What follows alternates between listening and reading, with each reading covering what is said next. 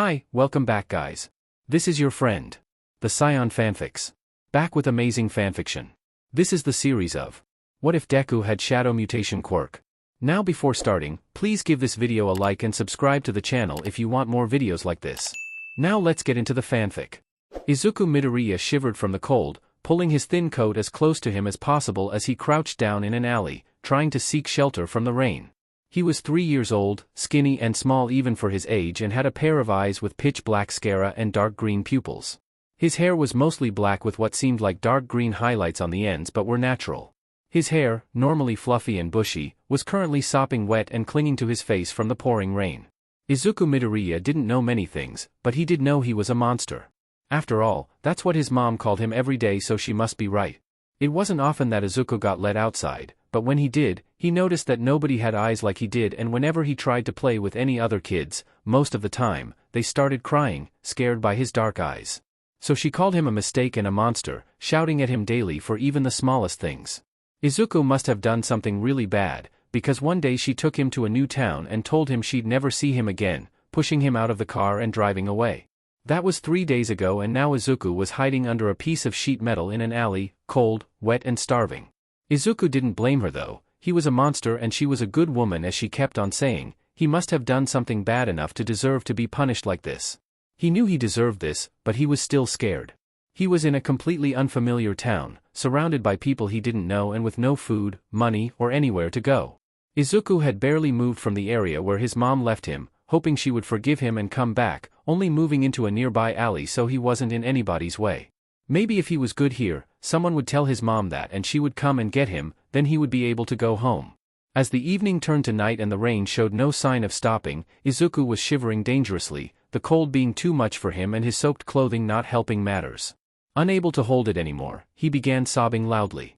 His mom had shouted at him for crying. She always got angrier when he cried, so he tried not to. He was just so cold. And so scared. Aizawa huffed as he walked through the rain. He knew he should have brought an umbrella tonight. At least his costume was water resistant, not that it helped that much though. He just passed an alley on a side street when he heard sobbing and froze. That sounded like a child. Carefully, he walked into the alley, keeping an eye out for the source of the noise. The sobbing stopped as he got closer. It sounded like it was coming from behind a dumpster. He slowly walked around the corner, keeping a careful distance from the dumpster as he did so, and a very small child sat next to it. He was clearly freezing, shivering from the cold with his hair plastered against his face. He was also holding a small piece of sheet metal between them like a shield. He could barely see the boy's dark eyes behind it, but he could clearly see the terror in them. He slowly knelt to the ground, making himself seem as small as possible to not frighten the boy any more than he already was. "Hello there, are you all right?" Aizawa asked quietly. The boy didn't respond, just tried to back up further and held the makeshift shield closer to his body. "What's your name? How old are you?" The boy whimpered, then remained silent for a few seconds before replying. "Stranger," he said quietly. "You're a stranger. I'm not allowed to tell my name to strangers." Aizawa internally cringed. This was going to be harder than he thought. He really wished Namuri or Hizashi were here instead of him. They were much better with kids than him.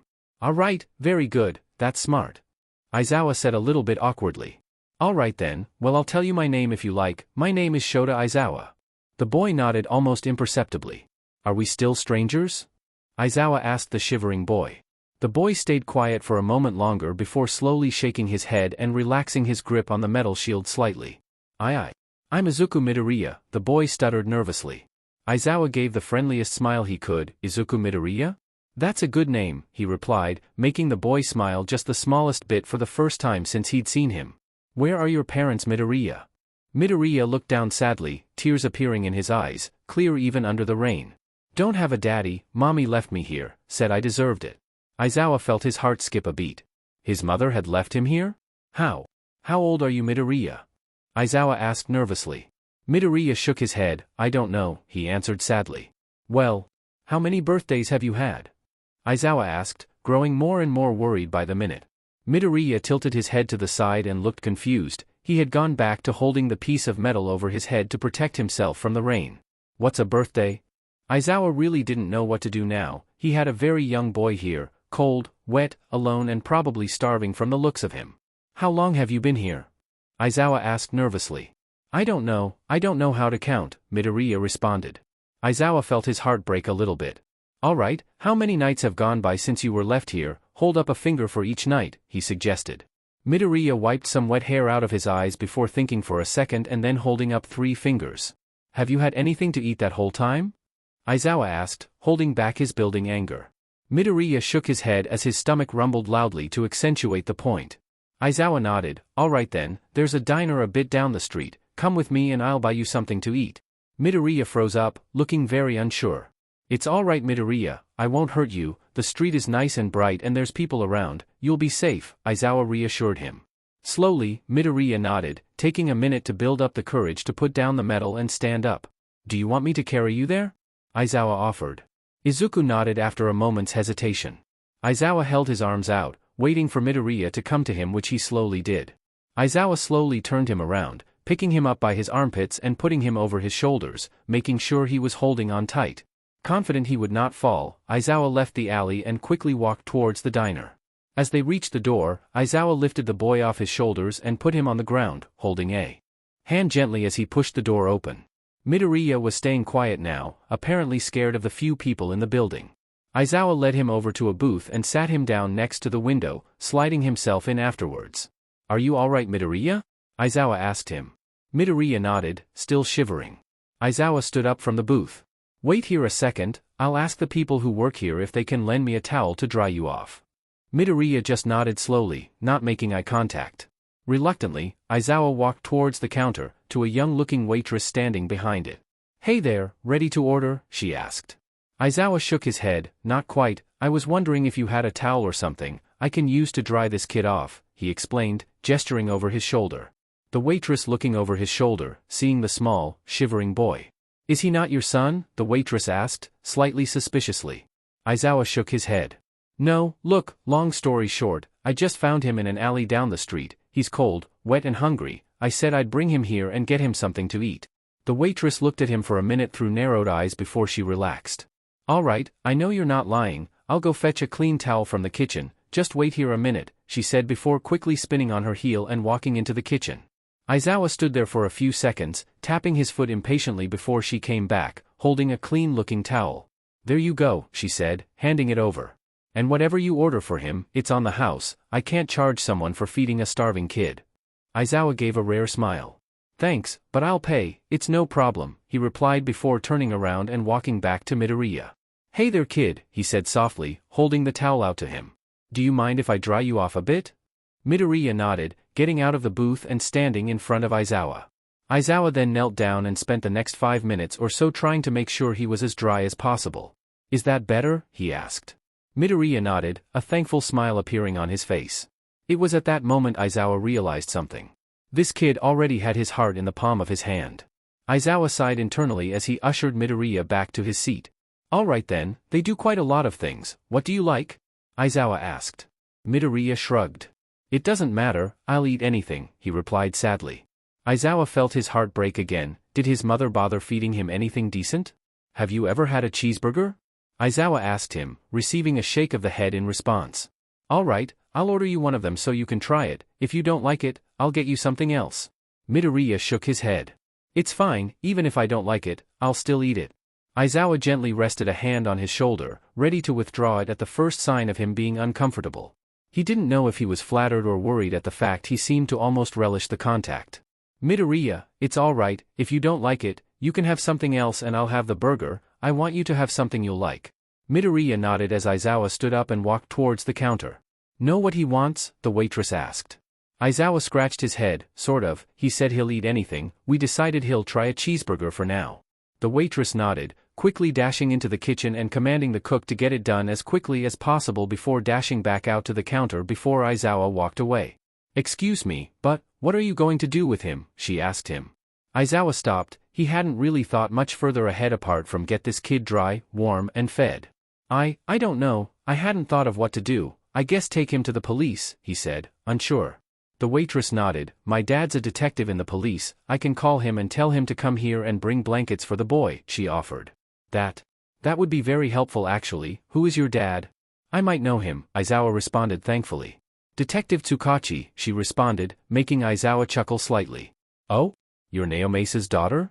I know him pretty well, I actually saw him a few hours ago, he responded. The girl looked him over again, eyes landing on his scarf. Oh, you're a pro hero, aren't you? I think he mentioned you at some point.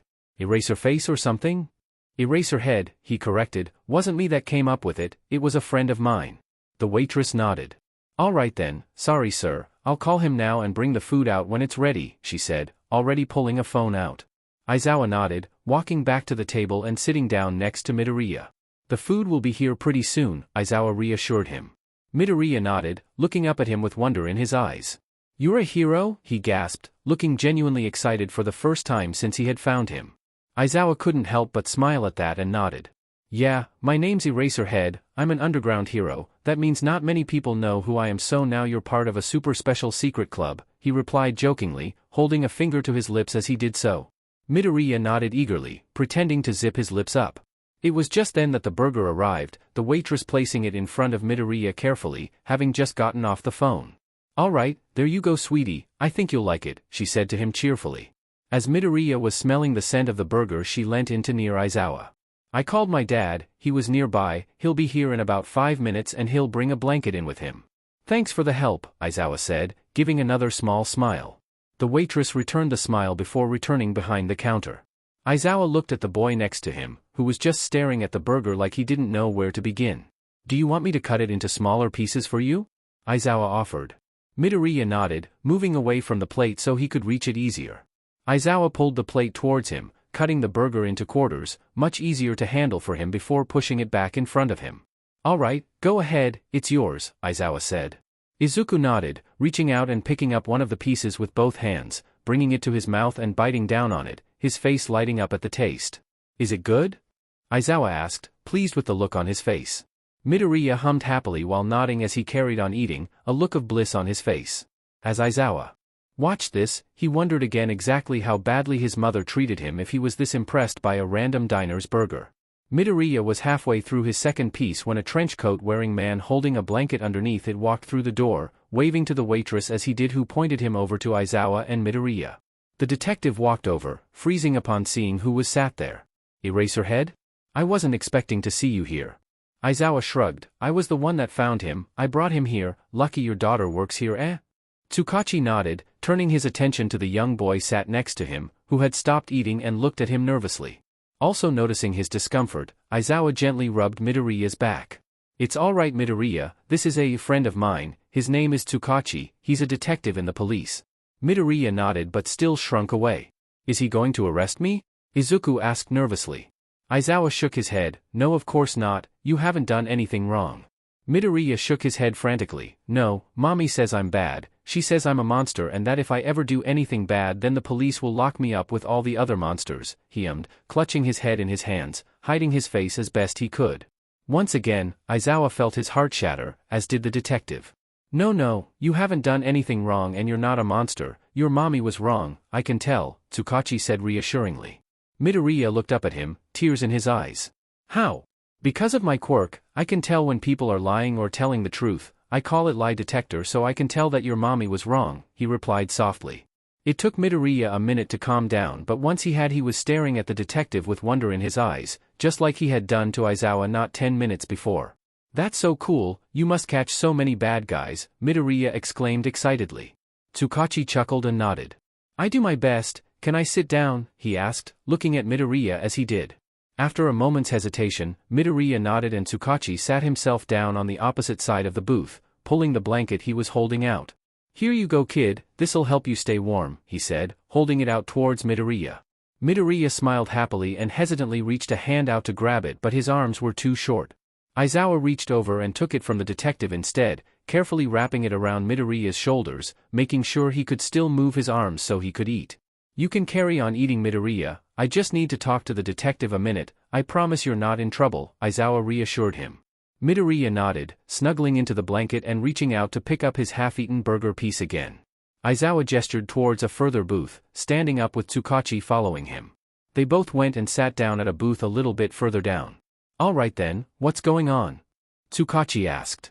I was on my way home when I heard crying coming from an alley, I investigated and found him hiding behind a dumpster. He was soaking wet and shivering, Aizawa explained. Tsukachi nodded, taking out a notepad and pen. Alright, what details can you give me? Aizawa cringed. Not many to be honest. His name is Izuku Midoriya, that's the only thing I know for certain. From what I found out, I think he was abandoned by his mother maybe 3 days ago. The kid says that she said he deserved it and you heard him, he said that she said he was a monster. Tsukachi nodded grimly. Yeah, sounds like a classic abusive household. Anything about a father? Aizawa shook his head. He said he didn't have a daddy. Don't know much more than that, but I'm worried about how he was treated. He seemed to crave a gentle touch and he seemed way more excited than you'd think about a diner burger. Tsukachi looked uncomfortable. I never liked these cases. Sometimes I'd rather deal with murderers and villains. It seems easier than seeing what humans are truly capable of, even to their own children. Aizawa nodded in agreement. I know what you mean. Sometimes I think my job's a lot simpler than yours. The heroes aren't the ones who deal with these kinds of things. You guys really do see the worst of humanity sometimes while heroes get all the glory. Tsukachi nodded. Well, you don't join the police for glory, you join to protect people, kind of like you. You're a pro but you're an underground hero. You don't seek fame or fortune but you're still a hero, you still save people. Aizawa smiled. Thanks, I don't know what I'm going to do about the kid, he admitted, his head dropping into his hands. Tsukachi thought for a second before snapping his fingers. I think I've got an idea, he told the hero. There's a bit of an obscure law, something most heroes probably don't know about since it basically never comes up, but it grants heroes the right to take guardianship of children if they believe their parents are unfit, he explained. Aizawa's eyes widened. Given what she did, there is absolutely no way his mother could argue against the decision for you to take him away from her. You could become his guardian and maybe even adopt him one day, Tsukachi went on. Aizawa ran a hand through his own wet hair. It's a big change and I don't know if I'm the best person to do it, he admitted. You care about the kid a lot, don't you? Tsukachi asked. Aizawa nodded. Yeah, I do, but my schedule isn't exactly suited for looking after a kid. You've got friends, don't you? People who would be willing to help out. Aizawa thought for a second. He was right, Hisashi and Namiri would drop whatever they were doing in an instant to help him for most things, let alone something as important as this. Yeah, but what if he doesn't want me to? Aizawa asked, feeling a bit upset at the idea. Well, why not ask him? If he's alright with the idea, you could look after him for now and see how it goes. If it goes well, you could go for permanent guardianship or adoption in the future, Tsukachi suggested. Aizawa nodded nervously. Alright, I think I'll do that, he replied, slowly standing up from the booth and walking back to the one where Midoriya was sat, happily enjoying his burger under the careful eye of Tsukachi's daughter. Hey kid, enjoying the burger? Aizawa asked, sitting down next to him again. Midoriya nodded. Yeah, it's yummy, he responded with his mouth full. Aizawa chuckled slightly at the muffled answer. Midoriya, you don't have anywhere to go after this, do you? He asked, voice concerned but trying to stay as upbeat as possible. Midoriya shook his head, sniffling slightly. If you want to, you can stay with me, I can look after you for now, Aizawa offered. Midoriya just stared at him, eyes wide with tears appearing in the corners. Really? He asked very quietly. Aizawa nodded. Of course, if you want to, that is. Midoriya quickly clambered over to him, throwing his little arms around his chest as much as he could, tears now streaming down his face. Thank you Mr. Aizawa, Midoriya sobbed gratefully. Aizawa awkwardly patted him on the back, not quite sure how to deal with this or how exactly his life changed this much over the course of about 20 minutes. No problem kid, you finish your burger and then we can go if you want, you can get nice and comfy in a warm bed in a bit, Aizawa responded, secretly happy. Midoriya nodded, sniffling and wiping his face with his sleeve for a minute before pouncing back on his burger, attacking it with a vengeance. Aizawa suspected he had been eating slowly, fearing once he was done Aizawa would just leave him. Now that he had somewhere to go, he seemed a lot more eager to go.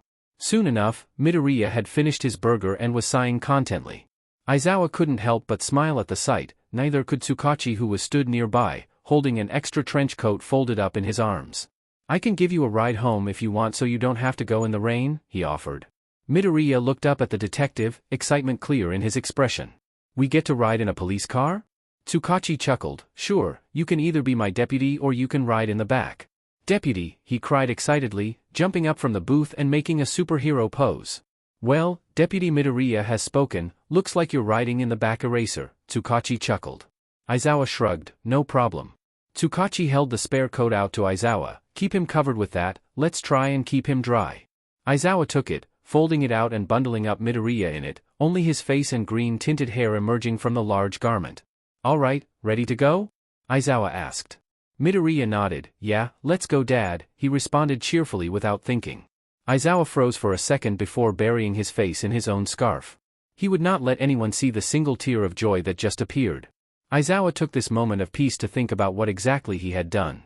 After getting dropped off back home by the detective, Aizawa led Midoriya inside and put him in a bath, helping him wash himself and then dry himself afterwards. Since he didn't have anything that Midoriya could wear to sleep in, he just gave him one of his smallest t-shirts and a pair of sweatpants. Both were still far too big for him, but they were comfortable and clean, and Midoriya seemed to think that the fact he was practically buried in them pretty funny and apparently cozy. After a surprisingly long time, Aizawa managed to convince Midoriya to sleep in his bed for tonight while he slept on the sofa. At first, he rejected the offer, not wanting to take Aizawa's bed away from him, only relenting when Aizawa said it would just be for a night or two until he could get a bed for him for the spare room. The young boy was fast asleep almost as soon as he was underneath the covers, his exhaustion from sleeping on the streets apparently having caught up with him. That left Aizawa sat on the sofa of his apartment's living room, the TV on some random show that happened to be the first one on as he turned the TV on. He groaned and let his head sink into his hands. What the F was he doing? He was 22 years old, he graduated UA just 1 year ago. Why did he decide it would be a great idea to get a kid? He had no idea how to look after a kid, he barely knew how to look after himself. He'd have to learn to actually cook something edible and figure out how to wash clothes, his preferred method of doing so currently being not doing it and just hoping that eventually everyone around him would lose their sense of smell. He sighed once again, pulling his phone out and opening the group chat with Hisashi and Namiri. Hopefully they would know what the hell to do. Shota, done with this bullshit, so. A thing may have happened. I have a mouth and I must scream. Ooh, this sounds good already. Hit me with the good stuff, Shota. What did you do? Shota, done with this bullshit. I may or may not have adopted a child. Shota, done with this bullshit, not legally or anything. I have a mouth and I must scream. Shota. Did you kidnap a child? Hit me with the good stuff. Oh my god, you kidnapped a kid, didn't you? Shota, done with this bullshit. No, I didn't kidnap a kid. Shota, done with this bullshit. Shut up for a second, you pair of idiots, and let me explain. I have a mouth and I must scream. Rude. Hit me with the good stuff, but true. Shota, done with this bullshit. Alright, basically I was going home when I found a crying kid in an alley. He was soaking wet, freezing and starving. I got him some food, got him dry, talked to a detective, and now he's sleeping in my bed and I'm having a slight meltdown because I don't know what you do with small humans. I have a mouth and I must scream. You mean children? Hit me with the good stuff. You mean children, right? Shota, done with this bullshit. Username is currently accurate. Shota, done with this bullshit. Not in the mood for this right now. Shota, done with this bullshit. Be useful or be gone. Hit me with the good stuff. Alright, chill Shota, give us the details. Who's the kid? Shota, done with this bullshit. His name's Izuku Midoriya. Shota, done with this bullshit. That's basically all I know for sure so far. Shota, done with this bullshit. We don't know how old he is. I'd guess around 3 or 4, but not sure. Shota, done with this bullshit. Also, his mother apparently used to say he was a monster, maybe because he has black eyes. That seems to be the only thing at all odd about him appearance-wise apart from slightly unnatural hair colorings, but they're pretty common these days too. Shota, done with this bullshit. She apparently abandoned him a few days, just left him there with absolutely nothing except the clothes he had on. I have a mouth and I must scream. OMG. I have a mouth and I must scream. Poor baby. Hit me with the good stuff. Do we need to beat up a sheet mother? Hit me with the good stuff, because I'm all for that. Shota, done with this bullshit. No, but I'll keep you two in mind if I need to hide a body. Shota, done with this bullshit. Right now I just need to know what to do exactly to keep him alive. Hit me with the good stuff. You mean aside from the obvious? Shota, done with this bullshit. What's the obvious? I have a mouth and I must scream. Oh Namiri, looks like we've got our work cut out for us. Hit me with the good stuff. Apparently so. Hit me with the good stuff. Well, first of all, he's going to need new clothes, you'll need to feed him, and I'm assuming you don't want him sleeping in your bed every night, so you'll need to get him one of his own if you're planning on him staying. Shota, done with this bullshit. Well, I at least knew the basics then. Shota, done with this bullshit. I just need to buy a bed, learn to cook and learn how to do laundry. I have a mouth and I must scream. Shota. I have a mouth and I must scream. Sweetie. I have a mouth and I must scream. You fail at adulting. Shota, done with this bullshit. Hisashi. I have a mouth and I must scream. Yes? Shota, done with this bullshit. Do shut up. I have a mouth and I must scream. Yes sir. Hit me with the good stuff. I'm guessing you want our help with this? Shota, done with this bullshit. Yeah, obviously, I've no idea what I'm doing, but you two love kids, you've got to be better at this than me. I have a mouth and I must scream. Duh, why not let one of us look after him then? Shota done with this bullshit, you'll have to prize him from my cold dead hands. I have a mouth and I must scream. Okay then, you really like this kid don't you? Hit me with the good stuff, you're totally in love with the little guy already aren't you? Shota done with this bullshit, I've only known him for a day, but if anything happened to him, I would kill everyone in the room and then myself. I have a mouth and I must scream. Shota's in dad mode. Hit me with the good stuff, Dadzawa. I have a mouth and I must scream, Dadzawa. Shota done with this bullshit, once again, username is accurate. Shota done with this bullshit, come around in the morning if you want to help, I'm done for tonight. Aizawa dropped the phone onto the coffee table, sighing in agitation. He did love his best friends, but DMN did they get on his nerves. Still, at least they'd both definitely be on board with helping, especially once they meet the little guy. Speaking of which, he better go check on him before he went to sleep himself. Aizawa crept over to the bedroom door, peering through the crack in the slightly open doorway. The kid was sleeping soundly, practically buried in the clothes far too large for him and Aizawa's preferred thick quilts. He allowed a smile to creep across his face as he saw Midoriya look genuinely peaceful for once and much more like a normal little boy. After the bath his hair had returned to its apparent normal style of a big fluffy mess. He lost track of how long he actually stood there watching him sleep. While he had been mostly joking earlier, he did care for this kid and he did want to see him happy and healthy. His expression darkened as he recalled the circumstances that led him to find him. If the police didn't track down his mother, he definitely would, and he'd make sure she understood exactly how much she effed up. Aizawa grew genuinely distressed at the thought that someone would abandon a child as young as Midoriya appeared. He was still practically a baby. And he didn't even know what a birthday was. What else had he been deprived of before he found him? Aizawa shook his head. Even if he never found the kid's mother, even if he would be busier than he had ever been before, he would make this kid's life so much better than what it must have been. He would give this kid everything he deserved. Aizawa chuckled as he turned away from the door. Alright, maybe Dadzawa was a slightly accurate nickname, he whispered to himself as he approached the sofa. Making sure his alarm was set for early in the morning, he lay his head down on a spare pillow, closing his eyes and slowly drifting off to sleep. Izuku opened his eyes slowly, rubbing them and squinting at his surrounding, still sleepy. As he woke up slowly, he realized he didn't know where he was. He only knew he wasn't home, but he wasn't in the alley either. Izuku carefully pushed the thick and comfy covers off of himself, finding himself in huge, baggy clothes. His memory still not fully coming back to him, he started to investigate the room, finding a picture of a man with long black hair stood in between another man with a huge blonde mohawk or whatever you could call that and a woman with flowing dark purple hair. He didn't know who the latter two were, but he remembered who the one in the middle was. What was his name? Oh yeah, Shota Aizawa. He took him to a food place last night and gave him a burger. Izuku smiled at the memory. It was really yummy, way better than the food his mommy would give him. He got pretty sleepy after finishing the burger, but he vaguely remembered coming here in a police car, he was pretty sure. Izuku looked around the room again. It was fairly bare and quite dark, no bright colors, mostly black and different shades of gray. Hearing a noise come from behind the door, Izuku froze, thinking it was his mommy for a second before the door creaked open and a head with long black hair poked inside. Oh, you're awake. Good morning, kid, Aizawa greeted softly. Izuku yawned before replying, stretching slightly as he did. Morning. Mr. Aizawa, thank you for letting me sleep here. Aizawa opened the door fully, waving him through, smiling kindly. That's all right, Midoriya, come on, I'll make you some breakfast, he offered. Izuku nodded, slowly following him and carefully climbing onto a chair next to the small table in the kitchen. I've only really got cereal at the minute, is that all right? Aizawa asked, holding up a box of cereal in his hand, giving it a shake. Oh. I don't normally have breakfast. My mommy doesn't give me it most of the time, Izuku responded, genuinely slightly confused. It's fine, I'm used to it. Aizawa shook his head, pouring out a bowl of cereal, adding milk and pushing it in front of him, nearly slamming a spoon down next to it. Nope, I'm not having that, you'll eat breakfast, lunch and dinner here, I'm not letting you go hungry at all.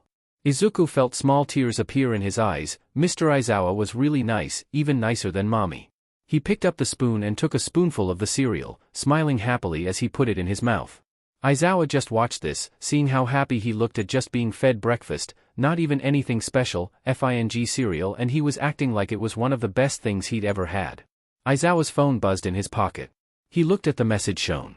I have a mouth and I must scream. Morning Dadzawa, me and Namiri are nearly at your place, we're looking forward to meeting the little guy you seemed so smitten with. Aizawa smiled, he knew they'd be here. He took the seat opposite Izuku. Hey Midoriya, in a little bit two of my friends will be here, they're going to take us shopping so we can get you new clothes, a bed, and some better food probably, Aizawa told him. Izuku looked a little bit nervous. They're friends. Aizawa nodded.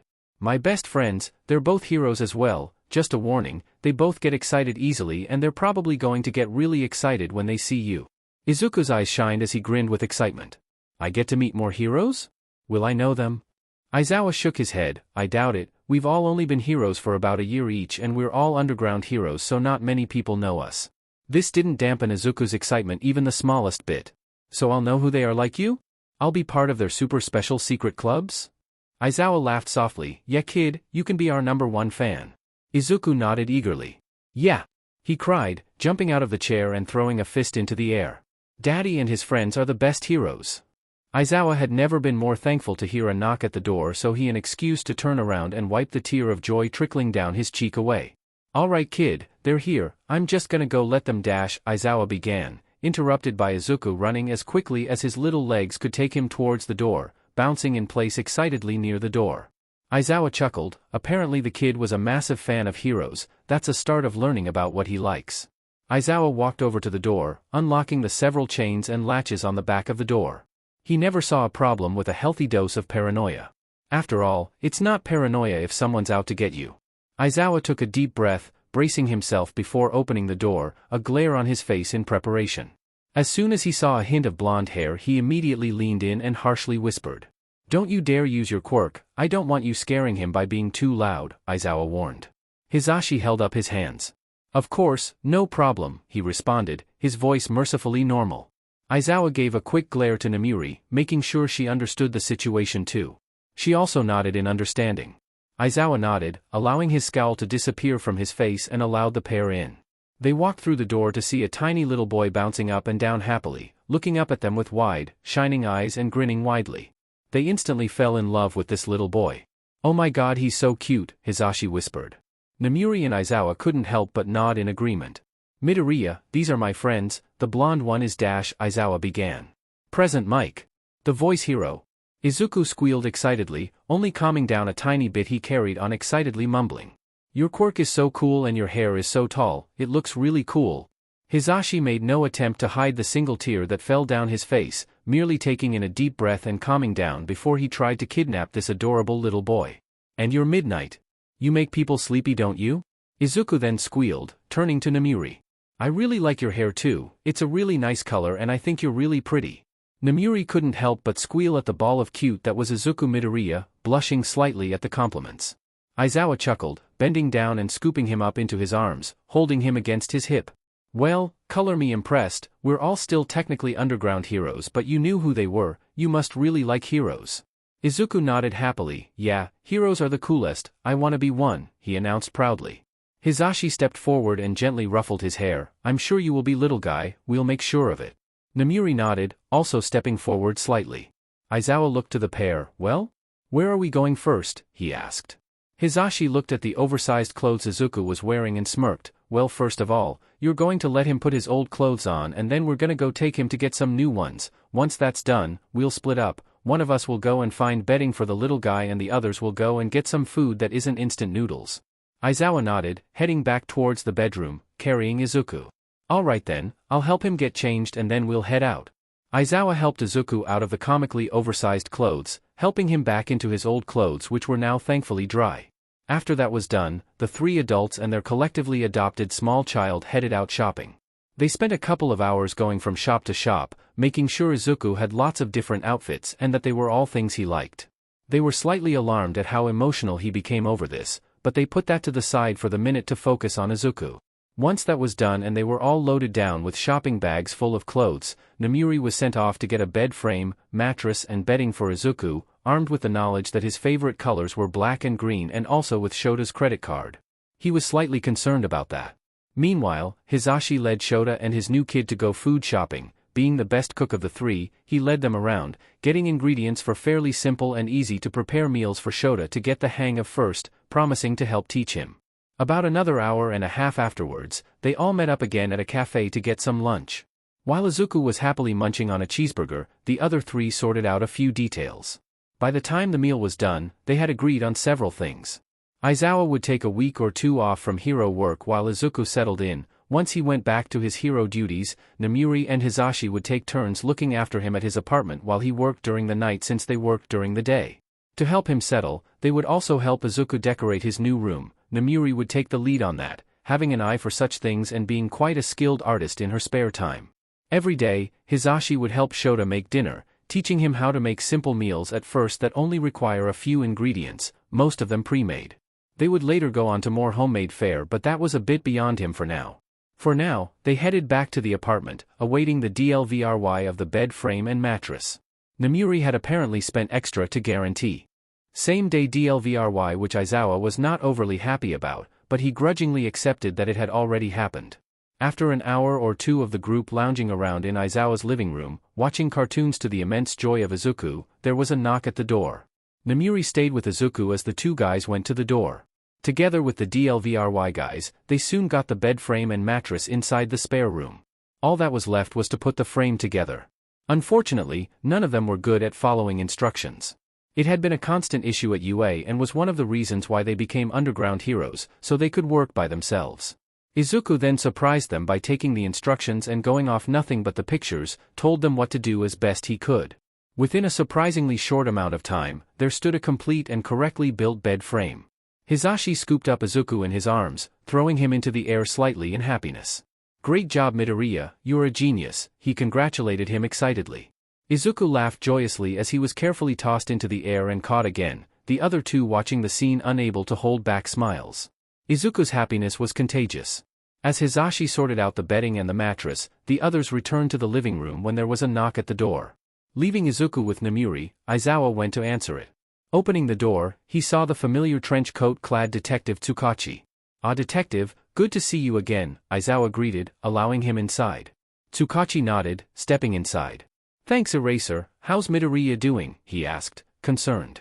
Aizawa gestured over to the gleefully giggling boy on the sofa, currently under a tickle attack from Namuri.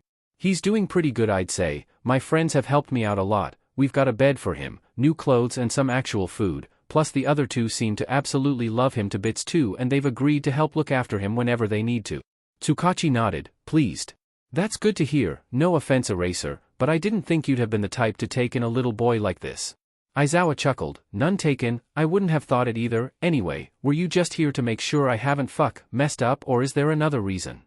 Shota asked, correcting himself mid-question. Tsukachi took out a notepad. "Well, I wanted to see how he was doing, but I've also found out as much information as I can about him." Aizawa nodded. "Great, anything you can tell me will be helpful." Tsukachi nodded. "Now, first of all, we've already found his mother and taken her into custody. We've charged her with neglect, non-violent child abuse and child abandonment," he explained. Aizawa sighed with relief. "Good, I was kind of worried she'd end up getting away with what she did. How'd you find her?" "Well, that was the thing. Several of her neighbors turned her in. Apparently she was publicly bragging to them that she had gotten rid of that monster. Fearing the worst, several of them called the local police. I heard about it not long after and went over to take over the case," Tsukachi explained.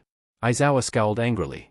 "I was going to ask who she was, but on second thought I don't think I want to know. I don't trust myself that I wouldn't try to do something stupid." Tsukachi nodded. "Probably a good idea, although to be honest, I wouldn't blame you." He then cleared his throat before continuing.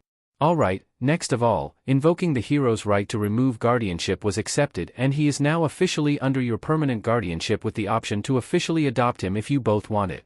Aizawa looked over his shoulder, at the little boy currently snuggling into one of his best friend's sides and smiled. It was a genuine, happy smile. Even Namuri and Hisashi didn't see that smile much at all. "So, he's officially my kid now?" Aizawa asked hopefully, turning back to the detective. Tsukachi nodded. "Yep, he's your kid now. He'll still keep his family name until you adopt him, but if he wants to he could still keep it then." Aizawa nodded, his smile still not disappearing. Quickly wiping away the beginning of a happy tear, he looked at the detective thankfully. "Thanks so much, Tsukachi, this means a lot." Tsukachi shook his head. "Not at all, it's my job, and this is one of the few parts of it that make me happy," he said before looking down at his notepad again. "Anyway, this is most of the information I could find out about him." He began to list off information. His birthday was apparently the 15th of July, he was 3 years old, his father had apparently divorced his mother when she was pregnant and had moved to America. They were unable to locate him, but Tsukachi reassured him that he would have absolutely no claim to take Izuku away from him.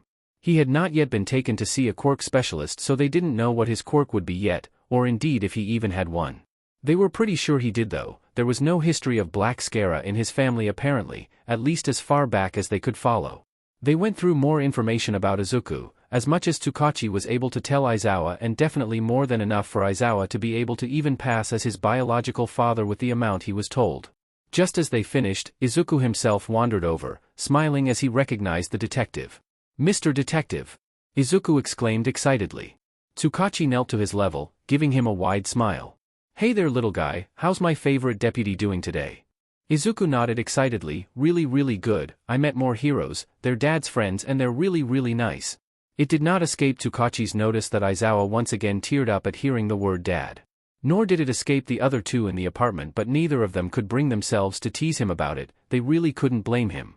Tsukachi reached out and tousled Izuku's mop of hair. "Good to hear, Midoriya. I just came to talk to your dad about a few things, but I'll be going now. I'm happy to see you doing well." Izuku pouted sadly. "You're leaving? But I only just saw you."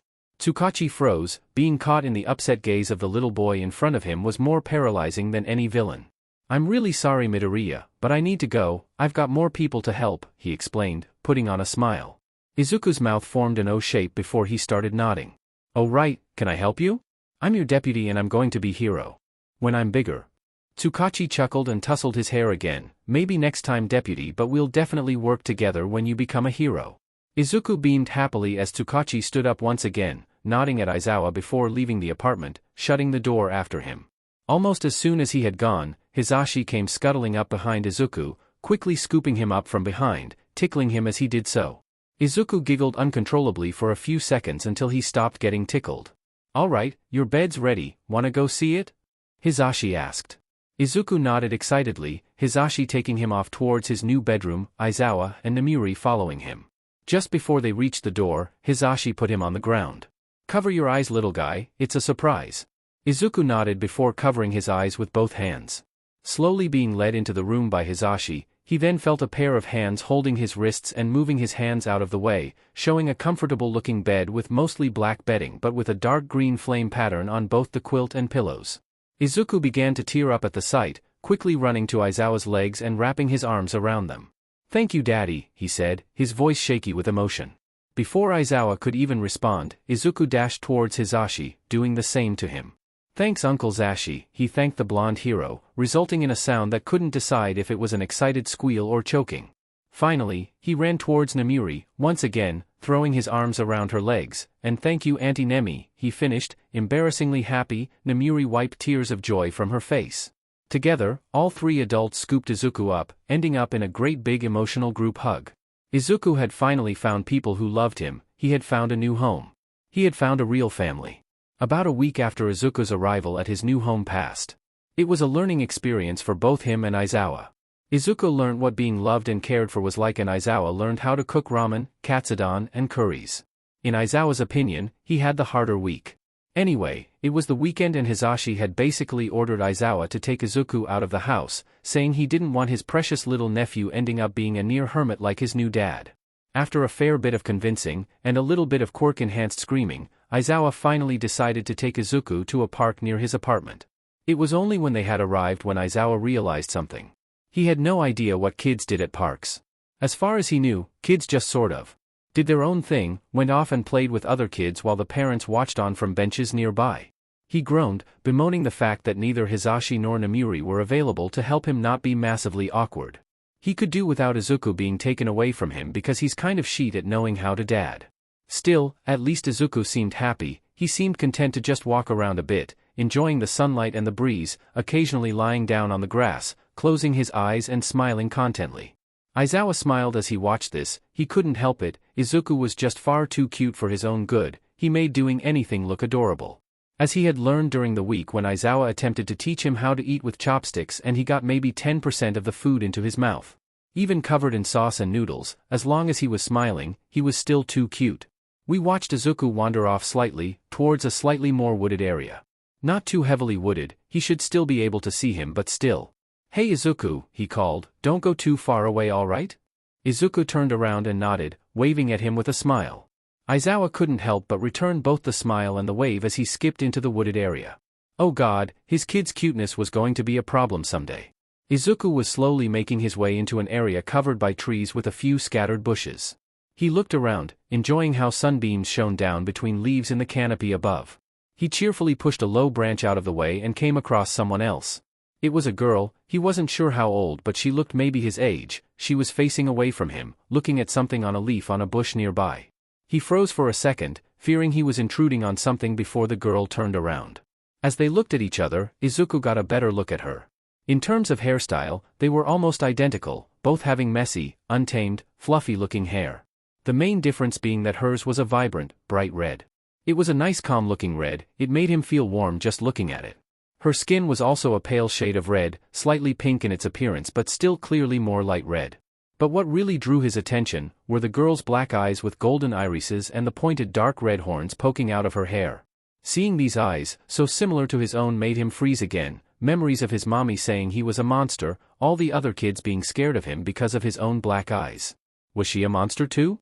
"Hiya," the girl greeted, happily yet cautiously. "Who are you?" she asked, stepping a little bit closer. Izuku stuttered for a few seconds. Hi, I'm Izuku Midoriya," he responded shyly. The girl nodded, a wide smile on her face. "Hi Midoriya, I'm Mina Ashido. I like your eyes, they're like mine," she introduced, getting a little bit closer and peering into his eyes. Izuku was confused and tilted his head to the side. She liked his eyes? Why? Why wasn't she scared of him? Everyone else was. He looked to the ground, not meeting her eyes anymore and gently kicking a tree root. "Are you a monster?" he asked quietly. He didn't even need to look up to know the girl got upset by that. Within seconds he heard subdued sniffling. He looked back up at her. Her eyes had grown watery and she was wiping her nose with her hand. "Why? Are you scared of me too?" she asked, voice shaky with restrained emotion. Izuku shook his head. "No, but mommy says that I'm a monster and you have eyes like mine. Does that make you a monster too?" he clarified sadly.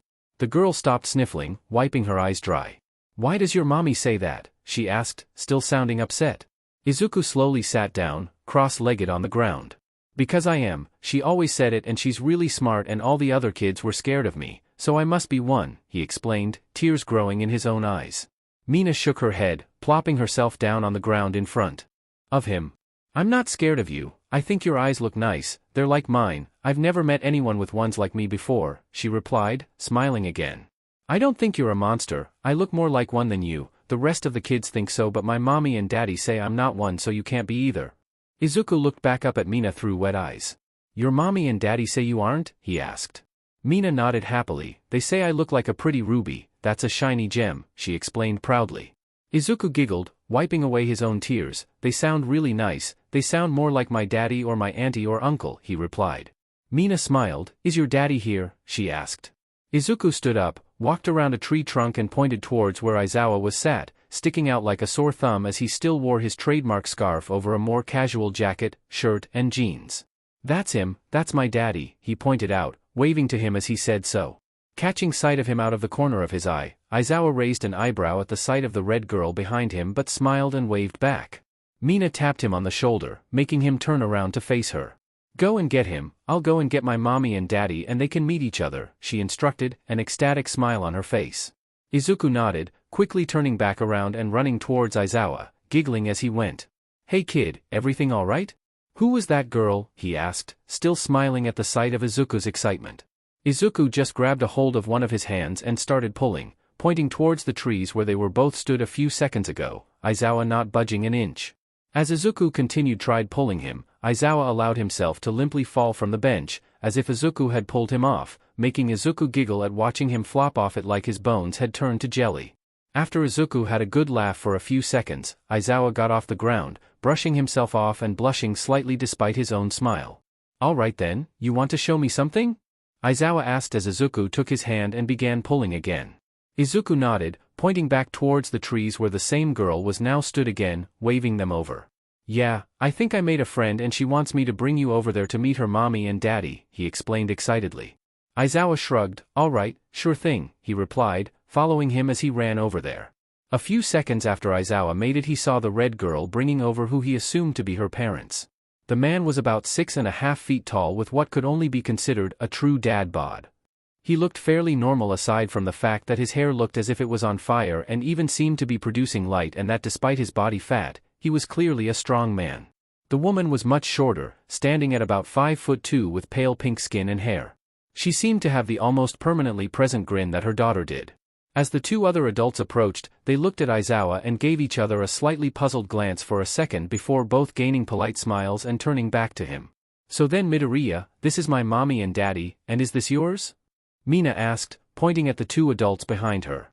Izuku nodded happily, but hid behind Aizawa's legs slightly, still shy around new people. A trait this girl didn't seem to have. The tall man stepped forward, holding out a hand for a shake. "Nice to meet you, I'm Kaido Ashido," he introduced himself as Aizawa shook his hand. His wife then did the same. "Hey, good to meet you, Kira Ashido's the name," the shorter woman said, still grinning. Aizawa nodded politely. "Good to meet you too, I'm Shota Aizawa." The little girl tilted her head and looked confused. "Aizawa? Why do you have a different name?" she asked.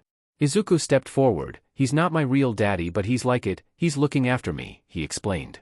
Mina hummed in understanding. Mina's parents nodded slightly before looking down at Izuku. Kira knelt to his level, grin still on her face. Aizawa began thinking that was her quirk, permanent grin. "So what's your name then, little guy?" she asked softly. "Izuku Midoriya," he replied shyly. "That's a good name, it suits you," she said, her grin widening even more, making Izuku smile proudly. Kaido chuckled, kneeling and putting a hand on his daughter's shoulder. "And this little troublemaker is Mina Ashido." Mina giggled, taking the opportunity to try and tickle her dad's sides, which were now in reach. Given how quickly Kaido stood up and his wide eyes, Aizawa assumed that he was apparently very ticklish and his daughter had learned to take advantage of that. He smirked under his scarf. He liked this kid already. Kira pointed over her shoulder. On the other side of the wooded area was another path with benches, similar to the one Aizawa was sat on. "We were just sat over there, want to join us?" she offered. Aizawa shrugged. "Sure thing," he replied casually, giving Izuku's hair a tussle as he walked away. The other two sat back down on the bench they were presumably sat on before, Aizawa joining them, the trio watching their kids sit down and talk under the trees. "So Aizawa," Kaido began, "Midoriya said you're not his real dad but you're looking after him? There a story there?" Aizawa huffed quietly. "There is, yeah," he responded simply, not taking his eyes off the pair of kids. "Well? Are you going to tell us?" Kaido asked. Aizawa groaned. "Alright, I'll give you the short version. I found Izuku in an alleyway on my way home. Turns out his mother had abandoned him a few days before and he was freezing cold and starving. I got him some food, got in touch with a detective and had him put under my guardianship," he explained, turning to face the two. They both looked furious. "He was abandoned? Who could do that to such a young boy? He can't even be 4 years old yet," Kira responded angrily. "He's 3, Aizawa confirmed. What was even more worrying is the fact he didn't know how old he was and he'd never even heard of a birthday." The other two grew even more agitated at that, both seething quietly. "Hang on a second, why was he put under your guardianship?" Kaido asked, it suddenly occurring to him. Aizawa sighed and leaned in closer. "Don't go spreading it around, but I'm a pro-hero. As a hero I have the authority to remove children from parents or guardians if they are deemed unfit and to take temporary guardianship of them until a permanent home is found for them," he explained. "The only thing is, in this instance, I was given permanent guardianship and I'll be adopting him officially down the line." The Ashidos nodded. "Ah, I see, I wasn't aware that was something that could be done," Kaido said as he stroked his chin. Aizawa shrugged. "Neither was I, the detective I got in touch with informed me about that. Apparently you don't get taught things like that at hero schools. So how long has he been with you?" "I'd guess a while if he's calling you daddy," Kira asked. "Just under a week actually," Aizawa informed them, both of their jaws ending up on the ground. "He's the most loving kid I've ever met. He's already adopted my best friends as his auntie and uncle," he added, chuckling. The Ashidos chuckled too after pulling their jaws back up. "You're quite a young-looking man, Aizawa. How long have you been a hero?" Kaido asked after a moment's comfortable silence. "I'm only 22 actually, I only graduated UA a year ago," he admitted with a shrug. "Really? What made you decide to look after a kid then?" Kira asked, shocked once again. Aizawa laughed, smiling as he rubbed his eyes. "I don't know, to be honest. I wouldn't have chosen to take in a kid, he just kind of. I don't know, I think he awakened some sort of paternal protection instinct I didn't think I had." Kaido laughed, the noise sounding like a deep rumble. "I know what you mean. I didn't really get what being a dad would be like until we had Mina. Now I'd do anything for her." Kira nodded in agreement, a sly smile on her face. And he's not even the one who had to deal with being kicked by an overactive baby for about 6 months while PRGNNT, so imagine how I feel, she added teasingly. The trio continued talking for a few more hours, watching their kids sit, chat and play together, Aizawa smiling widely at the sight of Izuku enjoying his time with his new friend. As the sky began to turn orange, Aizawa looked at the time on his phone. Right, we better get going, I need to get started on Izuku's dinner, Aizawa announced, standing up from the bench. The Ishidos nodded, both also standing. They exchanged handshakes once more before Kaido spoke again. Hey, are you two doing anything tomorrow? He asked. Aizawa shook his head. Nope, nothing planned. Why? I was wondering if Midoriya would want to come and meet Mina again. They seem to get along well and Mina doesn't really have any friends. Other kids her age tend to be scared off by how she looks, Kaido said. Aizawa nodded. I think he would. Izuku's not even originally from Mizudafu and he's only been here for a week and I've not got him into a preschool yet. Plus, from what he's told me, he had the same problem. Apparently kids used to be scared of his eyes, Aizawa explained. Kira nodded, smiling but almost sadly. I'm not surprised they seem like best friends already then. They understand what it's like to be feared and isolated, she said solemnly. Aizawa nodded, a small smile growing on his face. Maybe, but I can already tell those two are going to be lifelong friends. Look at them, I don't think I've ever seen Izuku as happy as he has been today. Kaido smiled, looking over at the pair currently rolling around in the grass before turning to Aizawa. Here, I'll give you my number so you can get in touch with me if you and Izuku want to meet up again, he offered, pulling out his phone. Aizawa nodded, giving his own number to both and getting theirs in return. Alright, I'll ask Izuku but I'm fairly certain he'll want to see Mina as quickly as possible, Aizawa said, pocketing his phone and turning to the pair of kids. Hey Izuku, come on, it's time to go, he called out. Izuku looked sad but came over to Aizawa anyway. Aizawa scooped him up, holding him against his hip. Come on, what's the long face for Izuku? You can see her again tomorrow if you want? Izuku soon brightened up, nodding happily. Aizawa chuckled, turning to the three Ishidos. Well, he has spoken, I guess we're meeting back up again tomorrow? Kaido nodded. Yep, noon work for you guys? He asked. Aizawa nodded in response. Yep, works fine for us, we've got nothing else on. Alright then, see you two tomorrow then, Kira said, having scooped Mina up, holding her similarly to how Aizawa was holding Izuku. The two new friends waved at each other, each with happy smiles on their faces as the two groups went their separate ways. Soon enough, they had made it back to the apartment and Aizawa had gotten started on dinner. Izuku was happily doodling with some colored pencils and paper that Namuri had gotten for him. As Aizawa walked over to the table, 2 bowls of katsudon in hand, he looked at the pictures Izuku had drawn. They were still fairly crude, having been drawn by a 3-year-old, but they were actually surprisingly good.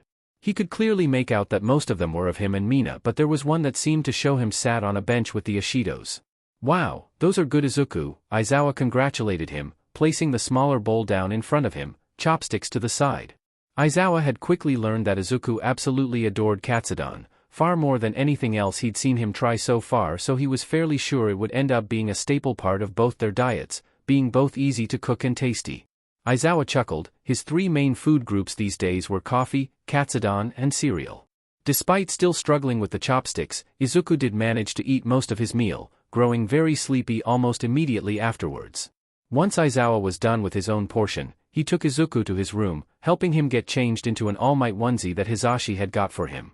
Well, one of them. Almost as soon as Izuku's head touched the pillow he was out like a light. Aizawa smiled at the sight of Izuku curled up under the covers, already snoring softly. Turning off the bedside lamp, Aizawa crept out of the room, closing the door behind him. He cleaned up the remains of their dinner, washing the bowls before leaving them to dry. Still having a fair few hours before he would go to bed himself, he decided to turn on the TV, kill some time. He switched it on to a news report about a woman who had been arrested for abandoning her 3-year-old son in an alleyway. Aizawa cringed, he'd never liked the media even as a hero student. That was another reason why he became an underground hero, so he didn't have them treading on his toes and judging every move he made. Thankfully, any details about both Izuku's mother or Izuku himself were not given, the reporter only saying that he was now under the care of someone trusted by senior police officers. Aizawa smiled slightly, at least Tsukachi had his back. Just then his phone buzzed several times. He had 2 messages from Hisashi talking about the news report, but he also had one from what he recognized to be Kira's number he was given not long ago. She asked if the news report they had just seen was about Izuku. Aizawa responded with an affirmative. Kira then replying saying that they wouldn't mention it to Mina, that would be something they could talk about down the line. Aizawa agreed. After a few more hours of killing time and messaging Hisashi and Namiri, Aizawa decided to head to bed himself. As he got changed into his sleepwear, he looked over a new picture frame sat on his dresser. Just next to the picture of him, Hisashi and Namiri just after their UA graduation, there was now a new picture of Aizawa holding Izuku in his arms in a hug while Hisashi and Namiri both gave them both hugs from behind, all four of them smiling happily. Aizawa smiled as he looked at the picture. He really had no idea what exactly made him decide to take Izuku in, but he wouldn't change it for the world. The next morning, Izuku was absolutely bouncing off the walls, not being able to stay still for even just a few minutes. Aizawa smirked. He was sure Izuku would have been looking forward to seeing Mina again. He didn't think he'd be quite this excited. Aizawa only barely managed to get Izuku to sit still long enough to eat some breakfast and get dressed. The rest of the morning, Izuku was excitedly bouncing around the apartment, constantly going between drawing at the table, watching TV with Aizawa and trying to jump up and see out the window towards the park. At one point he switched between those things 3 times each in the space of about a minute. Of course, Aizawa recorded him zooming around and sent it to Hisashi and Namiri, both losing their minds at the cuteness displayed. Eventually it was approaching noon and Izuku and Aizawa were nearly ready to set out.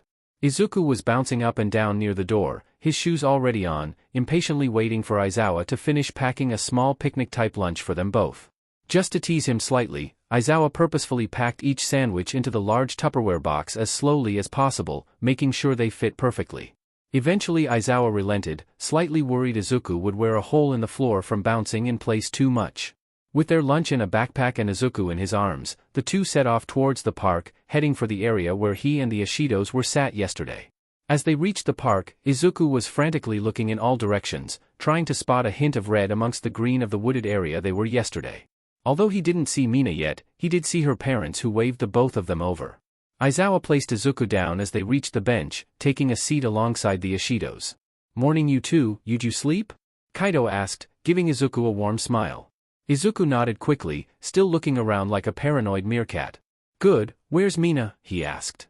Kira giggled and pointed over towards the trees. "She's over there, by where you two were yesterday," she informed him. Izuku beamed and quickly started running in that direction. He soon reached the trees and started looking around for his new friend. As he looked around, he heard voices. Approaching them, he hid around the side of a tree, peering around the trunk. He saw Mina leaning back against a tree not far away, surrounded by 3 boys the same age as them. "What are you doing here, monster?"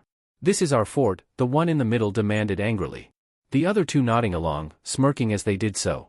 The one on the left was a quite fat-looking boy with shaved hair, the one on the right was a taller, lanky-looking one with black hair and a toothy-looking smirk. The one in the middle had spiky blonde hair, red eyes, and a malicious smirk. What do you mean, Bakugo? There's no fort here," Mina asked, slightly intimidated.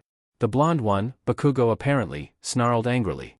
"Not yet, but there will be. We've claimed it and we say no monsters allowed in our fort," he snapped back, the other 2 still just smirking at his sides.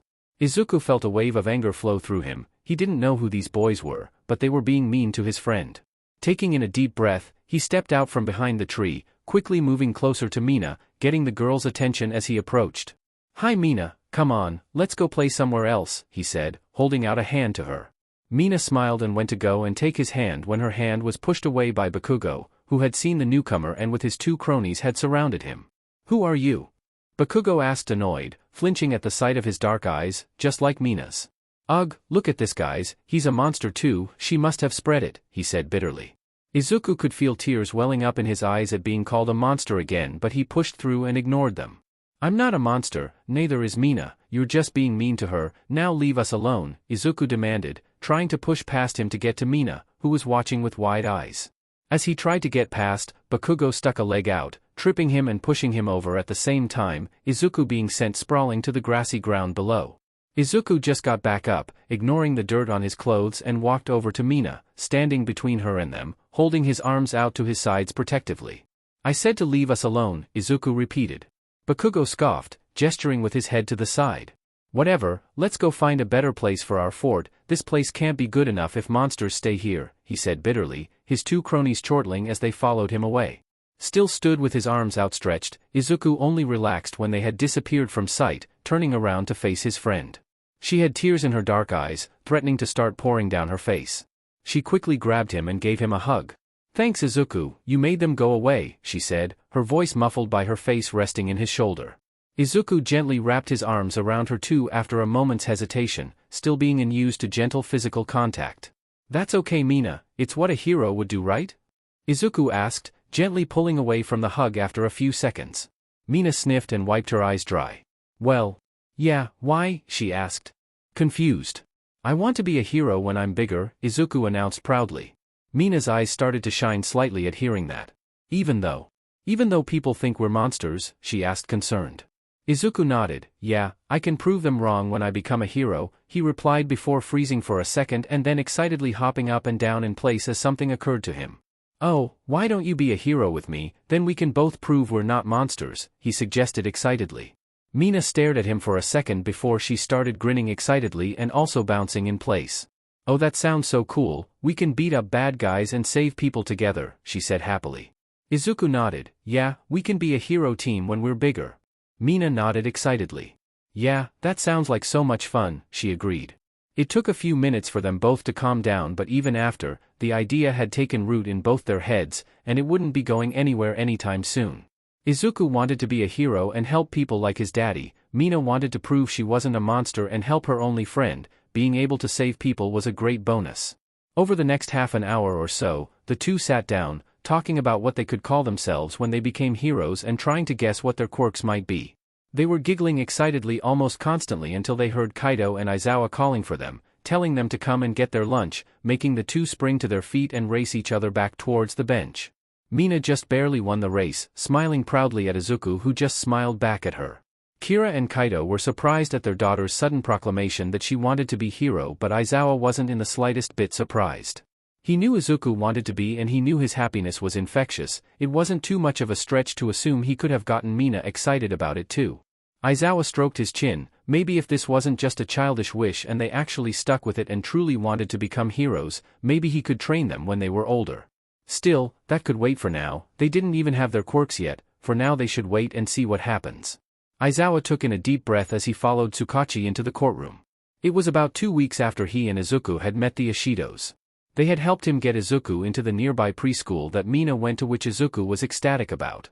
What wasn't so great was that Bakugo and his cronies also went there, but Aizawa was none the wiser about that. 2 days earlier, Aizawa got a call from the detective, inviting him to come and watch the trial of Izuku's birth mother. It was during the day, so Izuku would still be at preschool during it, and due to his age, he wasn't being brought in as a witness. Aizawa had told Izuku about what was happening to her. He was upset at first but slowly came around after Aizawa had explained that what she had done to him was unforgivable and she needed to be punished. While he was still upset that his mother would most likely be sent to prison, he accepted the reasoning for it and tried his best to make peace with it. Aizawa was so proud of him. He was a really tough kid, plus he had him, Hisashi, Namiri and now Mina, who were constantly showering him with love and affection, so he was pretty sure he was going to be fine. Aizawa took his seat next to the detective, waiting for the trial to start. Tsukachi had assured him the trial was more or less a formality. They had so many reliable testimonies and witnesses who watched her proudly announce what she had done that there was practically no possible way she could get out of it. Aizawa's eyes narrowed as he watched a pair of police officers bring in the defendant. She was fairly skinny, with long green hair and a sickening sneer on her face. Once the judge entered, the trial began.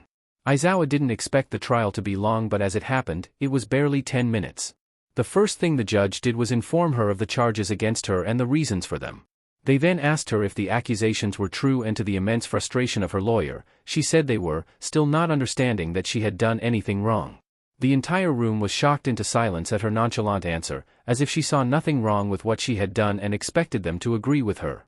Aizawa was glad that the entire room was under quirk suppressants because he saw a lot of the jury and audience become noticeably infuriated.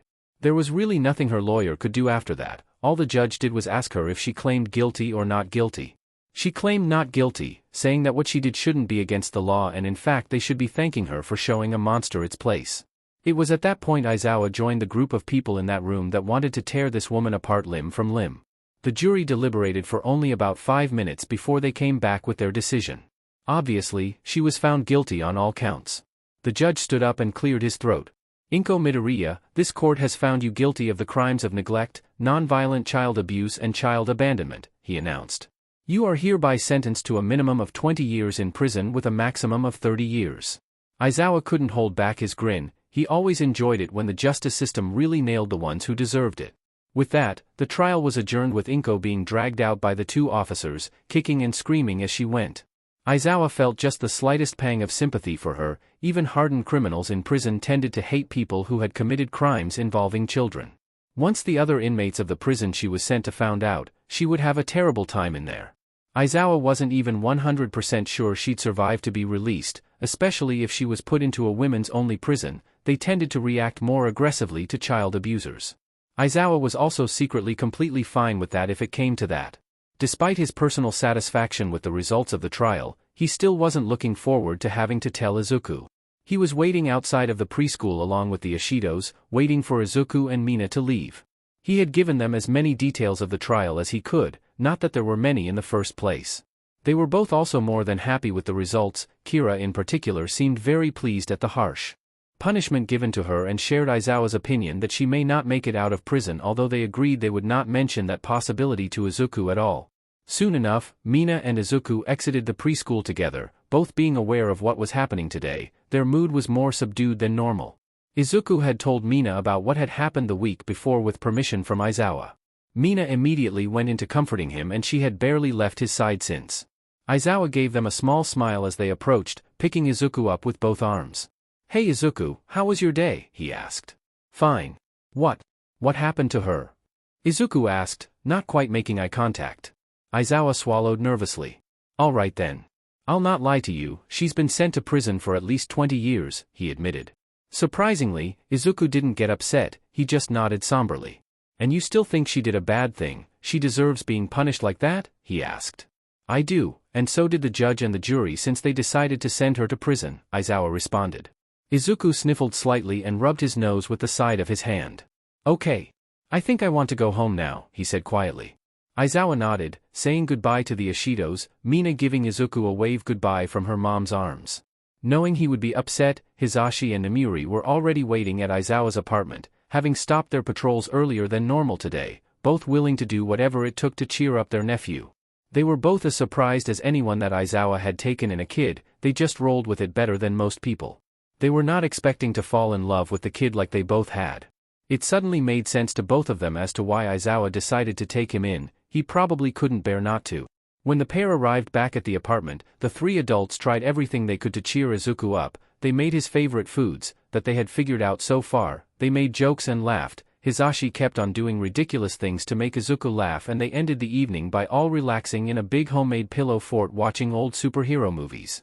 While initially still upset, Izuku slowly went back to his usual level of bouncy happiness throughout the night. By the time he had fallen asleep, he was basically back to normal to the relief of the three adults.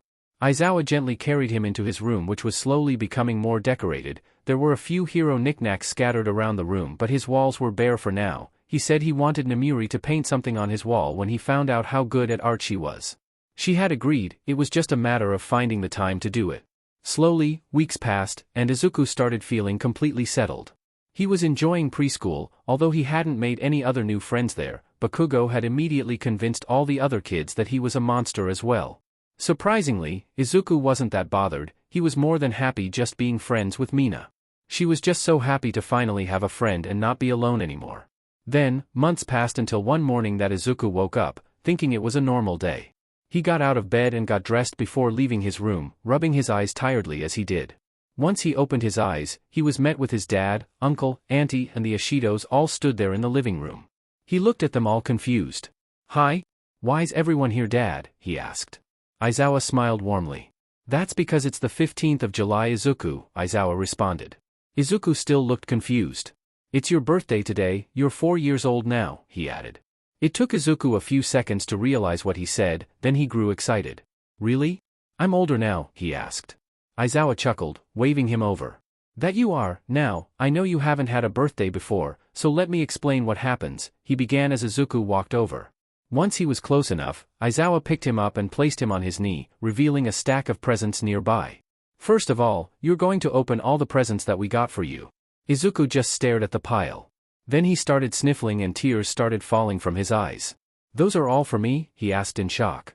Aizawa nodded, ruffling his hair slightly and drying his face. Yeah, they're all for you from all of us. With some hesitance, and with unspoken permission from everyone, Izuku started unwrapping the presents as they were given to him. First of all, came Hisashi's presents. The blonde hero being only slightly less excited than Mina for Izuku's first real birthday. He had gotten him a set of children's books about heroes, a few pairs of different hero-themed pajamas and a replica pair of his signature sunglasses. By this point, Izuku was still emotional but was now more incredibly happy. Namiri was next. She gave him a book on art, having seen his drawings around Aizawa's apartment before and being impressed. She also gave him a big soft green rabbit plushie about the size of him which he immediately started hugging, and it took some incredible effort to peel him away so he could open the rest of his things. Kira and Kaido had gotten him a few hero action figures and a set of All Might comics which he was immensely pleased with. Once he had opened those, Mina stepped forward, clutching a small wrapped present. It was incredibly crudely wrapped, but it was clear she wanted to do it herself. Izuku nearly started crying again at that, only managing to stave the tears off by hugging the big green bunny and getting hugged by his uncle and auntie at the same time. Once he had calmed down, Mina held her present out to him, a nervous smile on her face. Izuku carefully took it and unwrapped it. It was a small box inside which he then opened. Inside were 2 bracelets, both with different colored beads. One had black and dark green beads, the other had black and gold beads. Those are bracelets my parents helped me make, she explained. They're friendship bracelets, one's for you and one's for me, they're like our eyes. Izuku just gently took them out of the box, looking at them. Wordlessly, he slipped on the black and green one onto his wrist, holding out the other one to Mina, who put it on hers. Izuku held out his hand, holding it next to hers, looking at the 2 bracelets on their wrists and seeing how similar they were. Izuku then pulled her into a tight hug, tears streaming from his face again. Mina quickly and gratefully returned the hug tightly. The pair stayed locked together for a minute or two until Izuku had calmed down. Eventually, he pulled away from her, his eyes still slightly moist. Thanks, Mina. I love it, he thanked her. Mina nodded proudly, a wide smile on her face. Izuku turned around to show Aizawa, who was sat next to Namiri and Hisashi. The latter two were both also crying slightly, overwhelmed by the adorable sight in front of them. Aizawa just had a wide and completely genuine smile on his face. There were 3 presents left, 2 fairly small, 1 bigger. Aizawa gave him the smaller 2 first. Now then, you know I'm an underground hero, that means there's no merch of me, Aizawa explained before Izuku opened the first one. Izuku nodded as he opened it, freezing as he revealed what was inside. That means you're the only person in the world with an Eraserhead action figure, Aizawa continued, grinning widely as Izuku examined the figure in his hand. It was Aizawa in his hero costume, his goggles on his face, scarf unfurled around him and his hair standing up in the air. Izuku absolutely loved it. He threw himself at Aizawa, hugging him as tightly as he could. Aizawa returned the hug, chuckling. All right kid, save the thanks for after your other presents. Izuku nodded, pulling away and opening the second of the smaller presents. This one was softer and slightly floppy. He opened it to reveal a smaller version of Aizawa's capture weapon, even made out of the same material. Despite what Aizawa just said, he found himself in another incredibly tight hug from Izuku. He just grinned, not surprised in the slightest. After a few more moments of calming down, Izuku turned to the last one. It was a reasonably large cube with small holes near the top. Izuku and Mina had no idea what it was, although everyone else had a suspicion. Izuku took the paper off and opened the top of the cardboard box before he froze, seeing what was inside. What is it, Izuku? Mina asked excitedly, barely resisting the urge to peek over his shoulder.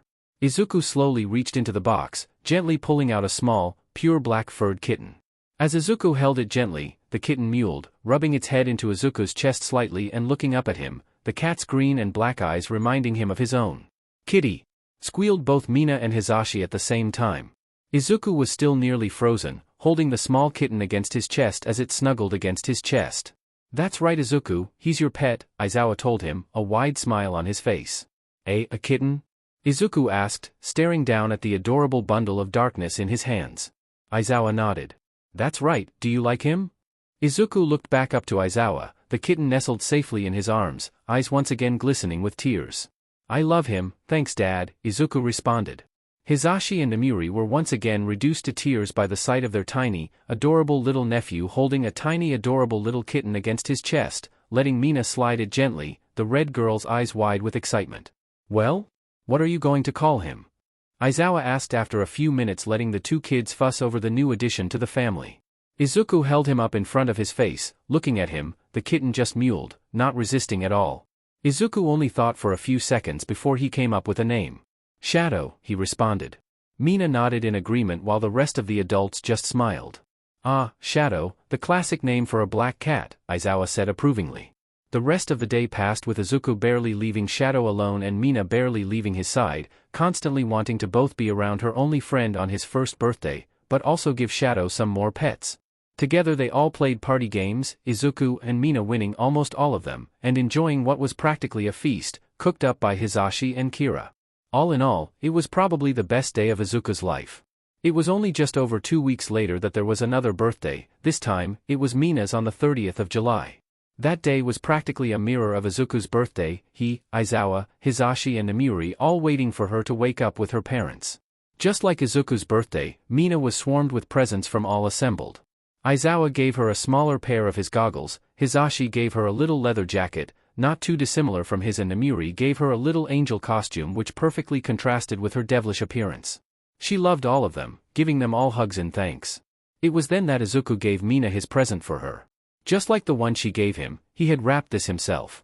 The two of them were actually both wearing their bracelets at the time, they barely took them off in fact. Mina carefully unwrapped the small present, finding 2 little cards in a little wallet. She took them out to see a picture of herself on one and Izuku's on the other. They were hero licenses that Aizawa had managed to get for them. Not ones that actually let them be heroes obviously, but they were real cards made for him by a friend. See? That's what our hero licenses will look like one day, Izuku said excitedly. Mina grinned, looking down at them both, seeing her own cheeky grin on her card and Izuku's slightly shy smile on his. They even had some of the names that they had come up with in the park all those months ago. Mina's was Redhead and Izuku's was Green Eyes. They're awesome, thanks Izuku, Mina cried as she grabbed her friend in a big hug to the immense surprise of absolutely nobody. Then came the time for Mina's parents' presents. At first they were all fairly normal, some clothes, pajamas and some toys. Then came a larger box. At this point, both Mina and Izuku knew what the holes in the top meant. Mina carefully but viciously ripped the wrapping from the box and opened the top, then getting nearly knocked over by what jumped out. It was a German Shepherd puppy. Puppy! Squealed both Izuku and Hisashi at the same time. Mina immediately wrapped her arms around the puppy's body, hugging it gently against her, giggling as it licked her face affectionately. Aizawa leaned over to Kira and whispered in her ear. Did I force your hand by giving Izuku a kitten? Kira chuckled quietly. A bit, but look how happy she is, it was worth it. After Mina and Izuku had petted the puppy to within an inch of her life, Mina decided to name her Akira. It was shortly after these days when everyone's thoughts began to turn towards their quirks. Since most quirks manifested shortly after someone's 4th birthday, everyone was waiting with bated breath to see what Izuku's and Mina's quirks would be. Kira and Kaito were pretty sure that Mina's quirk would be one of theirs or a combination of the two. Kira's quirk was apparently that she could produce a weak but adhesive acid from her skin, while Kaito's quirk was that he could set himself on fire, however he wasn't immune to it so he never really used it. Meanwhile, nobody had any idea what Izuku's quirk would be since they didn't actually know what Izuku's parents' quirks were. Aizawa knew it was impossible since he wasn't actually his biological father, but he kind of wished that Izuku somehow had an erasure quirk like him. With this in mind, both families went to go and see a quirk specialist. Coincidentally, they went to see the same one, on the same day, right after each other. Mina and her parents went in first. They soon came out with Mina practically skipping. The doctor had apparently confirmed that her quirk would most likely be a combination of both her parents, but he wasn't certain as of yet. Then it came to be Izuku's turn. Aizawa led him in, the two sitting on chairs in front of the doctor. Now then, the doctor began. I believe I'm right in saying that you are not his biological father, are you, Mr. Aizawa? Aizawa nodded. That's right, I'm his guardian for now, but I'll be adopting him as soon as I can. The doctor nodded. I thought so. Would you happen to know what his bio-parents' quirks are? Aizawa shook his head. Unfortunately not, we don't know who his father is and his mother is in prison. I see, the doctor said, then smirked and clapped his hands together. Well, this'll be a challenge then, about time I actually earn my paycheck for once. The doctor went through the tests, an x-ray of his foot, blood tests, and then a physical exam. The x-ray showed he had the one joint, consistent with most quirked people. Once the tests were complete and the doctor had the results, he was sat back down in front of Aizawa and Izuku. Now then, I believe that the young man's quirk is a dual quirk, he explained. His eyes are a clear mutation and I believe that part of his quirk will affect his sense of sight in some way. However, according to the blood work, the main part of his quirk is an emitter type, although I'm slightly embarrassed to admit that I have no idea what it could be. Izuku just shook his head. That's okay, doctor, that just means it'll be a surprise when I do get it. The doctor chuckled and ruffled his hair. You're a good kid, you planning on being a hero when you're older? Izuku nodded proudly. The doctor chuckled again. Well, I'll be rooting for you when you become one. With that, Aizawa and Izuku began leaving the office, until Aizawa was stopped by the doctor just before he left. Just a warning, I don't know exactly what his quirk is, I can tell you that it is an incredibly powerful one. These numbers are higher than even Endeavor's, the doctor whispered into his ear, gently gripping onto his arm. Aizawa nodded. That's okay, my quirk is actually ideal for dealing with that if it becomes a problem, but thanks for the warning, doctor. With his warning given, the doctor released Aizawa and let him join Izuku, who was excitedly telling the Ishidos what they had learned. Aizawa stroked his chin as he walked. Stronger than Endeavor, eh? This could be interesting. Coincidentally, it was only the day after Izuku and Mina went to see the quirk specialist that they went back to preschool to find out that Bakugo had developed his quirk. Most of the class crowded around him as Bakugo made sparks and pops from his hands. He said he had explosive sweat or something in his hands that he could blow up. Neither Izuku or Mina would admit it, but they both thought that was a kind of awesome quirk. Then, as the days went by, they noticed him start to change. He was never the nicest boy already, but he was calm most of the time. After his quirk manifested, he grew short-tempered and irritable. Izuku and Mina learned this quickly. As always, they were the targets of his newfound rage. Luckily, he hadn't yet used his quirk to hurt either of them, although he seemed to get worse as every day went by, so they both knew it was almost an inevitability. At this point, they were both just hoping to get their quirks soon so they would be able to protect each other from Bakugo when he did snap one day. About another week went by until Mina didn't turn up for preschool one day. Obviously Izuku was worried about her, but he just hoped she was fine. Aizawa told him later that evening that her quirk had manifested, and she was taken to the quirk specialist again so they could figure out exactly what her quirk was. Obviously, the next day Izuku was shaking with excitement to find out what his friend's quirk was. He had Aizawa take him to the preschool slightly earlier than normal so he could talk to her about it for longer when she got there. He quickly spotted her once she did arrive, waving to her excitedly. "Hi Mina," he cried excitedly, waving her over. Mina soon spotted him and ran over to him, an excited grin on her face. "I got my quirk," she cried, even more excited than Izuku, for obvious reasons. Izuku nodded happily. "Show me, show me, show me," he chanted. Mina nodded, holding her hands out in front of her and snapped her fingers. Her hands then burst into flames, although she seemed almost completely unbothered by the heat. Izuku could feel the heat from where he was stood. That was definitely real fire, but Mina was barely reacting. "That's so cool, so you got your dad's quirk?" Izuku asked, bouncing up and down in place.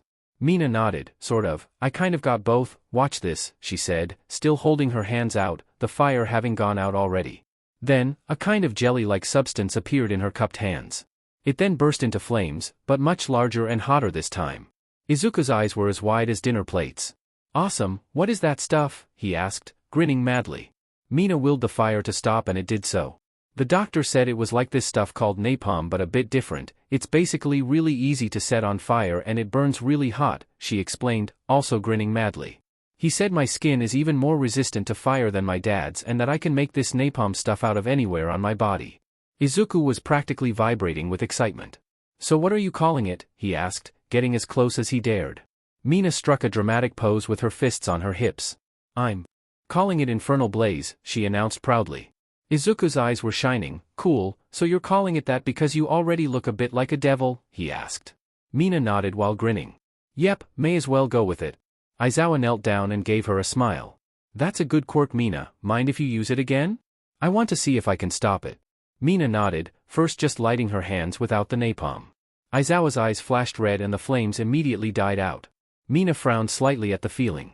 "That feels weird, Uncle Aizawa," she said. "Sorry about that, but it'll be good to know if I can stop it if an accident ever happens," he explained. Mina nodded, then producing napalm in her hands and lighting it. Once again, when Aizawa used erasure, the fire disappeared immediately and the napalm evaporated. Aizawa nodded, satisfied for now. "We'll have to do some more tests later, but that'll do for now." Mina looked up at him, her head tilted to the side. "Why do we need to do more tests? You still want to be heroes, don't you? Shouldn't you know as much about your quirks as possible?" he responded, smiling. The two kids nodded in agreement, both smiling widely at the realization that their dreams were one step closer. During the day, Mina showed off her quirk to the rest of the class. One or two were impressed, the rest of the class were terrified. Bakugo immediately chimed in saying with a quirk like that, all she could do was hurt people, so she'd end up being a villain. The entire rest of the class started laughing and agreeing with him. This wasn't uncommon, but it hurt more today. Mina finally had her quirk, one she was going to use to be a hero, and here everyone was saying she would only be a villain with it. As the class laughed and jeered at her, the teachers doing nothing to stop it, Mina sank to her knees, tears in her eyes. That was too much for Izuku to handle. He stormed forward, standing between Mina and the rest of the class. Stop saying that, Mina's going to be a better hero than any of you could ever be, he defended her, not a hint of doubt in his voice. Bakugo and his cronies snorted. Yeah right Deku, like she'd be a hero, all she can do is set things on fire, at least even Endeavor can move around with his fire as well as beat up bad guys, look at her, she's just a monster with a villain's quirk. Izuku snapped. What about yours huh? What can you do with explosions other than hurt people? You're acting the most like a villain here. Most of the class was taken aback by the usual shy Izuku suddenly shouting in Bakugo's face. The teachers began to glance at one another, growing slightly nervous. Bakugo was furious, his face was set in an expression of pure rage, his eyes wide and partially bloodshot. Oh yeah Deku? Well guess what? She's a villain and you don't even have a quirk, you're useless so stop getting in my way, I'm gonna be the #1 hero one day. Izuku just stared him down angrily, not budging at all. Even Bakugo was slightly surprised by that. Eventually the teachers tried to calm things down, separating the class and sending Izuku and Mina away for them to calm down, ignoring who actually had the anger problems there. Izuku was just angrily pacing around while Mina sat there quietly.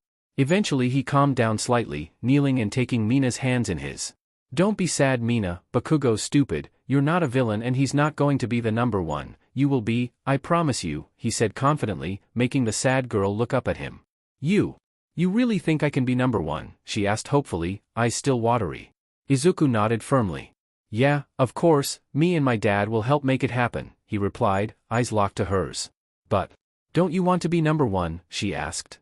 Izuku shook his head, that doesn't matter to me, I just want to help people, but what I do want to do, is make sure you're #1 and I'm #2, then we can make sure Bakugo can never be #1. Mina giggled, yeah, that sounds good, she agreed.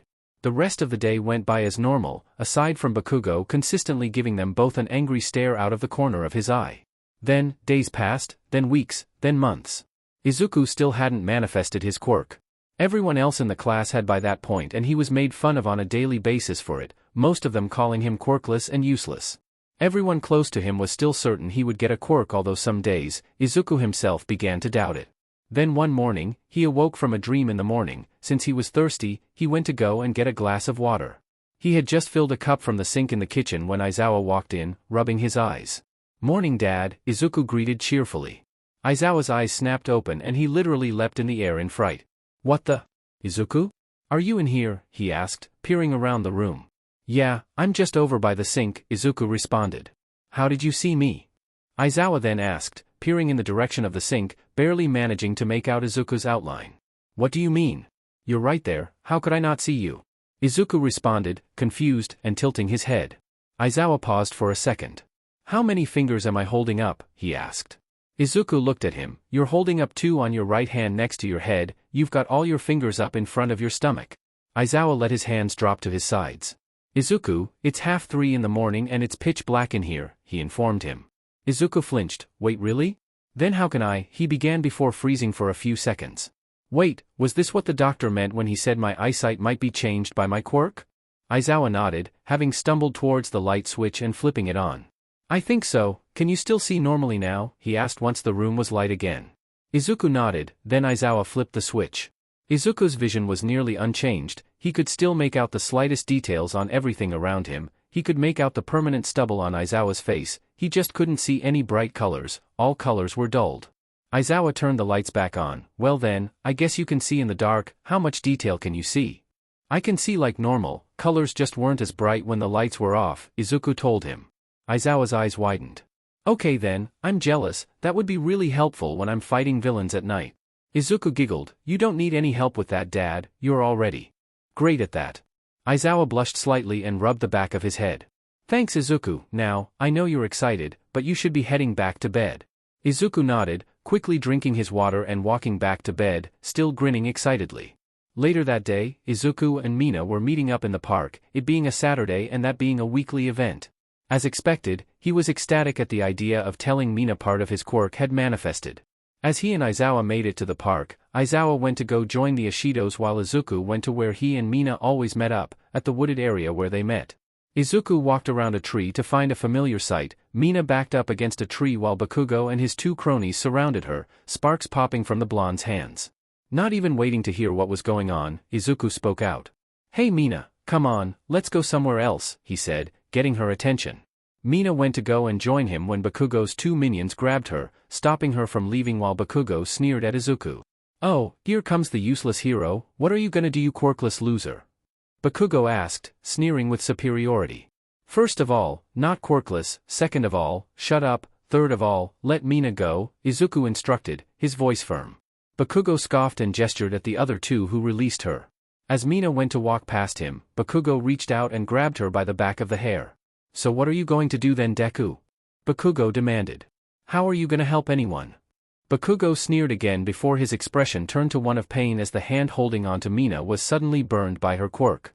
His hand recoiled from the pain but soon came flying back towards her, delivering an explosion-powered punch to the back of her head, sending her sprawling the ground at Izuku's feet. Izuku quickly leapt between Mina and Bakugo, blocking any attempt from him to attack her again. "Leave her alone!" Izuku shouted, his voice sounding unusually deep. Despite this, he was still scared. He had no way of defending himself or Mina if Bakugo attacked again. All he would be able to do is take the hits for her. Bakugo growled like a wild animal before lunging towards him. "Get the hell out of my way, Deku," he shouted, small explosions coming from his hands. Izuku crossed his arms in front of his face, clenched his eyes shut and looked at the ground. No impact came, he didn't feel anything. The first thing that Izuku noticed when he opened his eyes and looked at the ground, was that despite it being a sunny day, he didn't have a shadow anymore. Then he looked up at Bakugo and his jaw dropped open. Bakugo was being restrained by what looked like solid shadows. It was as if the surrounding shadows had clung to his body and turned solid, effectively freezing him in midair. Bakugo's two cronies just stared, mouths agog. Bakugo grunted and strained, trying to get out of his restraints. "Don't just stand there, you idiots, get him," he commanded. The fatter one who had a pair of red wings started flying towards him, the taller one extended his fingers and ran towards him. By instinct, Izuku pulled his left arm back, pulling on shadows behind the winged one, sending them flying towards him, wrapping around his wings, sending him spiraling towards the ground. He moved forward with his other arm, sending the shadows from the tree just behind him forward, the shadows practically tackling the long-fingered one to the ground, the shadows then looking like the claw of some large monster, pinning him to the ground. Izuku just stared at what he had just done. This was his quirk? He could control shadows? Izuku relaxed his body, the solid shadows dissipating and flowing back to their original places like a black mist. Bakugo quickly grabbed his two cronies off the ground and they started running away, shouting things like "monster" and "villain" behind them. Izuku just stared at his hands until he felt a tapping on the back of his leg. Mina was getting up on her hands and knees, looking at where Bakugo and the other two just were, eyes wide open. "Izuku, was that your quirk? Did you finally get one?" she asked, slowly at first then quickly growing more excited as she leapt to her feet. Izuku held an arm out and held on to her shoulder. "Never mind that, are you hurt?" he asked, worried. Mina rubbed the back of her head. "I'm fine, it's just a bit sore and I've got a headache." Izuku nodded then looked back down at his hands. I think that is my quirk, I think I can control shadows." Mina's eyes sparkled.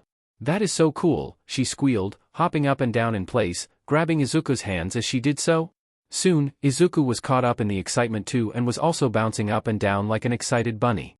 "I need to show my dad," Izuku realized, running back towards where their parents were, Mina following close behind. Dad! I've got my quirk!"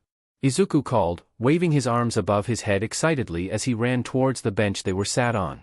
As soon as Aizawa heard him, his eyes snapped to him and he grinned widely. He stood up just as Izuku reached him, catching his running tackle of a hug. "That's great, Izuku, what is it?" he asked, grinning excitedly. "I'll show you," Izuku responded, stepping back and gesturing with his hands. Aizawa felt something cold on his back, like some weird creeping sensation.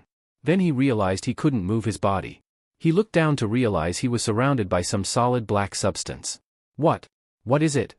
Aizawa asked. Izuku released the shadows, allowing them to flow back to their place at his feet. Aizawa watched the mist with wide eyes. Whoa! You can control shadows? Aizawa gasped. Kira and Kaido were also sat with their mouths wide open. Izuku nodded happily. Yeah, it looks like I can do whatever I want with them, he responded, gesturing more and making a solid ball of shadow appear in his hand which he started throwing around, passing it to Mina. Aizawa just sat down, rubbing his forehead. He was starting to see what the doctor meant when he said his quirk would be powerful. He can manipulate shadows practically at will, it seemed like, even making solid objects out of them. That seemed ludicrously versatile. He was nearly caught off guard by Izuku gently throwing the ball at him. Aizawa just managed to catch it. It was cold, it felt almost like a cold breeze, but condensed. It was also completely solid but still almost completely weightless. Deciding to test something, he stood up from the bench, walked to the nearest tree and threw the ball as hard as he could against it. The bark shattered like thin ice, the ball of shadow now being embedded an inch or two into the tree. Aizawa's jaw dropped open again. Something that light should not be able to cause that much damage, he was fairly sure that broke one or two laws of physics. Deciding to test the effect of his quirk, he activated it while looking at the ball. Nothing happened. He used it while looking at Izuku and he watched the ball turn to mist out of the corner of his eye. Slowly, Aizawa walked back over to Izuku and Mina and knelt in front of them. Izuku, Mina, he began. You both have quirks now, they're both incredible quirks with amazing potential. He paused for a second before continuing. Do you two still want to be heroes? Really, truly want to be heroes? He asked them both, looking between them. The pair nodded with no hesitation, a look of determination on both of their faces. Aizawa nodded, smiling proudly. All right then, that settles it. When you two are older, I'll help you train to become heroes. I'll make sure you become the best heroes you can be, he promised them. Izuku and Mina grinned excitedly, both trapping Aizawa in a double hug. Aizawa wrapped an arm around them both, holding them both gently, giving Kira and Kaido a smile when he saw them behind them. So, Mina began, once everyone had calmed down and they were all sat on the grass together. What are you going to call your quirk? Izuku looked down at his hand, clenching it slightly and watching shadow swirl around his fist. I'm not sure, it seems almost more like magic than a quirk, he muttered. Then he recalled an old book he had read once, a book about sorcerers and mages, hiding amongst normal people and fighting a secret war between two sides, one that wanted to dominate mortals, one that wanted to protect them. He remembered a school of magic from the book. An art of death magic. An art of manipulating shadows. Izuku grinned. Mina went with her devilish appearance and named her quirk Infernal Blaze. Why shouldn't he do the same? People called him a monster regardless, so why not go with it? Izuku clenched his fist tighter, the shadow swirling around it and forming a black gauntlet. Izuku looked back up at the others, a wide grin on his face. Necromancy, he announced. While Izuku couldn't be happier that he had his quirk, it was less of a cause for celebration at preschool once Bakugo told the other kids about it. Izuku and Mina went back to the preschool the next Monday and the other kids parted before them wherever they went. That was different. Before most of them would either ignore them or be mean to them, now they seemed scared of the two of them. They had barely even been there for 10 minutes before they were called away by a teacher. They were both brought to an office where Bakugo and his two friends were waiting. Now then, the teacher said, taking a seat at his desk. Midoriya, Ashido, what do you have to say for yourselves about what happened over the weekend? He demanded, staring down at the pair sternly. Izuku and Mina exchanged confused glances before looking back at the teacher. What do you mean, sir? Mina asked. The teacher scowled harder. You know what I mean, young lady. I'm talking about how you two attacked your classmates while at a park over the weekend. What? We didn't attack them, they attacked us, Izuku responded, shocked and insulted. The teacher scoffed. You'll forgive me if I don't believe you when Bakugo's hand was burned and one of you has a fire quirk. Bakugo held up his hand as the teacher said that, still red from the weekend, with a barely hidden sly grin on his face. Izuku pouted angrily. Mina only did that because he grabbed her hair and was hurting her. She panicked. Izuku defended his friend. Mina nodded in agreement. The teacher shook his head, unimpressed. I highly doubt that. Bakugo is our star pupil and will be a fine hero one day. He wouldn't act like that. Well, you're clearly an idiot if you believe that, Izuku muttered, slightly louder than he intended. The teacher slammed his palm onto a desk. Enough, he shouted. I am on good terms with the Bakugos. I have known Katsuki since he was born. He would not do what you said he did, so you are clearly lying. Izuku and Mina flinched at the sudden loud noise. You two used your quirks to attack people. If you were adults you'd be treated as villains. It's only your age that stopped that from happening, the teacher added, voice stern.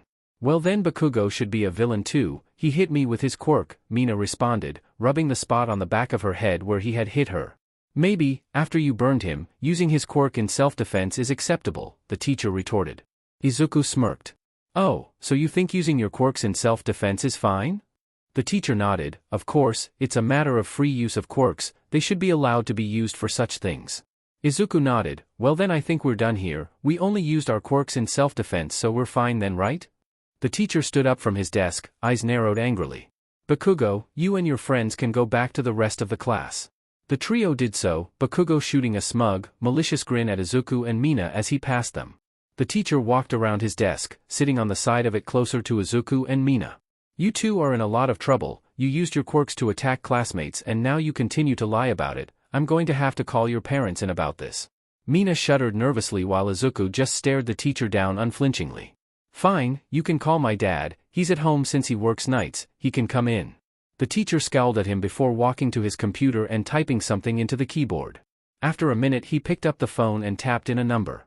He held it to his ear and waited while Mina and Izuku took a seat on the two chairs on the other side of the desk, expecting to be waiting for a while. After about 20 seconds Aizawa clearly answered the phone as the teacher started talking. Hello, is this Mr. Aizawa? This is Yavin Preschool, I'd like for you to come in as soon as possible to discuss your son's behavior. There was the sound of a loud grumble on the other side of the phone. Yes, I understand you work nights, however this is something that cannot wait, the teacher responded. There was some more grumbling before the phone went silent and the teacher put the phone down. He said he'll be here in around 15 minutes, you two will wait here until then, the teacher instructed. Izuku and Mina just nodded, neither saying anything as the teacher left the room. Once he had done, Mina looked at Izuku nervously. Izuku, what if we get in loads of trouble? She asked nervously. Izuku reached over and put a hand on her shoulder. Don't worry about it, we didn't do anything wrong, my dad will know that and if we need to prove that, he could call a detective friend of his whose quirk can tell when people are lying, he reassured her. Mina nodded, a bit less worried now. After a short while, the door opened again as the teacher walked back inside, Aizawa following behind. Aizawa was still wearing his jumpsuit, clearly not having bothered to get changed into something else. The teacher took his seat while Aizawa just leaned against the doorframe, disinterestedly. Now then Mr. Aizawa, are you aware of why you're here? The teacher asked. Aizawa huffed, because you woke me up with a phone call and told me to come here, next question, he answered, in a bad mood. The teacher scowled slightly at the rude response but just carried on. You're here to address your son's and his friend's behavior, the teacher explained. Aizawa nodded, alright, go on, let's hear what you've got to say. Izuku smirked at seeing the teacher grow more agitated with each of his dad's responses. Your son and his friend attacked several of their classmates with their quirks over the weekend at a park, the teacher told him. Aizawa's eyes narrowed at the teacher. Oh? Is that right? He asked, his tone quickly turning angry. The teacher nodded, misunderstanding the look Aizawa was giving him. Yes, according to several students, young Ishido here burned one of them and then Izuku attacked the others with shadows, hitting all three of them several times. Aizawa was fully glaring at the teacher now. Izuku, Mina, go and wait outside for a minute, he instructed calmly. They nodded their heads and began to leave the room. Excuse me, you will not be going anywhere, the teacher interjected. Shut up, Aizawa simply snapped at the teacher, nodding at the door, saying for the kids to carry on leaving. Once they had left the room, Aizawa walked up to the desk and leaned on it, getting close to the teacher's face. Exactly how stupid are you? Aizawa demanded.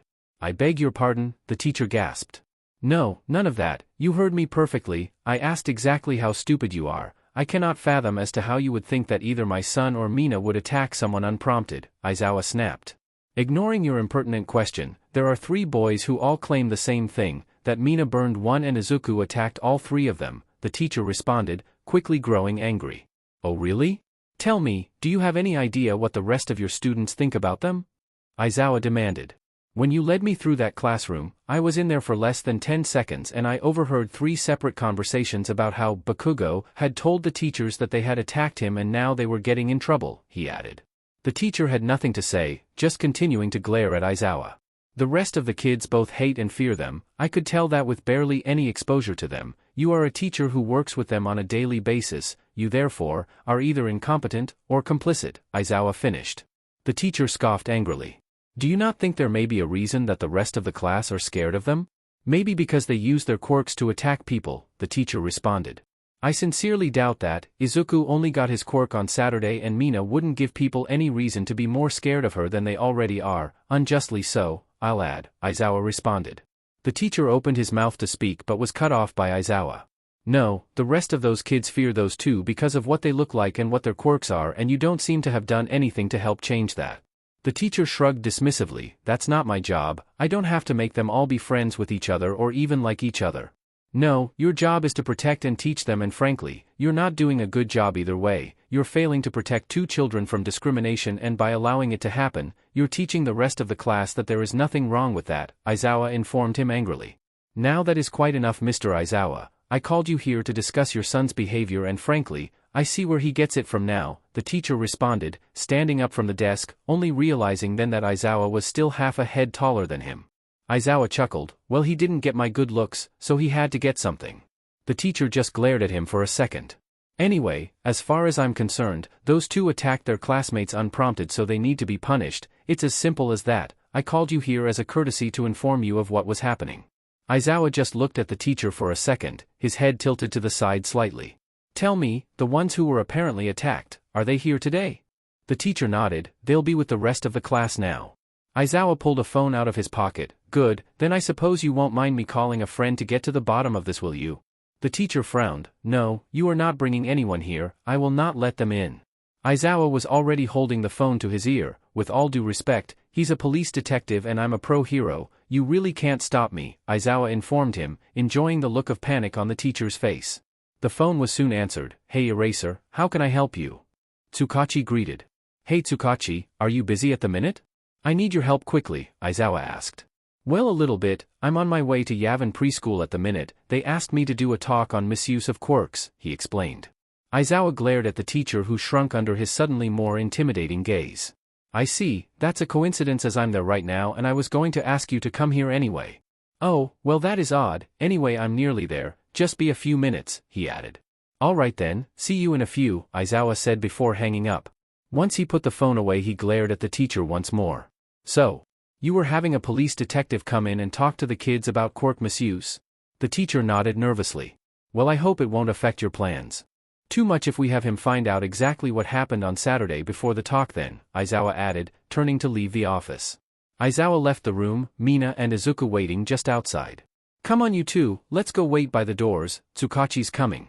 The pair nodded, following behind him quietly. The detective arrived just a minute or so later, quickly spotting Aizawa and the kids at the door.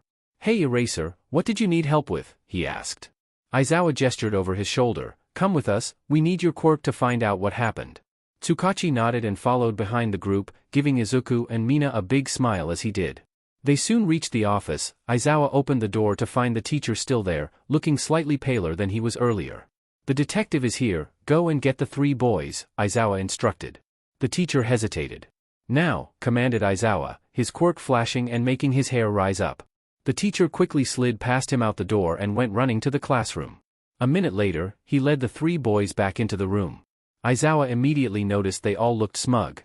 So then, which one of you is Bakugo? Aizawa asked sternly.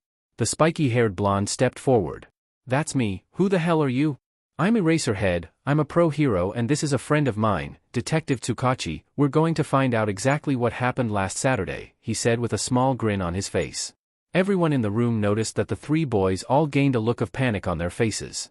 The teacher paled even more at that realization. Now then, the way this'll work is simple. I say what happened, you say if it was true or not, got it? Aizawa asked, looking the three boys over. Each of them nodded, Bakugo most reluctantly.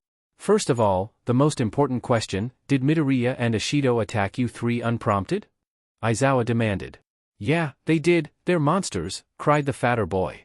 Aizawa clenched his teeth at the monster comment but stayed quiet, looking towards the other two. And? You two have anything to say? He asked. Bakugo scoffed. What he said, they're monsters and villains and I'm going to be a hero, so they attacked us. That's a lie, Tsukachi said. What are you talking about, Gumshoe? Bakugo demanded. My quirk is called Lie Detector, 3 guesses what it does, he responded. The three boys' eyes all widened with nervousness. Next question, did you hurt or try to hurt either of Midoriya or Ashido? Aizawa demanded. No, we didn't. Bakugo nearly screamed. That's another lie, Tsukachi informed everyone, his eyes narrowing at the three boys. Did you use your quirks to hurt either of them? Aizawa asked. No. Bakugo hollered. That's a lie, Tsukachi told them. Did they use their quirks in self-defense? Aizawa asked. No. They attacked us. Bakugo screeched. Another lie, Tsukachi said. Did you lie to the teacher to try and get them in trouble? Aizawa asked. No, we didn't. They attacked us, she burned my hand. Bakugo shouted. Partial lie, said the detective. Aizawa turned to Mina. Did you burn his hand? Yeah, she admitted quietly. Why? He asked softly. He was pulling my hair and hurting me. I didn't mean to, I just panicked, she explained nervously. That's the truth, Tsukachi added. No, it isn't. She meant to do it. Bakugo screamed, nearly throwing a tantrum now. Be quiet now, Tsukachi ordered him. Nearly every word that had come out of your mouth since I got here have been lies. What exactly do you have to say for yourselves? You're lying too. I bet your quirk isn't what you said it is. I bet you're just lying for them. Bakugo screamed. Aizawa just sighed, a kid that wanted to be a hero. First he attacks his son and his best friend and now he does nothing but lie and wail like a baby. Well, I think that's all we need to hear then, Aizawa said, sighing again. Get out of here you three, go back to class, he ordered. Excuse me, you can't tell them what to dash, the teacher spoke up from behind him.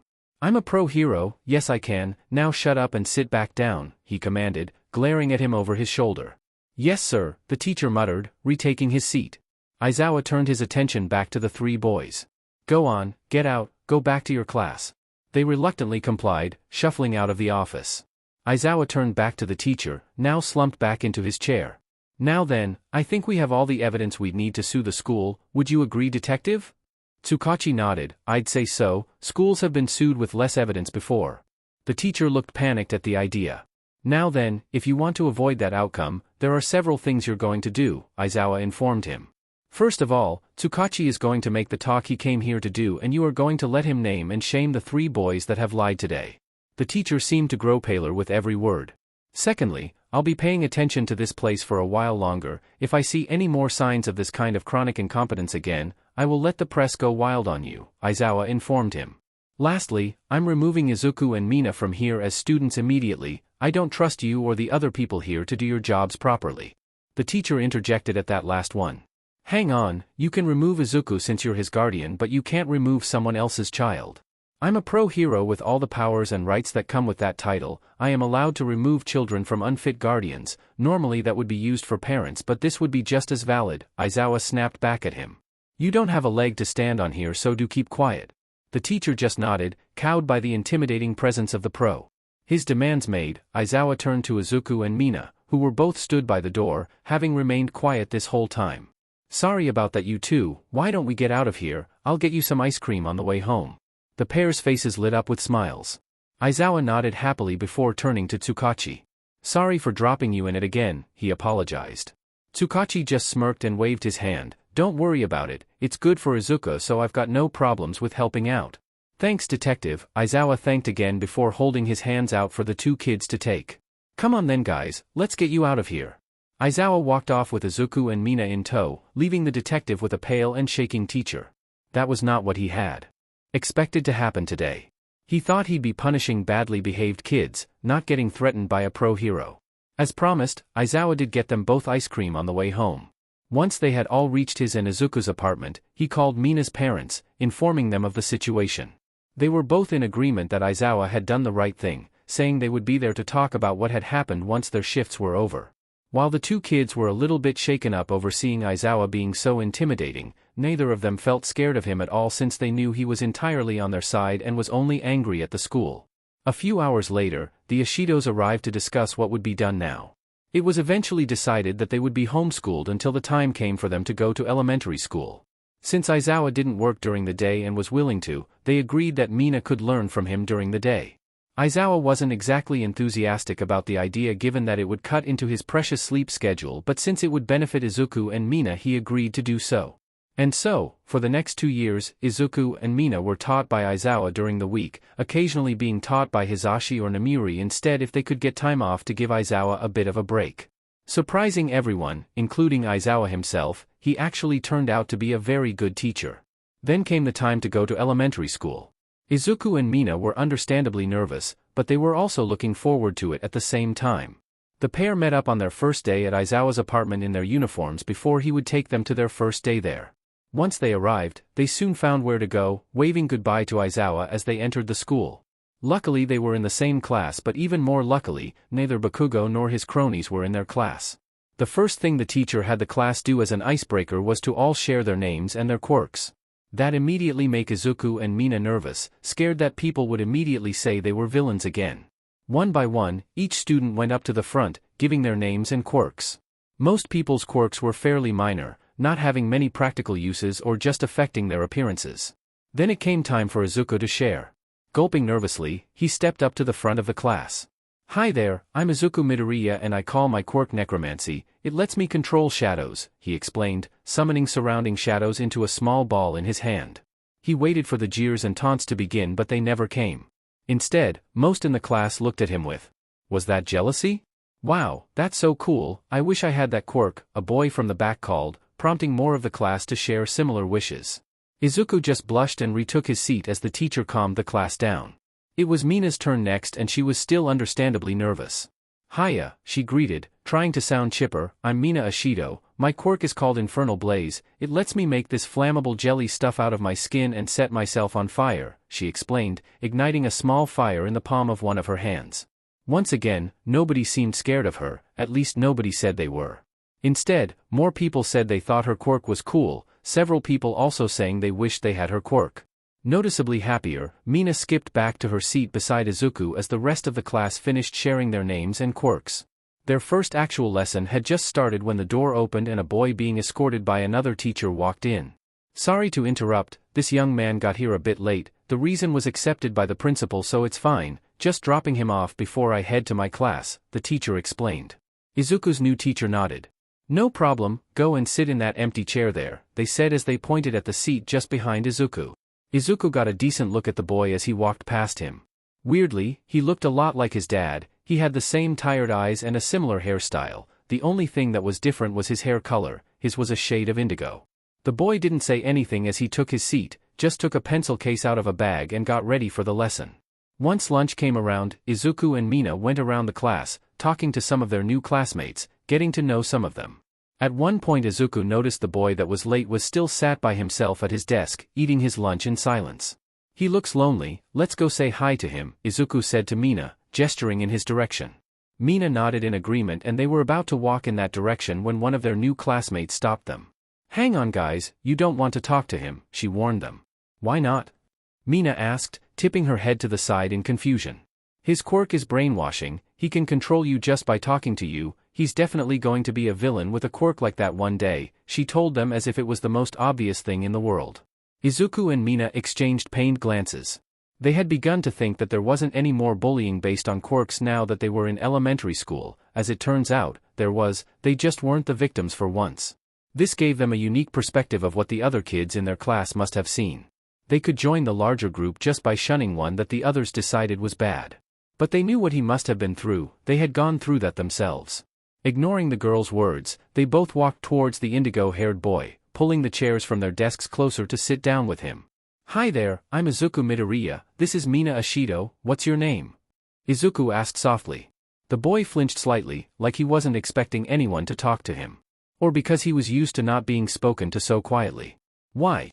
Why are you talking to me?" he asked quietly as if he wasn't used to talking. "Because we want to be friends with you, that's why," Mina responded. "Why? Do you know what my quirk is?" the boy asked, sounding both confused and nervous. Izuku nodded quickly, smiling widely.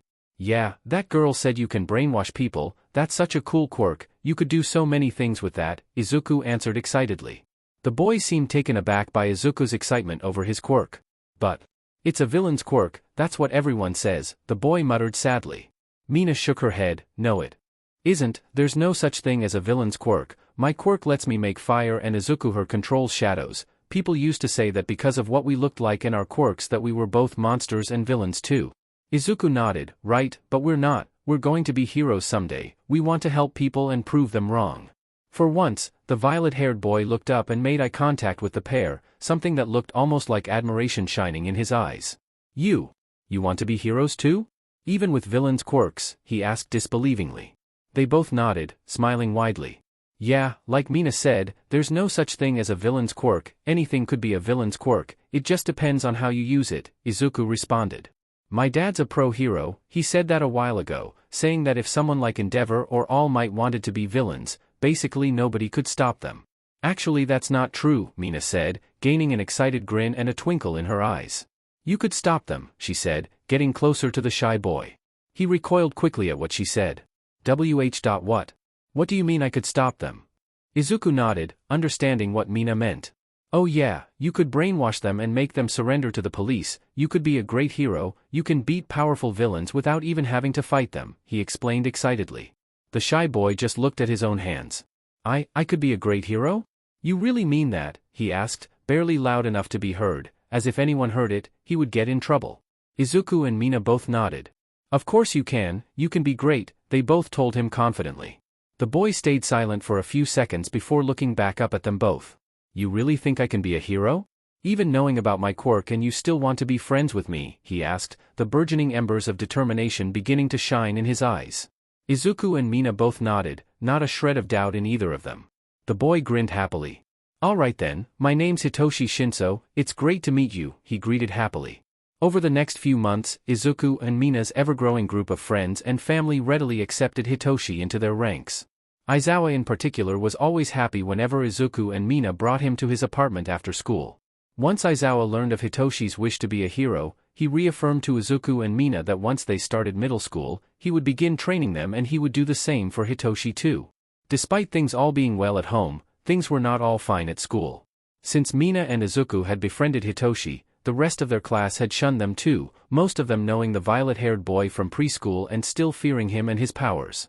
Despite this, none of the trio cared. Izuku and Mina had a new friend who had gone through the same things they had, and Hitoshi had true friends for the first time, ones who understood and supported him. Truly, he felt happier with them than he did when he was with his own family. But then, one day, Hitoshi turned up to school with a black eye. Izuku and Mina immediately demanded to know what happened. Hitoshi just waved them off, saying he was just clumsy and bumped into a table. They weren't convinced but dropped it. They did, however, inform Aizawa of this.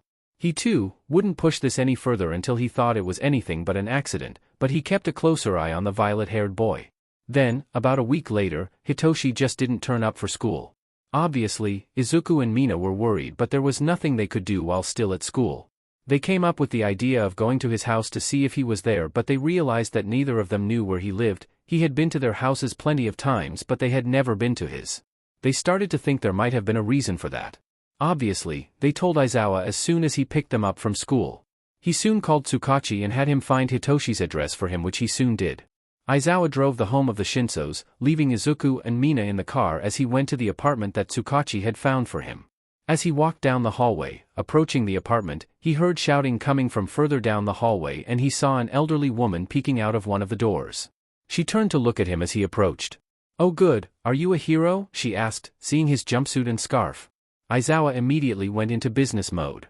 "I am, ma'am, what's the problem?" he asked.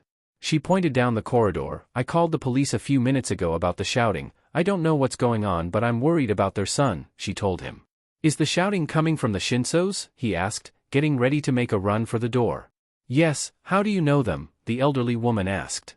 "Family friend, excuse me, I'll go see what the issue is," he told her, walking briskly down the hallway and knocking on the door with purpose. The shouting immediately stopped, and the door was opened after about 10 seconds. A face peered out from behind the cracked open door, still locked with a chain. A woman with a similar hair shade to Hitoshi peered out, glaring at Aizawa. "Who are you? What do you want?" she demanded. Aizawa showed her his hero license. "I'm Eraserhead, I'm a pro-hero, I overheard shouting coming from here and wanted to make sure there were no issues," he responded calmly, attempting to peer behind her into the apartment.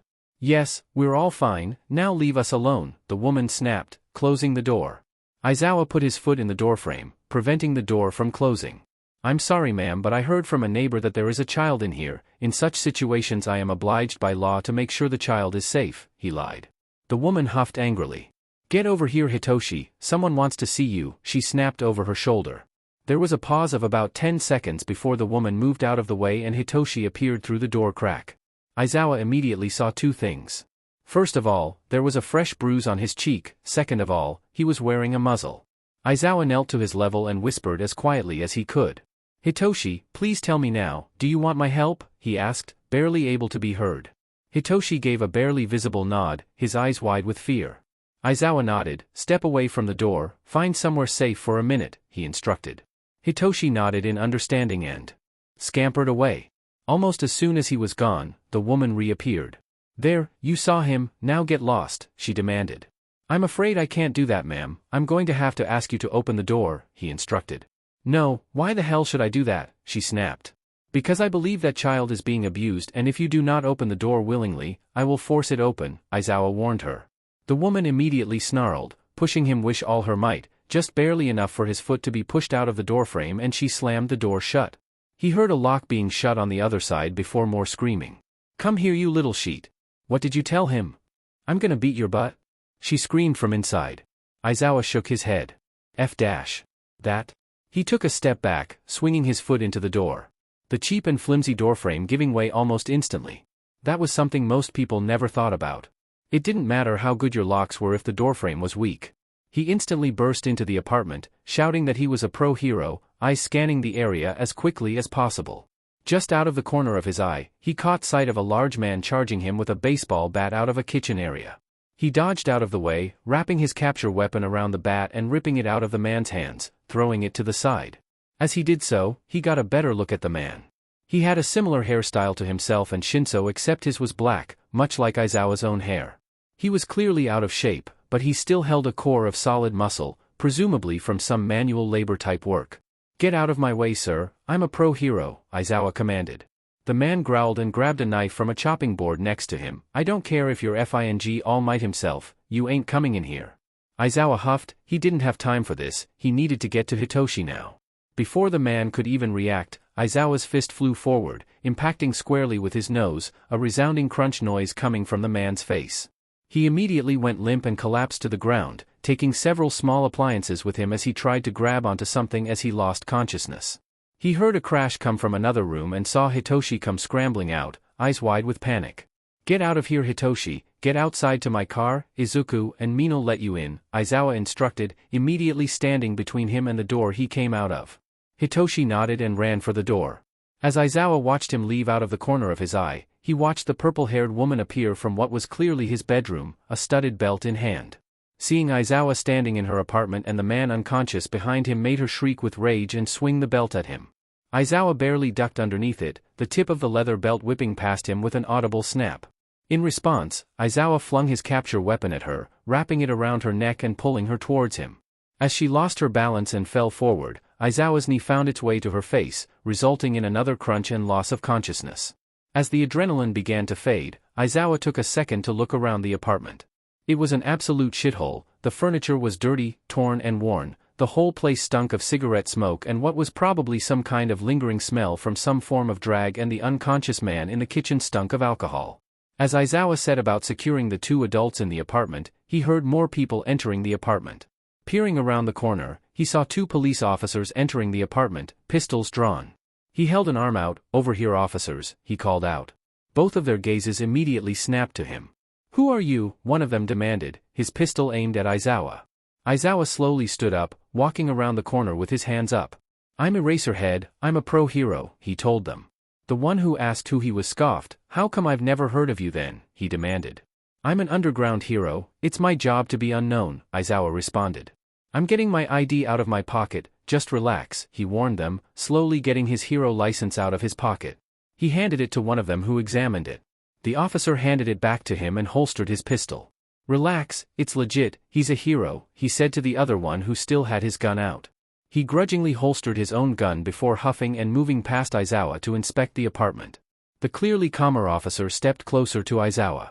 We got sent here because a neighbor was reporting lots of shouting and screaming. What are you doing here? He asked. Hang on, did you pass a purple-haired kid on the way here? Aizawa asked. The officer nodded. Yeah, he said someone had told him to get outside, we just told him to stay where he was. Aizawa nodded. Right, give me a sec, he said before walking to the door and peering down the corridor, seeing Hitoshi knelt next to the elevator, the elderly lady from earlier comforting him. Aizawa turned back to the officer, glad Hitoshi was safe. Sorry about that. Anyway, long story short, my son is good friends with that kid and he told me he didn't turn up for school today. I was already concerned he may have been abused when he came to school with a black eye a week ago, so I got a detective friend of mine to find the address. I was just coming here to make sure he was all right." The officer nodded. "So you knew the kid before this?" "Yeah, his name's Hitoshi Shinso. I assume these two are his parents, although I've never met them before," Aizawa confirmed. The officer nodded. "Right, well, we'll take these two to the station. Can I trust you to bring the boy so he can give a statement?" Aizawa nodded in affirmation. "All right then, make your way there now. I'll call in and let them know you're coming," the officer instructed him. Aizawa nodded, turning and leaving the apartment, making his way over to Hitoshi. The old woman stepped out of his way as he approached. Aizawa knelt down to the boy. "Hey Hitoshi, you're all right, they're not going to hurt you anymore," he reassured him. Hitoshi looked up at Aizawa, his eyes full of tears and the muzzle still on his face. Aizawa reached into one of the pockets on his jumpsuit and pulled out a lock-picking kit. "Here, let me get that thing off you," he offered. Hitoshi nodded, turning his back to Aizawa and moving his hair out of the way so he could see the lock on the back of it. Within less than a minute, there was a click and the two halves of the muzzle fell away. As soon as it was off, Hitoshi took in a deep breath through his mouth. Apparently the muzzle hampered his breathing. Once he had caught his breath, Hitoshi threw his arms around Aizawa. "Thank you, Mr. Aizawa, thank you for saving me," he thanked, tears streaming down his face. Aizawa wrapped his arms around Hitoshi, rubbing his back and trying to calm him down. "You're welcome Hitoshi, I'm sorry I didn't help you earlier." Hitoshi sniffled and shook his head. "It's okay, you couldn't know." Aizawa rubbed his back a few more times before picking Hitoshi up, holding him like he used to hold Izuku when he was a toddler. "Come on, Izuku and Mina are in the car, they've been worried about you," he said as he stepped into the elevator, pressing the button for the ground floor. Hitoshi sniffled again. "I'm sorry for making you worry, I didn't mean to." Aizawa gently rubbed his shoulder. "Hey, it's all right, they were worried about you because they're your friends. I was worried about you too. I'm just glad I managed to help you." By this point, Aizawa had reached the front door of the apartment building and was walking back to his own car. He put Hitoshi down as he reached it, unlocking the door and letting Hitoshi into the passenger seat. As Aizawa retook his seat behind the wheel, Izuku and Mina had leaned forward in their seats, fretting over Hitoshi's new injuries as he slapped their hands away, saying he was fine. "Right then, we need to go to the police station so that you can give the police a statement about what happened," Aizawa explained to Hitoshi. Hitoshi nodded. "All right. If I have to." Aizawa reached over and ruffled his hair. "I know you don't want to, but it's important." Hitoshi nodded again. "I know, it's all right, I'll be fine." Aizawa nodded approvingly. "Good man, make sure you're buckled up." The four of them were at the police station for about 2 hours as Aizawa explained what had happened in greater detail while Hitoshi gave as many details about what had happened to him over the years as he could. Once the police were satisfied, the conversation turned to who he would be staying with. Aizawa immediately offered to house him. The police were less than enthusiastic at the idea, saying it would be better for Hitoshi to stay with family. It was only when Hitoshi told the police that he didn't have any other family that they relented and allowed Aizawa to take guardianship of him. It was when they were on their way home that Aizawa realized what had just happened. He'd just got another kid. He was barely weeks away from being able to officially adopt Izuku, and now he had another kid too. He chuckled quietly to himself. He would not have seen this happening a few years ago. He wouldn't have thought he'd have one kid, never mind two. He had already informed Hisashi and Namuri about what had happened. After convincing them to not break into the police station to rip his parents' throats out for hurting their little lavender child, they had agreed to immediately get to work, Hisashi heading over to Hitoshi's apartment to fetch as many of his belongings as he could and Namuri setting up a place for him to sleep in Aizawa's apartment. The four had barely entered the apartment when Hitoshi was immediately grabbed into a hug from Namuri. Hitoshi gratefully returned the hug. Those two had gotten along like a house on fire since Izuku and Mina brought him home for the first time. Not too long after, Hisashi arrived at the apartment with several bags full of Hitoshi's clothes and possessions. As soon as the blonde hero saw said lavender child, he too snatched him up into a hug. The other smiled at the happy expression on Hitoshi's face. Finally, he seemed to be in a home filled with love.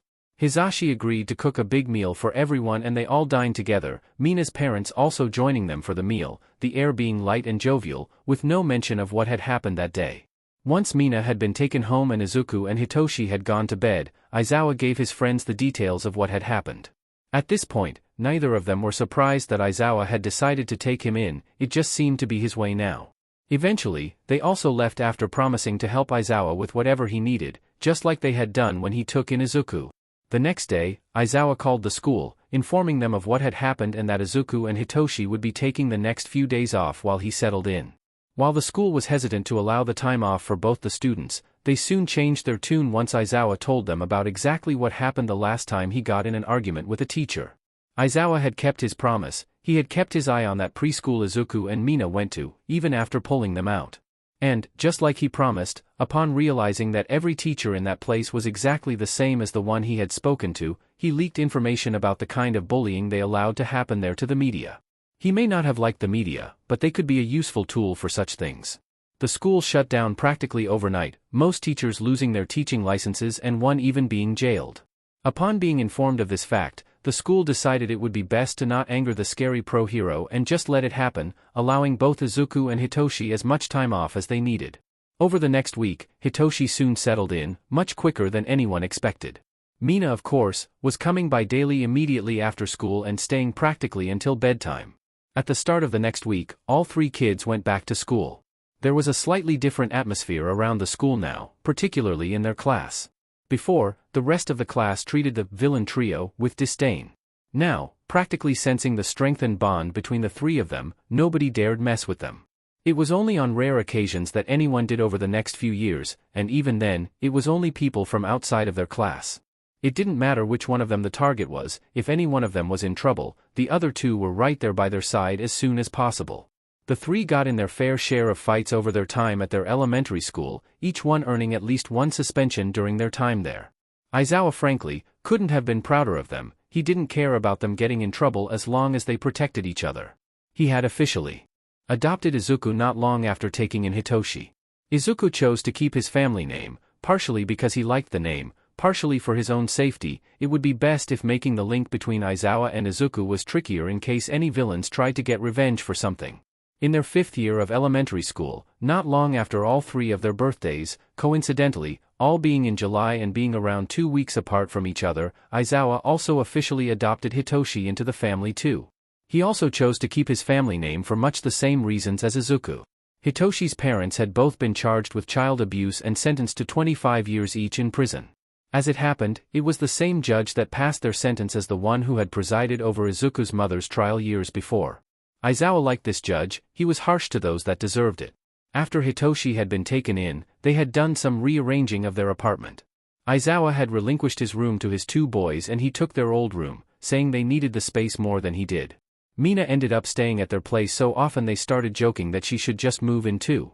Then, just as the three kids were finishing their last year of elementary school, Aizawa received a phone call from the Ishidos. He answered, hearing Kira's voice on the other side. "Hey Kira, what can I help you with?" "Hey Shota, I was wondering if you would be able to do us a colossal favor," she asked slightly hesitantly. "Depends on what it is, but I can try my best. What do you need?" Aizawa asked. "Well, Kaido just received a job offer. It's an amazing job with great pay and benefits. The only problem is that it's in America," she explained. Aizawa hummed slightly in understanding. "Right. I see. What can I do to help then?" "Well, he's accepted the job offer and I'll be moving with him, but neither of us want to separate Mina from Izuku or Hitoshi. I don't even think we'd be able to frankly," she explained. "I don't blame you. I don't think I'd be able to do that either," Aizawa responded. "So we were wondering if she would be able to stay with you? So she can stay with her only friends and go to UA with them like she's dreamed of for years," she requested. Aizawa was silent for a minute. "Please understand, I'm willing, but this is a big ask and my apartment isn't exactly massive now. I understand and we're willing to help. We'd be sending money every month to help support her for as long as we're in America for," Kira explained. Aizawa sighed for a second before responding. "When are you leaving? Can you give me a bit of time to think it over?" he requested. "Of course, we leave in a few months, once Mina's finished school," Kira replied. "All right then, I'll think about it. Give me a few days and I'll get back to you," he said. "No problem, thanks for hearing me out Shota." Later, Kira said before hanging up the phone. That conversation weighed heavily on his mind for the next few days. He wanted to help and money wasn't the issue, it was just that there wasn't enough room for Mina to stay with them. Then, he got an interesting letter. He opened it to find that it was from Principal Nizu of UA. Aizawa shuddered at reading the name. He had Nizu as a history teacher when he was at UA. That rat, dog, bear thing was one of the only things in this world that truly scared him. As he read the letter, he grew more and more intrigued. It was a job offer to become a teacher at UA. That was interesting enough. What made it even more tempting was a small addition at the end of the clearly pre-made letter. Also, as we are aware of your current living arrangements, a house shall be provided for you and your sons on the UA campus should you accept our offer. Since the pro hero Cementos is a staff member, building such structures is simple and quick, and so a house can be built to accommodate any needs you may have. That was almost too good to be true. And almost suspiciously good timing too. Aizawa shuddered again. He wouldn't have been surprised if Nizu had waited for this exact kind of situation in order to entice him into accepting the offer. He went through the test of the day not saying anything about the offer yet, still thinking it over. Then he received messages off Hisashi and Namiri. Apparently they had both also been offered teaching positions at UA. Okay, that DMN rat was definitely up to something. But he couldn't ignore this golden opportunity. Once Izuku and Hitoshi were asleep, he decided to call the Ishidos. Kira was the one who picked up. Hey Shota, did you give our request any more thought? Yeah. As it happens, a unique opportunity has presented itself, he explained. Okay. What exactly is this opportunity? She asked. I've just been offered a teaching position at UA, so have Hisashi and Namiri actually, and if I accept the offer, they said they'd provide me a house on campus and can change it to accommodate any needs, he explained. I could make sure there was enough room for Mina to stay with us too, then she can stay in Japan and it'll certainly help with the training that we were going to start once they started middle school. Kira was silent for a few seconds. Wow. That is quite the generous offer. But it's also perfect for us. Are you going to accept the offer? Yeah, I am. As long as he accepts Mina too, I'll get in touch with the principal tomorrow and let him know of my decision. If he allows me to make extra room for Mina to stay too, then I'll let you know, he informed her. Kira chuckled, clearly relieved. Thank God, Kaido and I were so worried we'd have to split Mina away from you guys. Aizawa also chuckled. Well, if tomorrow goes well, hopefully we won't need to. Right, well, thanks so much for letting us know. Please get in touch as soon as you can tomorrow, she requested. No problem, good night Kira, Aizawa said, hanging up the phone. Aizawa slept restlessly that night, feeling ever so slightly like death warmed up the next morning. Not like that was too unusual in the Aizawa household. All three of them suffered from poor sleep for one reason or another. Aizawa and Hitoshi were both insomniacs and Izuku's quirk kept on waking him up while he slept. Apparently sleep paralysis demons were a whole lot more terrifying when they were physically standing in your room and made from pure darkness. The next morning, once the boys had gone off to school, Aizawa called the number on the job offer he was sent. The phone barely rang once before. It was answered. Hello Aizawa, it's been quite a while, came the ever-chipper voice from Principal Nizu on the other side of the phone. Just hearing that voice again sent shivers down Aizawa's spine. Yes, hello sir, I'm calling about the job offer you sent me, Aizawa responded, trying to remain calm. Indeed, have you decided to accept? The principal asked. I have, on 2 conditions, Aizawa informed him. Very well, let's hear them, Nizu said, tone unchanging. First of all, you talked about a house that can be changed to suit my needs. I'd like it to have 4 bedrooms, 1 for myself, 1 each for my sons and 1 for a friend of theirs who needs somewhere to stay since her parents are moving to America for work and for her to be allowed to live there with us, Aizawa requested. That will not be an issue, as long as you take responsibility for her, I have no problems with that. What was your second request? Nizu responded. I'd like to use UA's resources to train my sons and their friend. They all want to be heroes one day and I think they all have the potential to be some of the best, he finished. An interesting condition but I am willing to accept it, Nizu responded. Aizawa let out a sigh of relief he didn't realize he was holding in. Thank you sir, in that case, I gratefully accept your offer. Excellent, I shall be in touch soon. We shall have you start at the beginning of the next school year. You may move in whenever you are ready, the principal offered. Thank you very much sir, have a good day, Aizawa said gratefully. You too Aizawa, take care, Nizu finished before hanging up. Aizawa slumped into the sofa, thankful at how that went.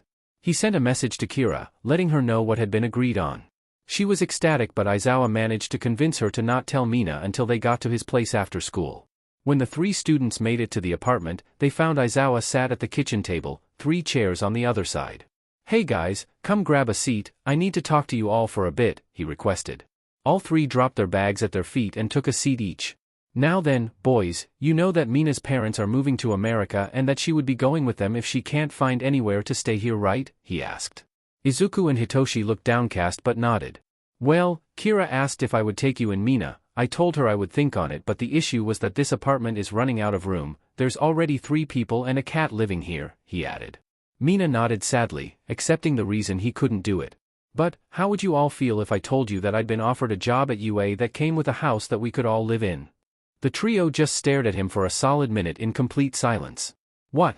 They all screamed. Mina opened her eyes, looked at the unfamiliar ceiling above her and smiled. These past 2 weeks had been a roller coaster of emotions for her. 2 weeks ago, her parents told her about the job offer her dad got. At first she was happy for him, then they told her that it was in America, and they'd have to move. The thought of being separated from Izuku and Hitoshi made her have a slight meltdown, and she may or may not have completely incinerated an armchair. After her parents had managed to calm her down slightly, and brush away the armchair ashes, they told her that they would try and find someone who would take her in so she could stay in Japan. The obvious first option was Aizawa, so Kira called him. After the call she told her husband and Mina that he said that he was willing, but the issue was the size of his apartment not being big enough. He said however that he would consider it anyway but needed a couple of days. Mina wasn't entirely happy, but she couldn't blame him. It would be a big responsibility. He would basically have a daughter for however long her parents were in America for. She told Izuku and Hitoshi about the situation the next day at school but made them promise to not talk to their dad about it, saying he should think about it on his own. They were both distressed at the idea she may have to leave, but they promised not to talk to him about it. Then a few days passed, and she went back to their apartment with them, having not gone around for a few days to try and not influence Aizawa at all. I mean, she wanted to influence him, she really wanted to stay but she didn't want to force him. When Aizawa told them all to sit down, saying he needed to talk to them, Mina got nervous, very nervous. That didn't change when he seemed like he was about to tell her that he wouldn't be able to take her in. Then came those magic words. But, how would you all feel if I told you that I'd been offered a job at UA that came with a house that we could all live in? Needless to say, all three of them lost their minds. What surprised Mina was that neither Izuku or Hitoshi were at all excited because they could live at UA. Instead, they were both ecstatic that she would be able to stay with them. She soon found herself squeezed in tight hugs from both sides from her best friends. At that moment, she couldn't have been happier. Not too long afterwards, her parents arrived. Mina was excited to tell them what Aizawa had told her. Her bubble was burst slightly when her parents told her they already knew, but she was too happy to be down for long.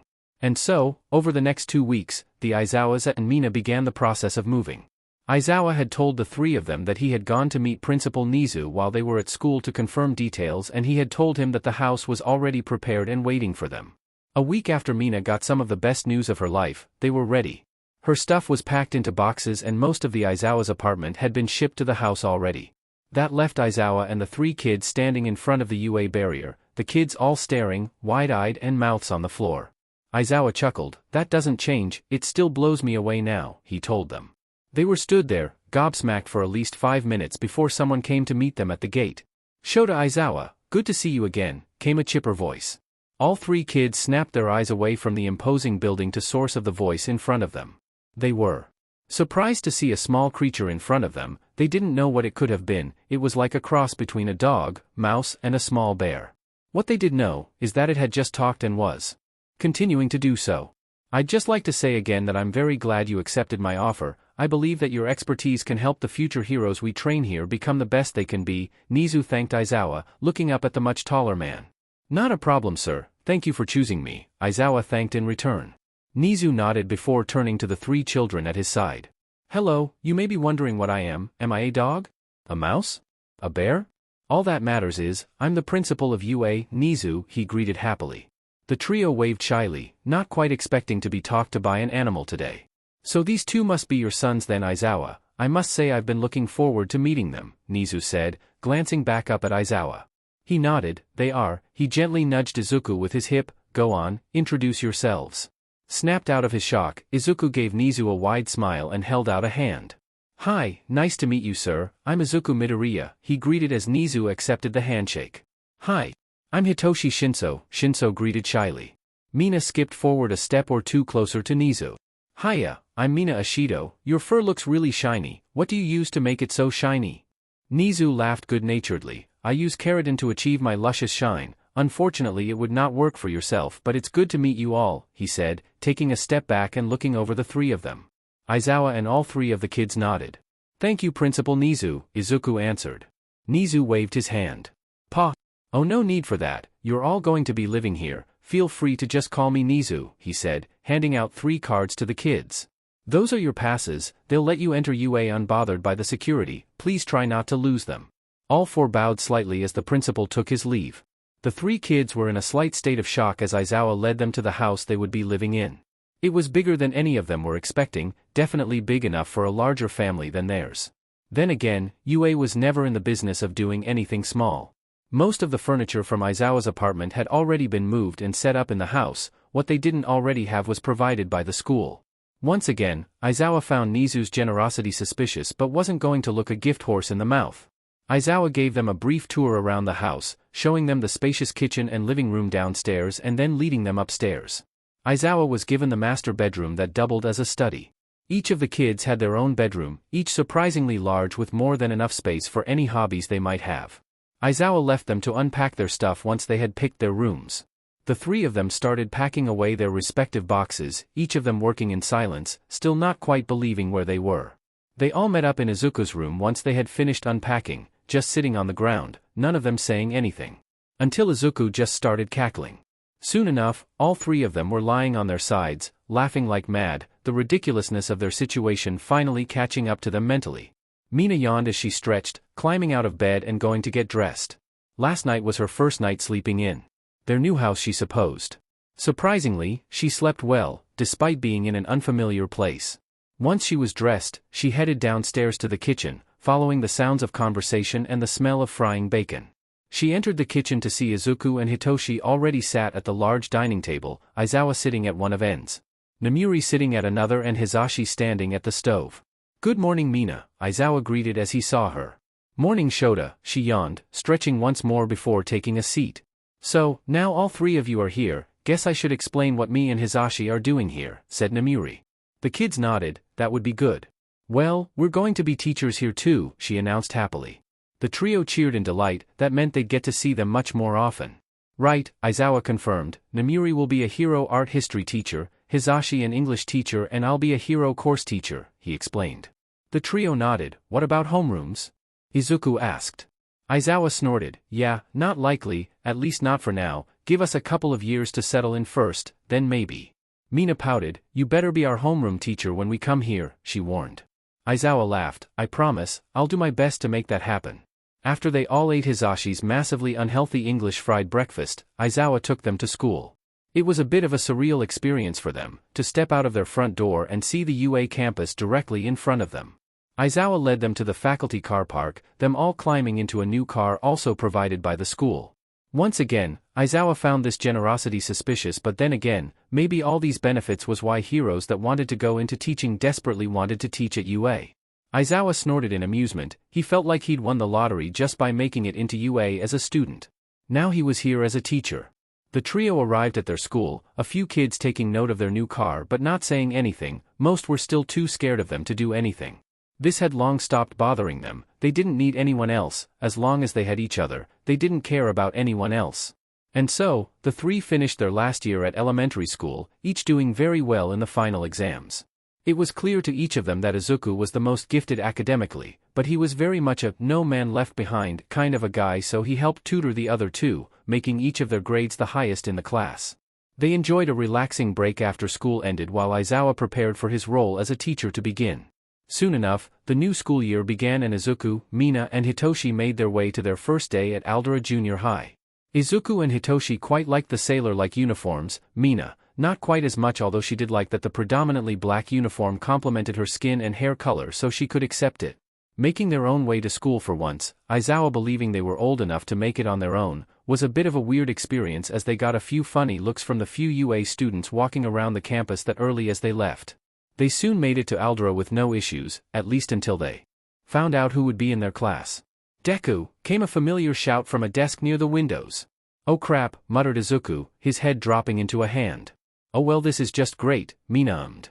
Hitoshi looked between the two of them and the spiky-haired blonde that just shouted at his brother. "Am I missing something?" he asked, confused. "Yeah, long story, tell you later," Izuku said as they went to their assigned seats. Fortunately, they were all sat quite far away from Bakugo, the angry blonde being on the other side of the room. Not too long later, the teacher entered the room. Izuku immediately knew this would be trouble. He and Mina recognized this one as one of the teachers from the preschool that Aizawa got shut down. "Good morning, class, good to see that everyone is here," he greeted, his eyes passing over the class, freezing when he recognized Izuku and Mina. Ashido, Midoriya, get out of my class, now, ordered the teacher. Izuku heard Bakugo snort from the other side of the room. No, why would we do that? Izuku demanded. Because I refuse to teach you, now get the hell out, the teacher ordered. Nope, Mina replied casually, crossing her legs on her desk. Izuku did the same, leaning back in his chair and resting his head in his hands. The teacher had gone bright crimson at this point. I said get out now. I will not teach you too, he shouted. Neither of them flinched. Izuku just examined his nails. Sir, he began, I hope I don't have to remind you what happened the last time a school allowed discrimination against us, he said casually. The teacher visibly froze at that. To be honest, I'm quite surprised they let you keep your license. You were just as complicit as the others. Also tell me, when does the principal get out of jail? Didn't he get like 15 years or something? Izuku asked, voice staying as casual as it had been. The class was silent, the teacher was still scarlet, and the rest of the class just stared at them with wide eyes and dropped jaws. Bakugo just looked like he was silently seething. They could practically hear the sound of his teeth grinding together. The teacher took in a deep breath before replying. Both of you are being disruptive, this is not a good precedent to set and I have no reason to believe this will change, therefore, I'm expelling the both of you right now, he told them. Izuku and Mina just shrugged. Sure, whatever, Izuku replied, leaning down and grabbing his bag, Mina and Hitoshi following suit as he stood up. The three began walking to the door when the teacher spoke up. Hang on a second, you, with the purple hair, where are you going? The teacher asked sternly. Hitoshi turned back to the teacher, you've expelled my brother and best friend over nothing, I'm not staying here, got a problem with that? He asked, a small grin appearing on his face. Yes I do young Madash, the teacher's eyes went blank. Hitoshi allowed his grin to settle on his face. You're a chicken now, he said as he left the room. The trio walked down the corridor, leaving the sounds of loud clucking and the sounds of scattering papers and desks behind them. Izuku and Hitoshi shared a fist bump while Mina wrapped her arms around the both of them from behind. Bakugo was left in that classroom, watching the scene with wide eyes. That was not the two monsters he used to show their place, they were way more confident than they used to be. And who was the purple-haired kid? And what the F did he just do to the teacher? Said teacher was currently stood atop a student's desk, holding his arms like a chicken and clucking loudly. Bakugo groaned and held his head in his hands. He really hoped he didn't see them again, they might end up giving him some trouble. The trio ended up heading straight home, they had nothing else to do so they may as well. It didn't take them too long to arrive back at UA. They got some more strange looks as they walked through the gate but nobody stopped them, assuming they were allowed to be here since the barrier didn't activate. They soon got back home, Izuku unlocking the door and allowing the others in. They all went and got changed out of their uniforms into loose clothing, deciding they may as well start some training on their own. Aizawa had given the three a brief tour around the campus, showing them the places they would be allowed to use, even while still just living there and not being students. Nizu had informed all the faculty of the circumstances surrounding them so none of them batted an eyelid at seeing them around the campus. It was a bit weird for the students to see three kids walking around but they ignored them for the most part. Not having anything else to do, the three decided to do some basic exercises in the garden of their house, ignoring any looks they got from passing students. It wasn't that long until Aizawa arrived, panting as if he had ran all the way there. Hey guys, what are you all doing here? Why aren't you at school? He gasped, catching his breath. Izuku paused his stretches, me and Mina got expelled, Hitoshi walked out with us, he explained. Aizawa froze for a second. Wait what? How did you get expelled that quickly? He asked, almost sounding impressed. Mina spoke up, in the middle of a set of stretches. Our teacher turned out to be one of the ones from our preschool. He said he'd refused to teach us and when we didn't leave he said we were being disruptive and that we weren't going to change or something, so he expelled us, she explained, continuing her stretches as she spoke. Aizawa nodded, okay then, I'll deal with that in a bit but why is Hitoshi here? Hitoshi scoffed, they just expelled my brother and my best friend over literally nothing, like hell I was staying there. Aizawa chuckled, good on you, he said proudly. He stood in thought for a minute. Right, well I'll have to head down to the school and knock some heads together regardless but then there's the matter of if you want to go back there? The trio looked at each other, each shaking their heads slightly. Izuku turned to face his dad, doesn't look like any of us do. Aizawa nodded, alright then, we'll come up with something, I need to head back to the main building, I've got my first class soon but I'll have a talk with the principal as soon as I can. The trio nodded, alright, see you later dad, Hitoshi said as he began walking off. Once Aizawa had gone, the three went back to their exercises for an hour or two until they were all tired and sweaty. They went inside to get some food and a drink. Hitoshi made all three of them sandwiches for lunch while Izuku and Mina were sat at the table, panting heavily. After they ate, they took turns showering and getting changed into less sweaty clothes, and then they all ended up just killing the next few hours in front of the TV until Aizawa arrived. "Hey guys, how are you?" he asked as he walked through the door. All three nodded. "Good, how was your first day at school?" Izuku asked him, smirking. Aizawa snorted, amused. "Not as bad as I was expecting. I'll need to get used to teaching young adults now, but they weren't that bad," he answered as he took a seat. "Anyway, I spoke to Nizu and told him about what had happened. Once he heard about what happened at the preschool back then and what happened today, he kind of went on a slightly terrifying yet weirdly adorable little freakout," he told them, making all three of them chuckle. Izuku and Mina had told Hitoshi about what had happened with Bakugo and the preschool on their way back to UA. "Anyway, that school's in his sights now, so I'd be surprised if it's still open next week, so you'll probably not be going back there regardless," Aizawa explained. The trio nodded, none of them having any problems with that. "But," he then offered that unless you wanted to go to a different school, he would be willing to teach you himself, Aizawa told them. Izuku glanced at the two others. Isn't he busy being the principal?" Izuku asked. Aizawa laughed as if Izuku had just told a great joke. "Oh, you don't get it, that mouse is terrifying, trust me, he'll have no problems teaching you three and running the school at the same time." The three had a quick and quiet conversation between them before turning back to Aizawa. "Sure, if he's offering, we'll accept," Hitoshi responded. Aizawa nodded. "All right then," he said, "if you did agree, to give him until next week to get ready so you've got the rest of the week off then guys," Aizawa said, looking a bit like he wanted to say something else. "And may God have mercy on your souls," he muttered. "Huh? What?" The next few days passed fairly quickly. Aizawa congratulated them for exercising on their own that first day, but he warned them not to in future, so they weren't too tired out for his own training. Therefore, the three spent the days relaxing and the evenings training under Aizawa. Since they were still only young, he had them just trying to improve their general level of fitness rather than strength or quirk training. Part of this training was different kinds of sports. Aizawa noticed that Mina was skilled at acrobatics and dance, Hitoshi had a keen talent for athletics and basic parkour, and that Izuku had quickly picked up and was skilled at chess and basic parkour, much like Hitoshi. Aizawa noted these things down, they could be useful indicators for their skills as pros. He noted that Mina was clearly the most agile and flexible, hence why she was skilled at dance and acrobatics. Hitoshi seemed to have the most endurance, lasting much longer than the other two at exercises but still being agile enough to cope with free running. Izuku's sharp mind was obvious already, but after he won the 8th straight game of chess against Aizawa, it became even more clear. His sharp mind and instincts also helped him with his own free running, almost instinctively knowing the best paths to take. The three kids went to bed each night exhausted but satisfied. They were finally starting on their path to becoming heroes. Just like they dreamed of for years. The next week, Izuku, Mina and Hitoshi began their lessons with Principal Nizu. They went to his office shortly before the agreed time and Izuku knocked on the door. There was a quiet click and the door opened by itself, revealing the principal sat at his big wooden desk. "Hello, you three, come in," Nizu greeted, waving them inside. Izuku entered the office, the other two following. Nizu gestured over to 3 desks to the side of the office. "Go and take a seat, I'll just be a second," he instructed. They did so, Izuku sitting in the middle, Mina on the left and Hitoshi on the right. Nizu finished writing on something on his desk before he hopped off his oversized chair and walked over to the trio with a bunch of papers in his hands. "Now then, you're not going to enjoy today, but it's important. Today you're all going to be doing several tests so that I can find out what level of education you should be at and the best way to teach you," Nizu informed them. Mina groaned quietly while Hitoshi just cringed.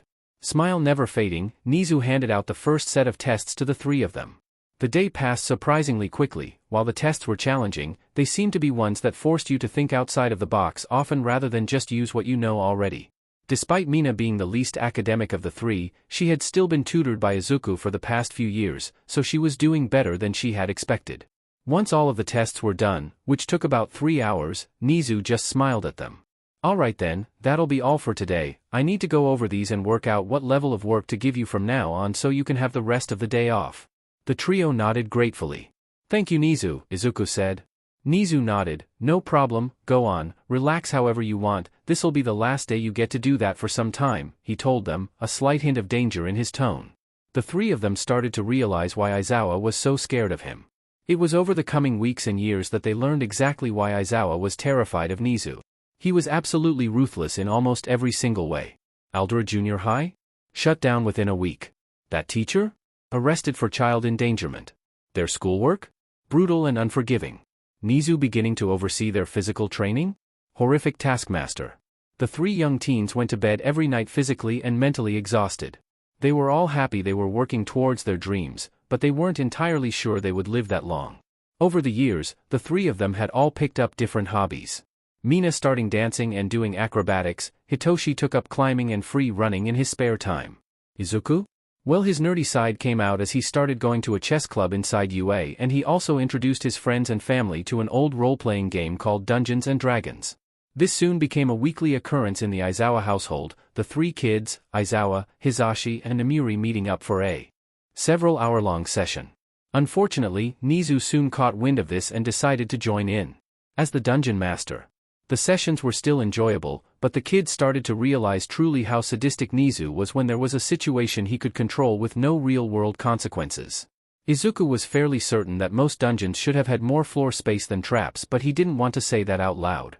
Due to Izuku's nerdy side bleeding over to his interest in heroes, he had started keeping notebooks on hero analysis.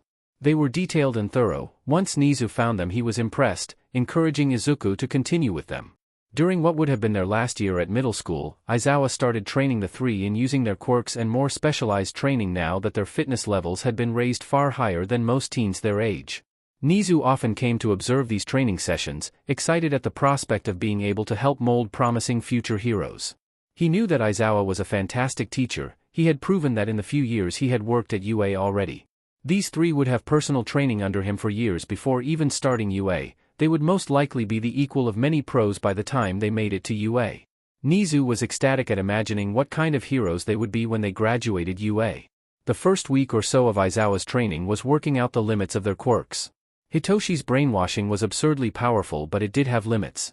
He seemed to have a question answered for it to take effect, and the controlled person could be snapped out of it by a strong enough physical impact.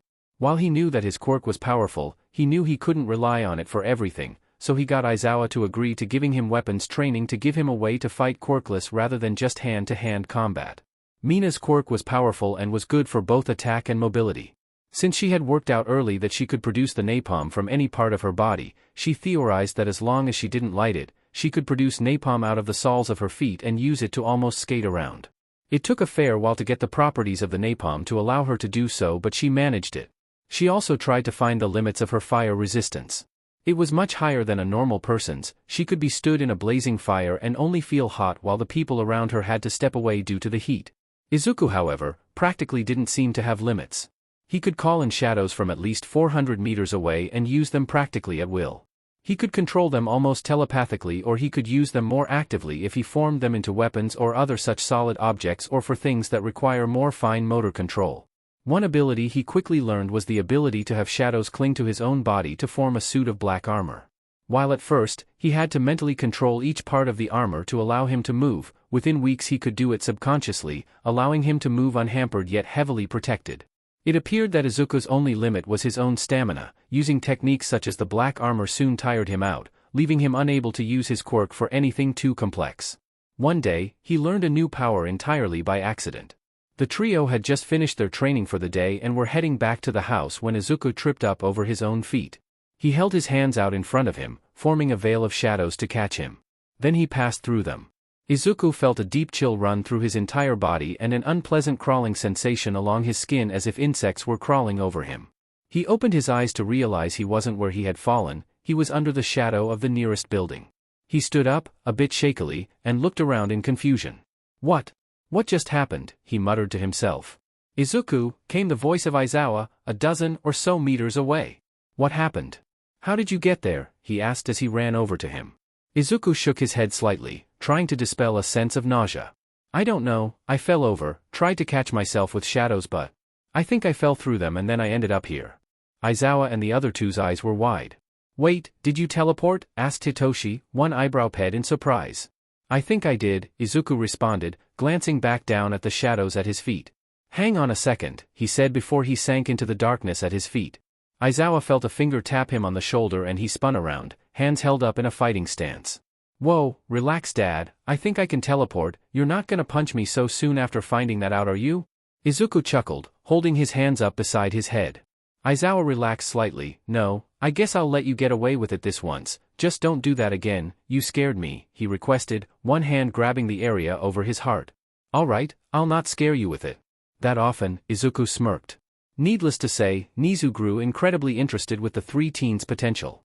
He gave Aizawa full rein to use whatever UA resources he wished to in order to help train them. That was what led to the three kids being stood in front of a hero class during one of their exercises several months later. Mr. Aizawa, why are there kids here? One of the students asked. Good question, I'm going to be picking out 3 of you, those 3 will pick one of these kids, I'll not tell you for what purpose, Aizawa responded, a dangerous smirk on his face. The students all glanced at each other nervously. Aizawa wasn't above pulling weird tricks on them to try and teach them how to be able to improvise.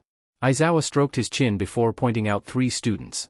Miruko, Hawks, Ryukyu, come and pick one of them each, Aizawa instructed. The 3 students all looked at each other, slightly nervously. The first one to step forward was a dark-skinned girl with white hair and white rabbit ears sticking out of the top of her head. The 3 noticed a small fluffy rabbit's tail behind her and that her boots looked like a rabbit's foot. She stepped forward and grinned confidently. Alright, sure thing, I guess I'll take the girl then, she said loudly. Aizawa nodded, gesturing for Mina to go and step forward to her. The next one to step forward was a young man with sandy blonde hair and large red wings. He grinned good-naturedly and waved over at Izuku. Come on then kid, I like the look of you, he said. Izuku nodded and went to join him. That left the last student, a girl with chin-length blonde hair with a fringe covering her right eye. Very well then, I suppose that leaves you with me then, she said looking towards Hitoshi. Aizawa nodded as Hitoshi went to go and stand with her. Alright then, you've each got a sparring partner, he announced. The whole class just stared at Aizawa, the 3 selected students in particular. You want us to fight them? Hawks asked, scratching the back of his head. They have names, Izuku spoke up from his side, his voice artificially deepened by his quirk, a little trick he figured out a while ago, a way to use the darkness on the inside of his body to partially block his vocal cords, making his voice sound much deeper than it normally is. The taller boy next to him flinched, not expecting the frankly scary voice from the teen. Oh, right, sorry, what is your name? He asked, a little bit sheepish and a little bit scared. Izuku Midoriya, he announced. Mina Ashido, Mina spoke up, looking at Miruko. Hitoshi Shinso, Hitoshi added, glancing at Ryukyu out of the corner of his eye. Hawks nodded, holding a hand out to Izuku. Alright then, good to meet you Midoriya, I'm Kigo Takami but you can call me Hawks, that's my hero name, we all choose those while we're here so we can go on dash. I know, I'm 6 years younger than you, not stupid, Izuku cut him off, voice still deep. The class noticed Aizawa not quite managed to hide an amused and maybe proud-looking smirk. Right, no, of course not, 6 years younger huh? All of you? Hawks asked, looking at the other 2 teens, spooked by Izuku's voice once again. The other 2 nodded in affirmation. Okay then, this is bullshit Aizawa, I'm not fighting a 15-year-old kid, Miruko snapped. Aizawa chuckled, oh yes you are, believe it or not, they asked to do something like this. Ryukyu looked down at the indigo-haired boy standing nearby. You are sure you wish to do this? We're third-year students, we've been doing this for years dash. We know, like Izuku said, we're 15 but we're not dumb, we wouldn't do this if we didn't think we could, Hitoshi responded, cutting her off. The class started growing slightly agitated at this. Who did these kids think they were? Thinking they could go up against trainee heroes. Miruko meanwhile was getting fired up. Oh I like these kids, they've got some fire in them, she said excitedly, grinning in anticipation. Mina gave a small and slightly worrying grin. You should choose your words a bit more carefully, she warned, tone teasing and amused. Aizawa clapped his hands, getting everyone's attention. Right then, you 3 pairs will be facing off against one another one at a time on this field, he announced, gesturing behind him. The students recognized it as a smaller version of the tournament arena from the sports festival. First of all, Ryukyu and Shinso, Aizawa announced, gesturing the other pairs and the class to move away. Hitoshi and Ryukyu took their positions on the opposite ends of the field. Now then, before the match starts, why can tell me why we're doing this exercise? Aizawa asked, looking over the class. A girl near the back held her hand up. Aizawa pointed to her. To get us to limit our powers to avoid injuring people too badly? Aizawa smirked, a good answer but not the right one, he replied, pointing at another raised hand. Another lesson on expecting the unexpected, a boy suggested. Technically true but also not quite the answer I was looking for, Aizawa responded, gesturing for hands to be put back down. The matches should show what I'm trying to teach you. He stepped up to the halfway point of the field, stood off to one side. Match ends when one fighter is knocked out, immobilized, yields or leaves the arena. Are both fighters ready? Both nodded. Aizawa threw his arm in the air. Begin. Hitoshi was the first to move, his opponent still apparently hesitating at the idea of fighting someone quite a bit younger than her. That was fine, he could use that. He closed most of the distance between them before she started moving, the whole class surprised at the teen's speed. Ryukyu came in with a right hook covered in pale gray scales. Hitoshi dodged it easily, using his smaller stature to duck underneath the blow and close the distance. Hitoshi saw his opponent's eye widen when she saw a glint in his hand just before he slashed a previously hidden dagger at her. He had been practicing with knives over the past few months, finding he had the most skill with them. Ryukyu just barely jumped backwards out of the way of the shining blade in his hand. Even at a glance she could tell that was a real blade. Using her strong, scale-covered legs to get more distance from her opponent, she thought she was safe. She was proved wrong when she saw that he was suddenly holding another blade in his offhand just before he threw them both at her. She dodged out of the way of one of them, but the other left a gash in her cheek, even cutting a small part of her fringe off. She snarled in pain and annoyance. She hated it when things happened to her hair. She leapt forward towards her opponent again, aiming to take his head off this time. She nearly did until just before she made contact. She remembered she was fighting a 15-year-old kid and she faltered for just a second. That was the second Hitoshi was waiting for. He used her hesitation to dodge her strike and position himself just behind her as she landed. While she was still facing away from him, he drove a foot into the back of her knee, making her crumple to one knee. Also taking advantage of her arms still being raised, he drove a vicious jab right into her kidney. Ryukyu groaned in pain. For a kid, this guy had a hell of an arm on him. She held her side with one arm, rubbing it slightly, the other raised in front of her face, her vision blurred slightly from the water built up in her eyes. She shook her head and turned back round to face her opponent, who this time had made some more distance away from her. A bit more cautious this time, she stalked towards him, almost like a predator would. The two fighters circled each other for a few moments before she pounced towards him, closing the distance in an instant. She assumed he wouldn't be able to react that quickly. She was wrong. Hitoshi threw the handful of dust he had picked up while she was clearing her eyes into her face, temporarily blinding her. She missed him, ending up sliding on both her knees a short distance away from him, rubbing her eyes vigorously, trying to get the dust out. Hitoshi quickly seized the opportunity, leaping at her, clinging to her back and wrapping his legs around her torso, drawing his final hidden dagger and holding it to her throat. "Yield if you wouldn't mind," he asked, his voice almost scarily calm considering what they had just done. In a daze, Ryukyu was about to obey when she suddenly felt a feeling of deep anger from inside her. She was a dragon, she couldn't allow herself to be defeated by a child. She grabbed his arms with hers, pulling the knife away from her throat and tossing him over her shoulders, Hitoshi hitting the dusty arena ground with a thud and a pained groan, the knife clattering away out of bounds. Ryukyu growled, wiping the last of the dust out of her eyes and taking a few steps back. "All right then, no more holding back," she snarled. She fully activated her quirk, turning into a tall Western-style dragon. Hitoshi, from his position on the ground, watched this and smirked. Groaning slightly and getting to his feet, he called out to the large beast. "Well, doesn't look like I can win now. At the very least, can I know your hero name before you beat me?" he asked, a small smirk only visible to the three others who would recognize it. Ryukyu huffed in her dragon form. Shouldn't he already know it? Was he not listening earlier? "I am Ryukyu," she answered. Then her mind went blank. Hitoshi smiled. "Nice to meet you, Ryukyu. Would you mind stepping out of bounds, please?" Unable to resist, Ryukyu stomped out of bounds in her large dragon form, moving as if she was sleepwalking. As soon as she crossed the line, her mind came back to her and she whirled back around, facing her opponent still in the ring in shock. "Ryukyu is out of bounds, Shinso wins," Aizawa announced. An entire class of gobsmacked students stood behind him. Hitoshi was giving her a genuine smile. "That was a really good match, thanks a lot for that, Ryukyu. Sorry about your fringe, I didn't mean to get that side," he called out to her, voice sounding much friendlier than it did earlier. Ryukyu just stared at him, reverting to her human form. "How? What did you just do?" she gasped. "That was my quirk. Until then I was fighting you basically quirkless," he told her, his smile not fading. The class was astounded. Not only did that kid somehow make her walk out of bounds by herself, he nearly beat her while not using his quirk at all? I see, I clearly have much to learn. However, you pulled some dirty tricks during that match," she told him, frowning at him slightly. Hitoshi shrugged as he left the pitch, walking to Aizawa's side. "Now then, Hitoshi, would you like to tell Ryukyu why she lost?" Aizawa offered. He nodded, sure thing, he responded before turning to face his opponent again as she approached.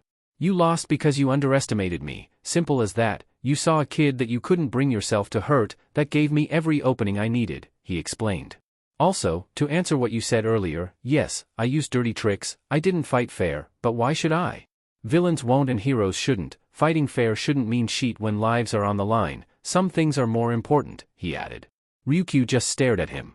He was completely right, she knew that, she just couldn't believe it took getting defeated by a 15-year-old for her to learn those lessons. She took in a deep breath before stepping closer to Hitoshi and holding out her hand. That was a good fight, Shinso, thank you for it and thank you for helping teach me valuable lessons. Hitoshi smiled and shook her hand in return. Of course, you're welcome, I enjoyed myself, and please, feel free to call me Hitoshi, I prefer it to my family name anyway, he offered. Ryukyu nodded, smiling slightly and giving the boy another look over. This kid was interesting, if he became a hero, he could go very far. He might be suited more as an underground hero considering his fighting style, but she would feel honored to fight alongside him one day. Very well, thank you Hitoshi, in that case, feel free to call me Ryuko, she replied, giving him a small respectful bow which he then returned. With that, Aizawa turned back to the class. Now then, does anyone want to guess what the lesson I'm trying to teach you today is? He asked. The girl that guessed earlier raised her hand again. Not to underestimate our opponents no matter what, and to be prepared to fight dirty since our enemies will too. Aizawa nodded, pleased. Very good, exactly right, underestimating opponents has claimed the lives of countless heroes before, I don't want any of you to make that same mistake. The class nodded, understanding the reasoning behind the lesson now. Aizawa turned to the next pair. Right then, Miruko, Ashido, you're up. Miruko was bouncing on the spot in excitement, that match was exhilarating to watch and now she was even more excited to see what tricks her sparring partner had up her sleeves. The two went to their places at the ends of the arena, Mina grinning confidently and Miruko still hopping with anticipation. Same rules apply, both fighters ready? Aizawa asked. Both girls nodded. Begin. Having learned from the first fight, Miruko wasn't going to underestimate her opponent. She used her strong legs to launch herself towards the girl at the opposite end of the field, both of her legs held out in front of her in a drop kick. Even given Hitoshi's display of speed earlier, everybody was still surprised at the distance Mina managed to cover before the two opponents grew close. At first, Mina was just running normally, without the aid of her quirk. When there was about 2 meters of distance between them, Mina produced napalm from the soles of her feet, causing her to slide along the ground below Miruko. As Miruko went sailing over her head like a carrot-powered ballistic missile, Mina shot a fist above her head, her strike landing squarely in Miruko's gut. The rabbit hero grunted as the devilish girl's fist was planted into her stomach as she slid underneath her, the pain spoiling Miruko's plans for landing, resulting in her landing in a tangled, dusty heap. She didn't stay down for long though, she hopped back to her feet, grinning wildly. Not bad devil girl, you're quicker than I expected, she congratulated. Mina was swaying from side to side, shifting her weight from one foot to another, ready to move as soon as she needed to. Thanks, you're not so bad yourself bunny girl, she replied teasingly. Miruko chuckled, yeah, she liked these kids, this girl in particular. That only meant she was going to push herself even farther though. She started sprinting towards her opponent, her strong legs allowing her to move much quicker than even some people with speed quirks.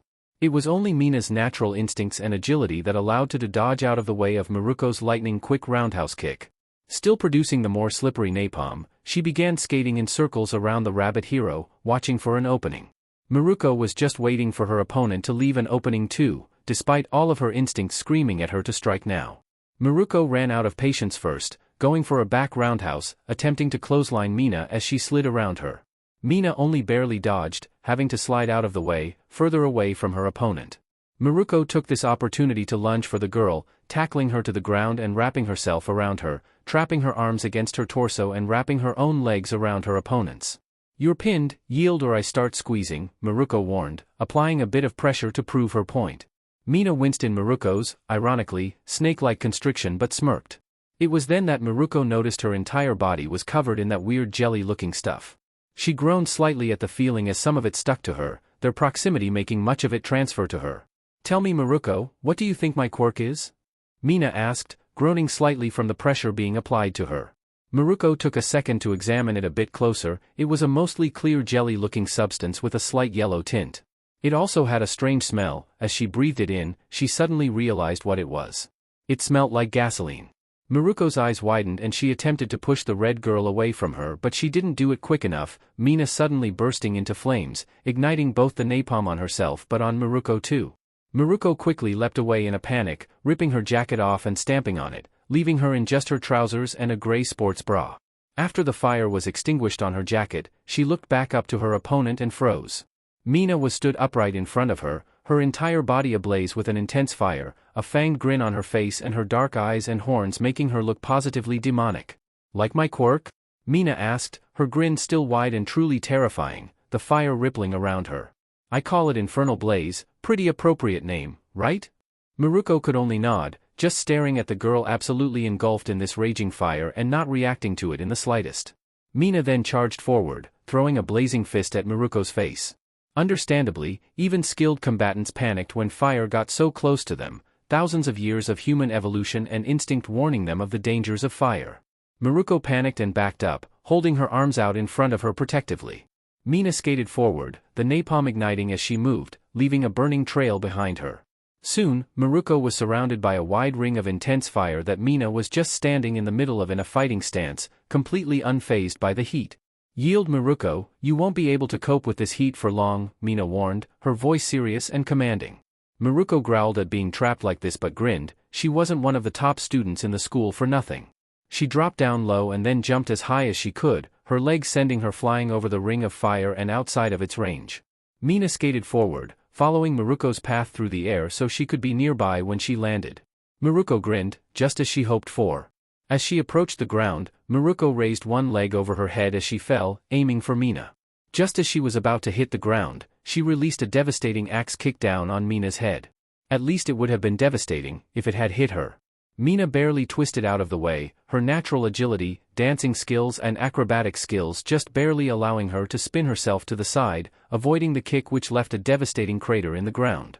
As Miruko recovered from the landing and the impact, she felt Mina wrap herself around her, much like she had done earlier in the match, her opponent still ablaze. "Yield now," Mina commanded. Feeling the intense flames liking at her flesh, Miruko growled. "I yield," she cried out in pain. Instantly, the flames died out and she just felt Mina clinging to her, thankfully no longer ablaze.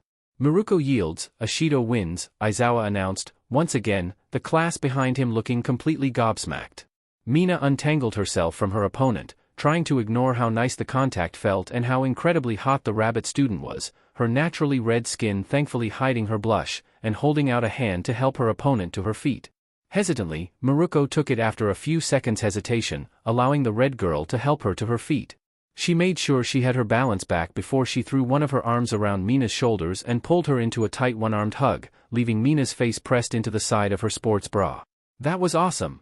Miruko cried, tightening her hold on the devilish girl. "I thought I had you there and then, whoosh, UFING burst into flames. That was epic," Miruko added, cackling excitedly.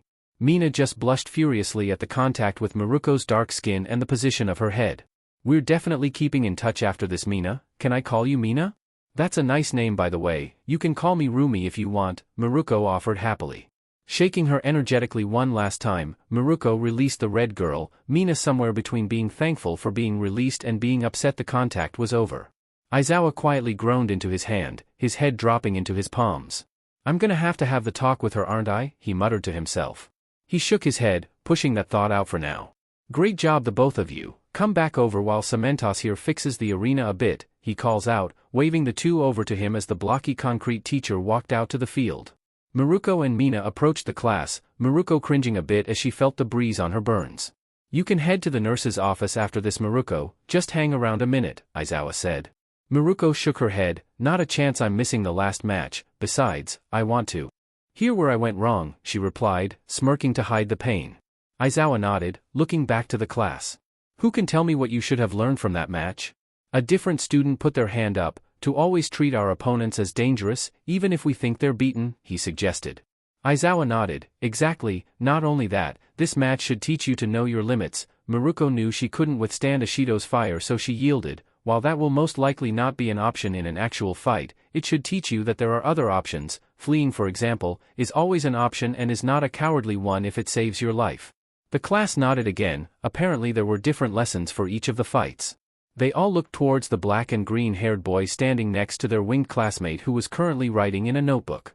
They all grew nervous. Hawks was the most promising student in the whole school. What the hell could this kid do? As Cementos finished repairing the damage left by Maruko's kicks and Mina's fire, Aizawa turned to the third and final pair. All right then, Hawks, Midoriya, get up there, he instructed. They both nodded, Hawks, a little nervously. Aside from himself, those other two were probably the strongest students in the year if not the school, and they were both beaten. He glanced at the kid walking towards his place on the arena. The match hadn't even begun yet and he was already terrified. The two reached their places and got ready.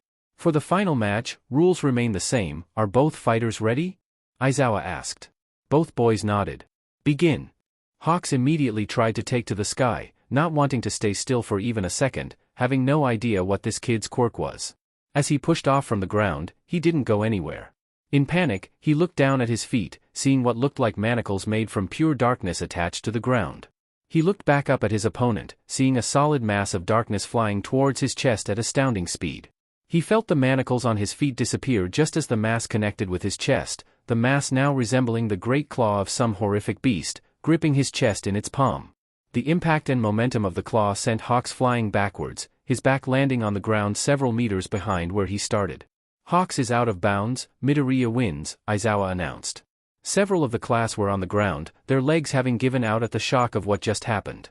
Hawks was the best student in the school and this kid took him out in under 5 seconds. Even Ryukio and Maruko had their mouths wide open in shock, not believing what they had just seen. The shadowy claw dissipated, allowing Hawks to stand up, himself still not quite sure what happened. He looked over at his opponent who surprisingly, looked disappointed. Ah, that's a shame, I wanted a good fight like the other two, he hummed. He then snapped his fingers and looked towards Aizawa. Hey Aizawa, can we have a rematch? I won't finish that one quite so quickly. Aizawa thought for a second before nodding, sure thing, just explain what let you win so easily first. Izuku nodded, jogging towards the class. Alright, well, long story short, I've been watching you all for weeks, learning every single thing about your quirks, fighting styles and personalities that I could, he explained. In theory, I could have gone up against any one of you and known what your quirk was, how you used it and what its limits were while you knew absolutely nothing about mine, giving me a huge advantage. Aizawa nodded. The lesson here is that if you become famous heroes, villains will know who you are, and what your quirks are while you will most likely know nothing about them. That gives them an advantage as they can take you by surprise, he added. This goes back to the lesson from Ryukyu and Shinso's match, never underestimate your opponents, especially when they may have more intel than you. The class didn't nod this time, still staring at the teenager who beat their strongest classmate like he was nothing. Aizawa turned back to Izuku. Alright Midoriya, go on and have your rematch. Izuku grinned and ran back to his position, Hawks already having retaken his in preparation. Alright then, begin. This time, no shadowy restraint stopped Hawks from taking to the sky. Last match his opponent showed he had long-range capabilities, now he wanted to see if he had close-range ones too. Tucking into a dive, Hawks shot towards Izuku like a feathery bullet. Izuku pulled up a wall of shadow in front of him, making Hawks back off before he impacted with it. Hawks hovered in the air for a second, thinking of his next move, then the shadow wall transformed into a hovering swarm of icicle-like shards of darkness. Oh crap! Hawks muttered in alarm as the projectiles flew towards him. Flapping his wings forward, Hawks fired off as many of his feathers as he could to intercept the shadowy spikes. The shadows simply cut through his feathers, sending them fluttering to the ground, his control over them severed. His eyes widened. How tough were those shadows? His feathers were strong enough to carry a grown man and they just cut right through them. Panicking slightly, Hawks shot upwards into the sky. While still lightning quick, due to missing around a third of his feathers, he had lost a good portion of his speed. However, he was still fast enough to outrun the spikes. Hoping that Izuku could only concentrate on one thing at once, Hawks shot towards him again, flying past the spikes and heading straight for his opponent, pulling a feather from a wing and wielding it like a sword. Hawks grinned. He'd used his feather blades to cut through steel girders before, he should have no problems breaking through any defenses the kid could put up. Izuku watched the winged student flying towards him, feather blade in hand. With one hand, he controlled the rain of spikes following close behind him. He extended the other and called on any nearby shadows, willing for a weapon to appear. What happened was that instead of the shadows coalescing into a solid form for him to use as it normally did, it seemed like Izuku opened a small shadow portal in the palm of his hand and that something came through. As the weight settled in his hand, Izuku glanced down at what was in his hand. It looked like some kind of cane, made entirely out of metal. The mane of the cane seemed to be made from some black metal, although the handle appeared to be polished silver. The handle also resembled the head of an eagle, and as it settled into his hand, the pointed tip of the cane pointing away from him, he realized it felt like a sword in his hands, similarly weighted. The only difference was the handle being at an angle rather than a regular sword's hilt. Remembering what was happening, he looked back up at the approaching feathery agent of destruction and swung his cane to meet his feather blade. There was a loud clang as the impact of the blade meeting the cane sent Hawks flying back a few feet, the feather breaking apart in his hands. Hawks just looked down at his hands in shock for a second before shadows appeared in his vision and he remembered what was still behind him. Quickly spinning around, he sent out as many feathers as he could while still remaining in the air, forming a barrier around him. Improvised special move, feather shield, he muttered, curling up inside the shield, waiting for the impact. The spikes embedded themselves into the feathers with a series of slicing noises, however none of them fully penetrated the feathers, apparently having been slowed enough by the shield. Hawks grunted and sent the feathers with the shadow spikes embedded in them as far away as possible. He noticed them turn to black mist after a second or two and flow towards his opponent. "Alright then," came the artificially deepened voice of Izuku. Hawks turned around to face his opponent again. His opponent was now clad from the neck down in what looked like thin plate mail armor made from shadow, his cane thing in his right hand and a devilish grin on his face. "Let's see how you do on the ground," Izuku said, waving his left hand in the air. Hawks felt his wings get wrapped together, presumably with some sort of shadow bindings, making him drop the 4 or so feet he was hovering above the ground. Almost by instinct, Izuku flicked his right hand out as he took a step forward, flicking the cane through the air, the haft of the cane segmenting and becoming a row of sharp blades on some kind of cable. He flicked his new bladed whip into the air, still grinning widely. "Let's do this, Hawks," he growled menacingly. Hawks barely had time to reach behind him and draw 2 more feather blades before his opponent's new weapon came strkng through the air towards him, there being a loud snapping noise as it reached its maximum length, which seemed to be about 2 meters now. Hawks was immediately forced onto the defensive, only being able to use his blades for defense, having to replace them constantly as they were sliced in half by the razor-sharp bladed whip wielded by his opponent. This whole time, the grin never left Izuku's face, having too much fun really letting his powers loose like this. As both of his latest blades were neatly severed by the whip, Hawks reached back to draw more, only to find he had no more feathers available. He had used them all. With this realization, panic set in and he looked back up at the agent of darkness before him, still grinning unsettlingly. Quickly slamming the tip of his cane back onto the ground, making it reform into its original form and flicking it into his left hand, Izuku called all the shadows making up his armor into his right hand, making a huge, whirling shadowy fist. Hawks could only stare at this and brace for death.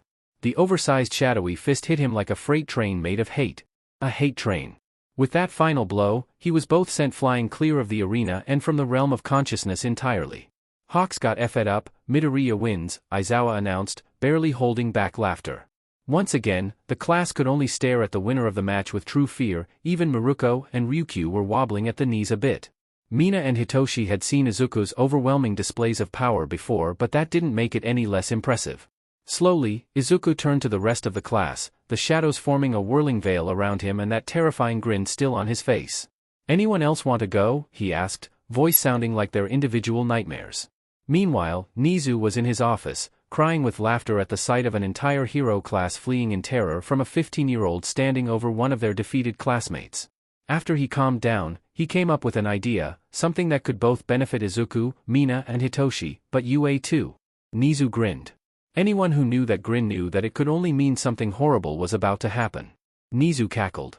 "Oh yes, that'll do nicely," he laughed manically, spilling his cup of tea all over himself as he laughed like a supervillain. It was the day after Izuku had chased an entire third-year class from a training field, screaming for their lives as they did so, that Izuku, Mina and Hitoshi found themselves in Nizu's office for that day's lesson. As it happened, today was all about tests and exams. None of them were excited about this, especially when they saw the worryingly tall stack of papers on Nizu's desk, but they grit their teeth and got through it. Many hours later, the trio were mentally exhausted, having been tested almost non-stop for the past 8 hours, but they had finished all of the tests. Nizu had been grading them as they worked, grading one exam while they worked on the next, and so they only had to wait a short while for the last one to be marked. With that done, he hopped off his seat and went over to the trio, all slumped in their seats, still too mentally exhausted to do anything. I know today has been a long one, but can I have your attention for a few minutes please? He asked. The three teens all slowly sat more upright, turning their attention to their rodent teacher. Nizu beamed widely, looking over the three in turn. Well done you three, you've just completed the final exams that you would have taken in high school, he announced. They all looked at each other in confusion.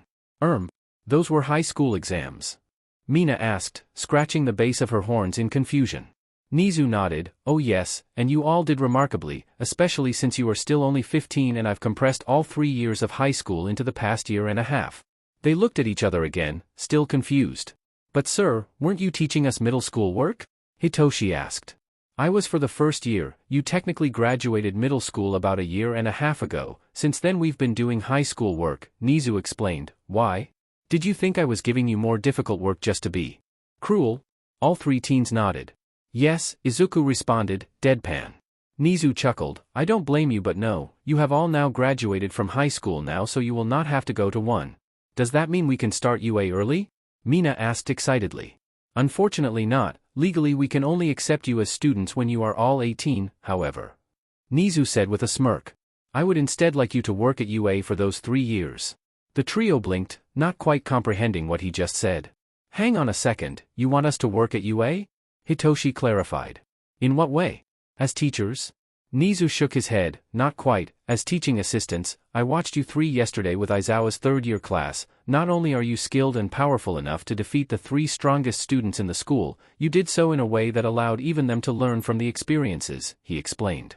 From the start of next year, I want to attach you 3 to a first-year hero class. You will help train them all the way up to their 4th year, at which point you will become students yourself. The trio looked at each other, all intrigued at the prospect. Could we have some time to think about it, Nizu? Izuku asked. Of course you can, you no longer have to come to these lessons now that you've done the exam, so take all the time you need and congratulations once again, you graduated both middle and high school in 3 years, that is an incredible achievement, Nizu responded, beaming proudly. The trio turned to leave after giving Nizu a small bow. Thank you Nizu, they said in unison. As they walked down the hallway, they remained in silence for a few minutes, all thinking over what he said. I think we should do it, Izuku said, breaking the silence. Mina nodded although Hitoshi still looked unsure. I think it might be interesting but I'm not sure yet, he responded, rubbing the back of his neck.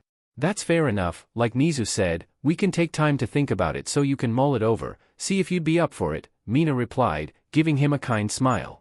Alright then, I think I'm gonna go take a nap, I'm exhausted, Hitoshi responded, walking off in the direction of their house. That left Izuku and Mina together, just wandering around the campus with no goal in mind. Ooh, hey Izuku, why don't we head into town? I heard a new hero merch shop opened, why don't we go look for it? Mina suggested. Izuku grinned excitedly. Good idea Mina, let's go. On their way out of UA, the duo passed a group of students from the third-year class they trained with yesterday. Upon seeing them, they proceeded to turn around and run the opposite direction, other students watching with confusion. Why exactly were hero students running away from some teenagers? The pair soon found themselves in downtown Muzutafu, searching for the rumored merch store and enjoying the good weather.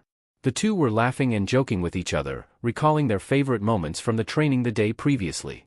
They'd soon almost forgotten what they came into town for, instead just enjoying walking around and talking. They had just passed under a shadowy underpass when Izuku noticed the manhole underneath Mina's feet begin to rattle. Mina, watch out! Izuku shouted, jumping backwards. Mina froze for a second in surprise, then the cover flew into the air and a large mass of foul-smelling sludge oozed out. The sludge creature immediately engulfed Mina. She only had time to let out a muffled shriek before the sludge started to seep down her throat. Oh, that's lucky, a nice medium-sized skinsuit for me to escape in, the sludge gurgled. Hey! Get the hell off her!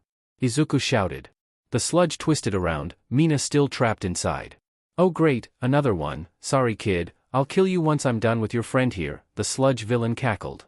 Izuku stayed silent for a second, then he started laughing uncontrollably. Oh god, that's funny, you think you're a threat to either of us, he laughed. The sludge growled, I've got your friend don't I? Izuku finished laughing, not for much longer you don't, Mina, turn up the heat, Izuku instructed. The underpass was immediately filled with the stench of burning garbage and the sounds of bubbling liquid and screams of pain. The sludge villain immediately spat Mina out, sending her sprawling along the ground, still fiercely ablaze. Now she was clear, Izuku formed a sharp scythe of darkness just to the side of the sludge villain and neatly sliced it into 2 smaller halves. The villain screamed in both pain and rage. Izuku then used all the shadows around him to form 2 large spheres, completely surrounding the 2 halves of the villain. Just behind Izuku, Mina started chuckling, allowing her flames to extinguish. Well, look at that, not even at UA yet and we've already caught our first villain. Izuku nodded but then groaned at the smell still in the underpass. With a wave of his hand, 2 small plugs formed in his nostrils, blocking the smell. He then held out his hand to Mina with 2 more. She took them gratefully and blocked her nose. Well, now what do we do? She asked. I don't actually know what you do with a villain once you've caught one. Izuku shrugged. Take it to the police, I guess, he suggested. The pair nodded at each other and were about to begin walking away when an echoing laugh sounded out from the sewer the sludge came from. And no need to fear civilians, came a booming voice as a large blonde man appeared. Because I am here, announced All Might, striking a fighting pose as he came out of the sewer. Immediately caught off guard at the lack of villain, All Might froze for a second and looked around, catching sight of the 2 starstruck teens. Yes, hello civilians, did you see a villain pass by? Large, made out of sludge, smells terrible, he asked them, dropping out of his pose. The 2 just stared at him for a few seconds. Holy crap, it's All Might! Izuku shouted. All Might flinched slightly. Yes, it is I, thank you civilian, but did you see the villain I was chasing? Mina waved her hand in the air casually. Oh, don't worry about him, we got him, she told him. All Might pet his head to the side. What do you mean you got him? Whoa! All Might exclaimed as he noticed the 2 floating spheres of darkness floating not far above him. Now slightly calmer, Izuku nodded. Yeah, he appeared out of the sewer and grabbed Mina. She used her quirk to escape and then I cut him in half and captured him with mine, Izuku informed him casually. All Might looked at the 2 teens in surprise. What do you mean you cut him in half? All Might asked nervously, his voice quieter now. Right, give me a second, Izuku said before slamming both of the spheres against the walls and ceiling several times each. Stop trying to escape, it's not going to work, he shouted at the spheres. Once they had stopped moving and there was no more noise coming from them, Izuku released his hold on the shadows, letting the 2 unconscious halves of the sludge villain fall to the ground with a wet splat. That's what I meant, he's entirely made out of sludge so it wouldn't harm him and it made it easier for me to restrain him, Izuku carried on, as if he didn't just slam a villain against a wall several times. I see. All Might said hesitantly. Right, anyway, thank you very much for your assistance civilians, but I should take this one to the station. Mina giggled. How are you going to do that, All Might? She asked. All Might hummed, that problem only just occurring to him. Don't worry, I got it, Izuku said, stepping forward with a large empty bottle that someone had abandoned in the underpass. He formed a funnel made out of shadow with the bottle underneath it, using other shadows to scoop up the sludge and push it through the funnel. Soon enough, the entire villain was contained in the bottle and the lid was secured. There you go, All Might, one cold refreshing bottle of Diet Evil, Izuku said with a smirk on his face, holding the bottle out to the large hero. All Might gave out a booming laugh. Thank you for your help, you two. May I know your names? All Might asked, taking the bottle and putting it in a pocket. I'm Izuku Midoriya, it's great to meet you, All Might, Izuku responded, smiling excitedly. And I'm Mina Ashido, ditto, said Mina, bouncing in place slightly. All Might let out another booming laugh. Well, thank you very much again, Midoriya, Ashido, but now I must be going, I need to take him to the station, All Might thanked as he began stretching, preparing to jump. No problem, All Might, good luck, called Izuku as All Might leapt into the sky. He turned to Mina with an excited grin on his face. Today we graduated high school, beat a villain and met All Might, can this day get any better? Mina giggled, it might have been better if you'd asked him for his autograph. Izuku stared blankly for a second. Sheet. Bakugo growled as he stalked through an alleyway, those 2 idiots that followed him around everywhere behind him. He'd been particularly antsy lately, not having any outlet for his anger. After that shitty middle school got closed down in the first week, he was forced to go to a new one. This one was run by idiots, they even tried to punish him for using his quirk to show weak idiots what their place was.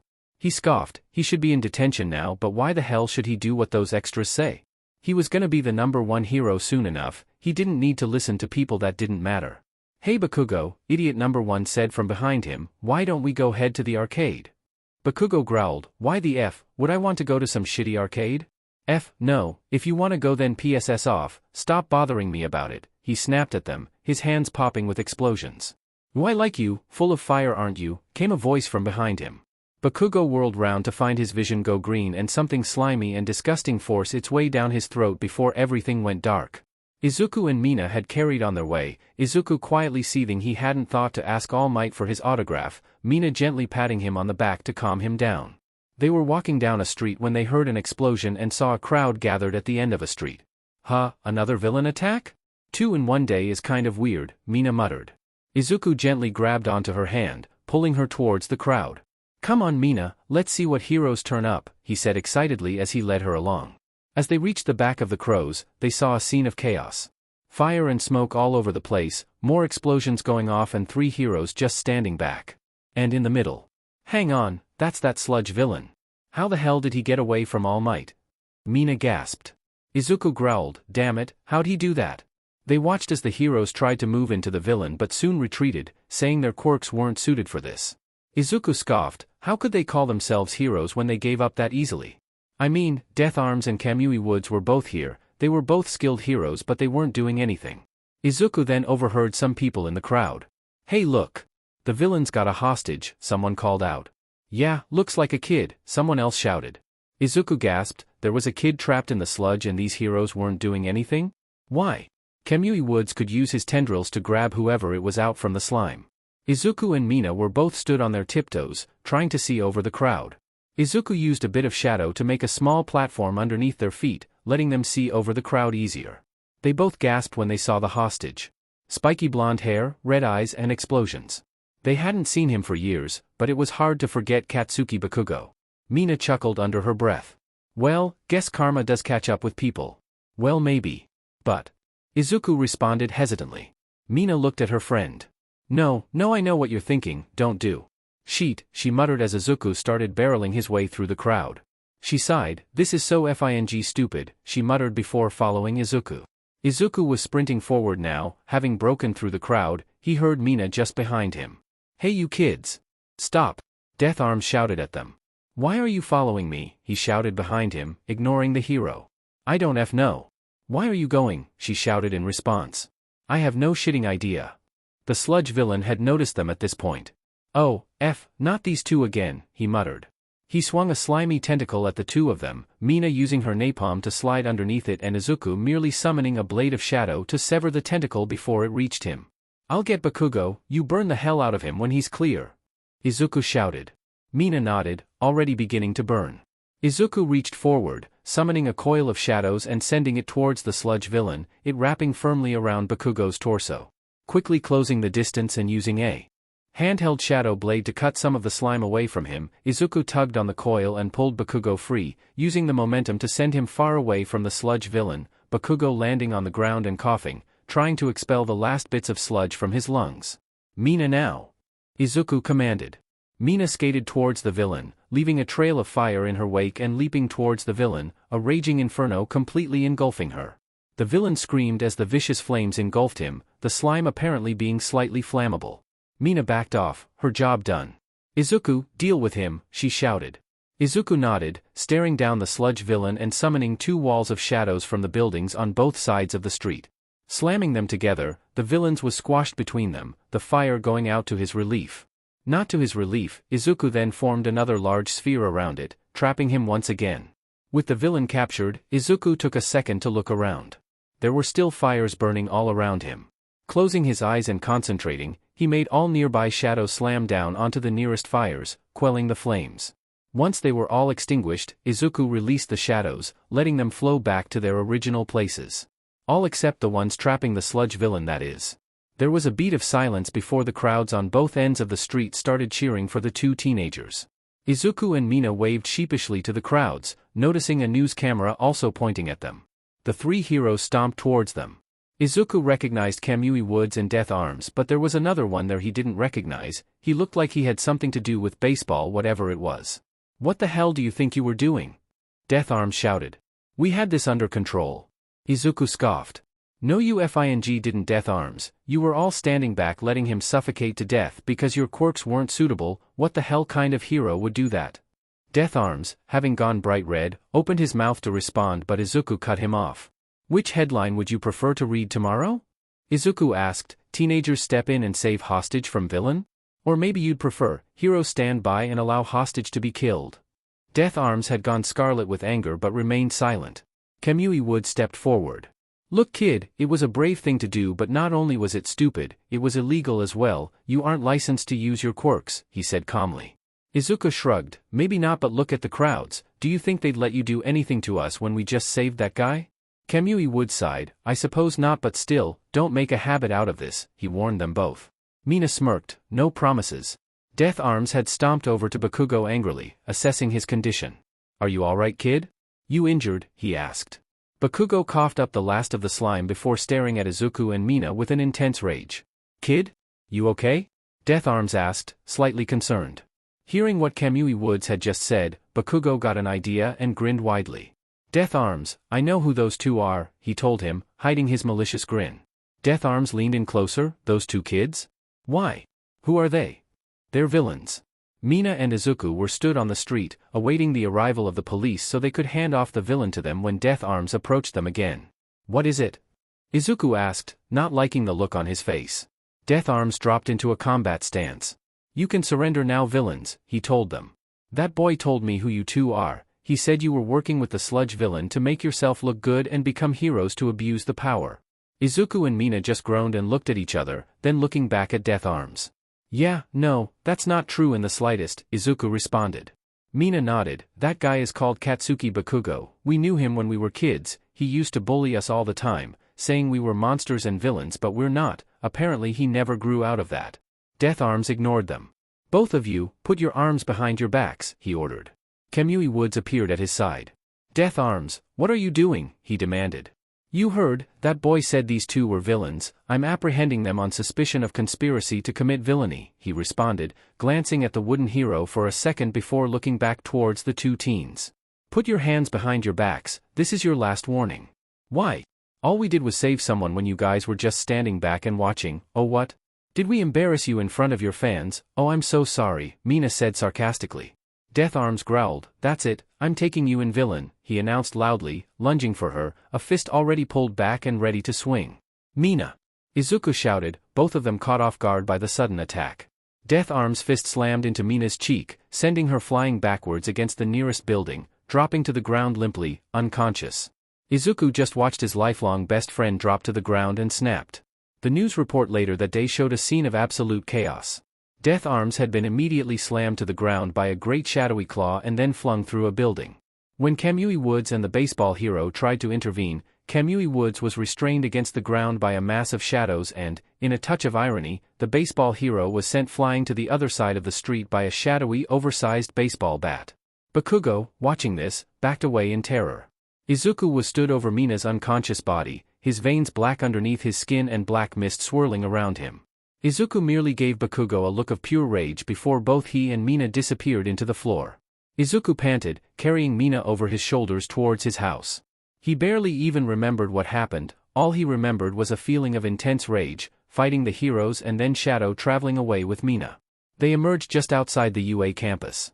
Izuku quickly slung Mina over his shoulders and ran as quickly as he could back home. Reaching the door quickly, Izuku slammed the door open, making Aizawa, who was sat on the sofa, leap to his feet.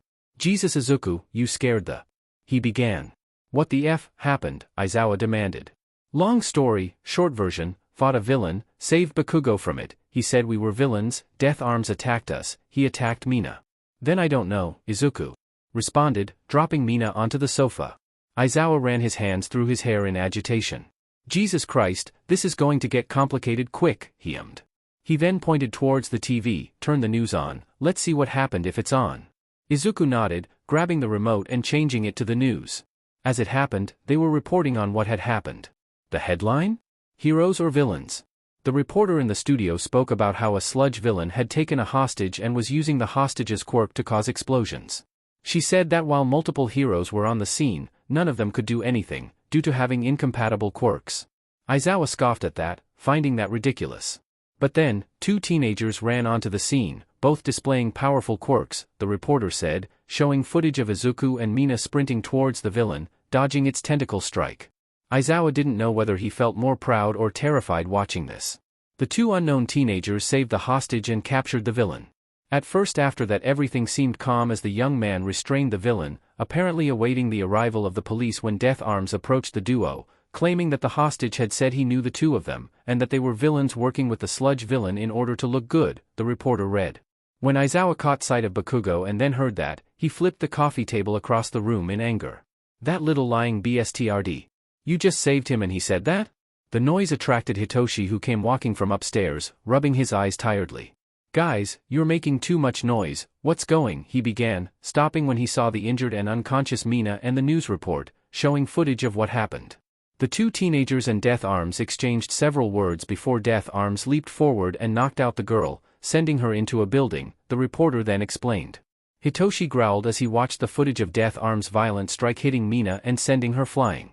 Then, the young man seemed so go into a frenzy, attacking Death Arms, restraining Kamui Woods and also attacking a new hero before both he and the girl disappeared into the ground. Izuku just watched himself on the screen, the shadows whirling around him and his veins flowing with darkness underneath his skin. He watched the savagery with which he slammed Death Arms into the ground and then through a building. He knew he should feel ashamed? Guilty? But he didn't. He attacked his best friend, he got what he deserved. Death Arms is currently being taken to hospital in critical condition and the police are looking for the two escaped vigilantes. Izuku just sank down onto the sofa, resting a hand on Mina's shoulder, rubbing it gently. Aizawa sighed loudly. So, you're vigilantes now apparently, he muttered before turning to Izuku. They're going to find out who you are and where you are soon enough, he said. We need to go and talk to Nizu. Izuku nodded. Right, Hitoshi, can you stay here with Mina? He asked. Hitoshi nodded, taking a seat next to her. No problem, go on. Izuku rested a hand on Aizawa's shoulder and they both disappeared into shadow, reappearing just outside Nizu's office. Aizawa burst through the door, not bothering to knock, Izuku following behind him. You've seen the news, haven't you, Nizu? Aizawa asked. Nizu was sat at his desk, a broken cup of tea nearby and a tea stain on his vest. I have, and I'm furious, he replied. Not at you or Mina obviously, Izuku, but at that one you saved for lying and that idiot Death Arms for jumping to conclusions like that. Izuku nodded. Thank you for your faith, Nizu. Aizawa slammed his hands onto the desk. What are we going to do about it? Students will see that news report and it's not like none of them have seen Izuku and Mina here before. One way or another, the police are going to find out where they are and they're going to demand we release them to them. Nizu nodded sagely. Yes, most likely the police have already been informed and are on their way here now. Well, what are we going to do, because there is no FING way I'm handing them over, Aizawa snapped. And nor will I, Nizu snapped back, his usual smile and joyful tone gone. I am not letting my prized students be arrested for doing a good deed. I will not permit anyone to hurt them for defending one another from an unprompted attack. Let me make this perfectly clear, he added. UA stands with them both, and we will not be giving them up. Well, looks like it's time to prove it, Aizawa said, looking out the window. The police are outside. Nizu spun around in his chair, looking out the window at the UA gate, watching several police cars full of officers pull up just outside. He sighed softly and pressed a button underneath his desk, watching the UA barrier close. This is going to be a complicated few days, Nizu remarked, looking over the city from the window, wondering what exactly was going to happen. Needless to say, the news that UA was now effectively under siege by the police force spread quickly throughout the city and beyond. Many different news organizations watching the scene of the closed UA barrier behind a police barricade. The police had set up a cordon around the gate and had even called in several local heroes to assist them, most of them being reluctant to. Meanwhile, inside the school, Nizu had announced the situation over the campus-wide speaker systems and had told the students that for as long as this lasted they were to remain in their dorms under the supervision of their homeroom teachers. They were under no circumstances to attempt to leave or interfere with the situation upon threat of expulsion. There were a few exceptions made, however. Nizu had sent word for a trio of third-year hero students to come to his office. Those three were Hawks, Miruko and Ryukyu. The trio of students were confused as to what exactly was going on. They had all seen the news report but didn't know the context of what happened. Miruko took Death Arms' attack on Mina personally. The bunny student was furious as they made their way towards the office. Ryukyu was quietly contemplating what courses of actions could be taken while Hawks was worried for what would happen to Izuku and Mina. They arrived at the door to find it already open, Nizu waving them inside. The room was the busiest it had been for years. Nizu was at his desk, Izuku and Aizawa were looking out of the window. At the police barrier, Hitoshi had brought Mina to the office and he was sat next to her on a sofa moved to the office, Mina groggily rubbing her jaw as she came to consciousness. Hisashi, Namuri, Recovery Girl and Cementos were also there, scattered around the room. Ah, good to see you three, Nizu greeted as the trio of students entered. The room went quiet as he spoke. The three stepped into the room. Thank you, sir. But what are we doing here? Hawks asked, glancing at Izuku. Quite simple really, Nizu said. You have all seen the news report, yes? They all nodded. Well, what you should know is that due to Izuku and Mina knowing the hostage and having a poor relationship with him, the hostage, for whatever reason told Death Arms that they were villains that were working with the sludge villain they defeated, Nizu explained. Miruko huffed angrily. That's bullshit, no way they're villains. Nizu nodded. Quite right, it is a ridiculous thing to assume, especially given what they had just done. I had thought that Death Arms was smarter than that, but apparently not. Hawk stepped forward. So what do you want us to do? Ah yes, apologies, what I want you to do is quite simply, when it comes to it, I want you to tell the police and anyone necessary what you know of them and that they are not villains, Nizu explained. Ryukyu nodded. That seems simple enough, is that all you need? Yes, hopefully that will be all that is necessary. I do not think there will be any active hostilities, but even if there are, you are to stay out of it. I am not having any more of my students be treated as villains, Nizu replied firmly. The trio all nodded. Very good, thank you, you may return to your dorms now, Nizu instructed, returning his attention to the screens on his desk.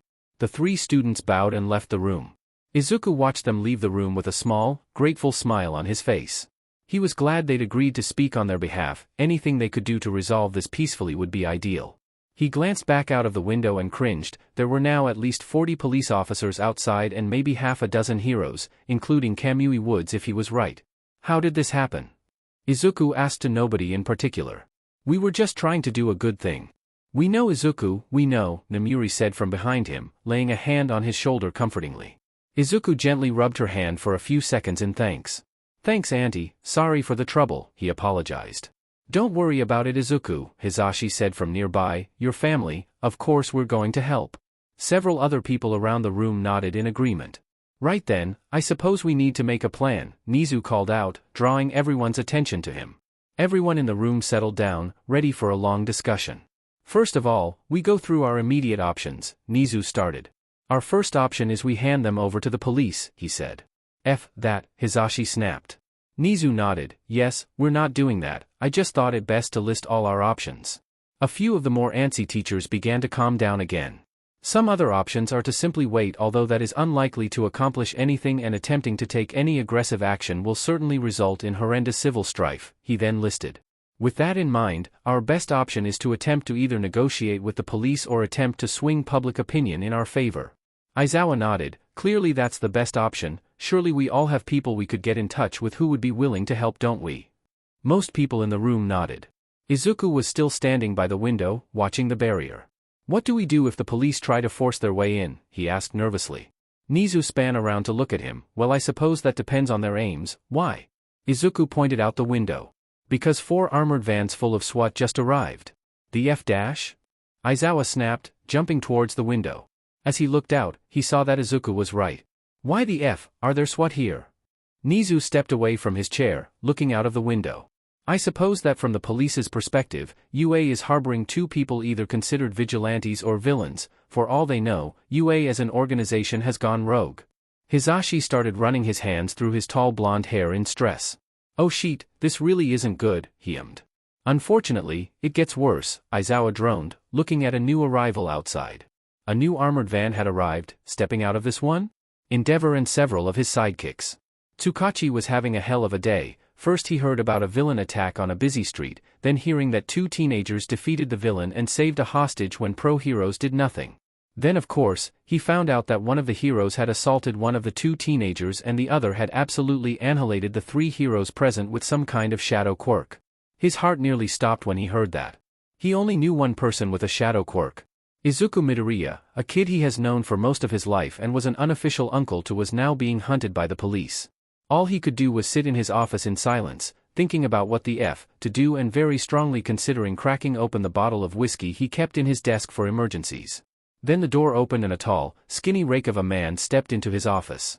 Hello Tsukachi, the figure greeted, you look like you're having a worse day than me. Tsukachi raised his head from his hands to look at the figure. Oh, Tashinori, can this wait? I'm about to see if I can find the answer to my problems at the bottom of a bottle, Tsukachi hummed. Tashinori took a seat on the other side of the desk. Have they assigned you to the siege at UA? He asked. Tsukachi shook his head. No, not yet anyway, I expect them to and I'm absolutely dreading it. Why? Toshinori asked, his head tilting to the side. The kid that attacked the heroes after one of them attacked his friend. I know who he is, I've known him for about 12 years, he admitted. Toshinori's eyes widened. Wait, that was the Midoriya boy you told me about? Tsukachi nodded. Yeah, how did you know his name? Toshinori looked down to the ground in shame. He told me earlier today, after he caught that sludge villain for the first time, he admitted. What? First time? Tsukachi questioned. Yeah, I was chasing him through the sewers, but he gave me the slip for a while. By the time I found him again, Midoriya and his friend Ashido had already captured him, Toshinori explained. Tsukachi's head dropped into his hands again. Oh no, so the other one was Mina, I had a feeling it might have been, he hummed. So, you know the girl too? Toshinori asked. Yeah, not as well but she's been Izuku's best friend for basically his entire life, basically his only friend not counting his brother, Tsukachi explained through his hands. He then looked back up at the blonde man. Why are you even here, Toshi? Well, I was thinking about making Midoriya my successor, he admitted. Tsukachi's eyes widened. Wow, well, I guess it makes sense, his quirk is incredibly powerful, and One for All would only make it more so, he could be an unstoppable hero if you gave it to him. Toshinori nodded, yes. But now I don't know what to do, he's being treated like a villain now and I don't know how this is going to play out. Tsukachi took in a deep breath before responding. Well then, I guess you need to figure out what side you're on, he told him. What side? Toshinori questioned. You need to decide whether you'll help the police apprehend two teenagers who did what professional heroes couldn't do and saved a life, or whether you'll risk your reputation to support them for what they did, Tsukachi stated. I see. I think I can tell which side you're on, Toshinori responded slowly. DMN right, there's no chance I'm helping arrest either of them, not for doing a good thing and then acting in self-defense, no way in hell, Tsukachi snapped, standing up from his desk. The door then burst open, a cat-headed police officer bursting into the room. Detective, he shouted, we need to get to UA now. All right, calm down man, what's wrong? Tsukachi demanded. Endeavor got impatient, he's launched an attack on the school, trying to get the two kids out by force, he explained. Tsukachi was running for the door in an instant. Oh shit, we need to get there now. Izuku watched the arrival of Endeavor with worry. If there was one hero he didn't want to be here right now, it was him. Nizu, Aizawa said quietly. I want you to be honest with me, is Endeavor likely to attack us? Nizu nodded slowly. Unfortunately yes, he's always been volatile. Once he finds out the situation he'll probably storm in with his sidekicks, telling the police to stay out of the way. Aizawa sighed deeply. Well then they forced our hand, we need to go and negotiate immediately. Nizu nodded, agreed, you and I will head down, the rest of you will remain here, make sure they can't get to Izuku and Mina if this is a distraction. Wait, shouldn't I come with you? Try and help explain things? Izuku suggested. Aizawa and Nizu looked towards each other for a few seconds, having a silent conversation. Fine, but at the first sign of trouble, you teleport back up here, understand? Aizawa asked. Izuku nodded, got it, and followed them out of the office. Taking the closest elevator, the two teachers and Izuku reached the front of the school within a minute. Together, they walked up to the barrier, still holding firm. Nizu pressed a button next to the gate, activating the speakers on the other side. Hello officers, this is Principal Nizu, what can I help you with? He asked, as cordially as he could. A few seconds passed before the sound of a megaphone-enhanced voice responded. You can release the two suspected villains you are harboring into our custody, do that and no action will be taken. I'm sorry officer but we can't do that, we have no villains here, just two brave teenagers who did what needed to be done to save a life, Nizu responded. There was the sound of a high-pitched, electronic squeal and then a much deeper voice came booming from the other side of the barrier. Give it a rest rodent, came the voice of Endeavor. Doesn't matter what you think about it, the police are telling you to give them up, so do it. Ah, hello Todoroki, it's been a while, tell me, how's the wife? Nizu responded, an angry expression on his face but his tone unchanged. There came a snarl from the other side. Don't change the subject Nizu, hand over the kids or we'll have to get them ourselves. You will do no such thing, how many news stations are outside? 10? 20? What would they think seeing the number 2 hero attack the country's top hero school? Nizu responded, his voice becoming much firmer. Doesn't really matter, you're harboring villains, the law's on my side so the media will be too, Endeavor responded, somehow managing to sound smug even through a megaphone. Tell me, do you know any of the details of what happened? Nizu asked. Don't know, don't care, all I need to know is that two kids engaged in vigilante justice and then attacked heroes. That sounds villainous to me, Endeavor snapped back. Izuku pushed forward, gently shoving Nizu away from the intercom. It would do you some good to learn the facts first, Endeavor. There was a few moments of silence. Who's speaking now? Endeavor asked. Izuku Midoriya, at your service. I believe you're looking for me, he responded. There was a slight laugh from the other side. Well, that makes things easier. How about this? You go and get that friend of yours and both of you come out here. I don't see why I should. What have I done wrong exactly? Izuku asked. All we did was step into a dangerous scene that pro-heroes were doing nothing in, saved a life, and then I acted in self-defense after an unprompted attack from a hero. What exactly is wrong with that? There was another beat of silence. So you admit that you did attack heroes? I admit that I defended myself against a hero when he attacked us with no provocation, Izuku replied. There was no response. Izuku stepped away from the intercom, looking at the gate. He noticed it start to glow orange. Oh shit!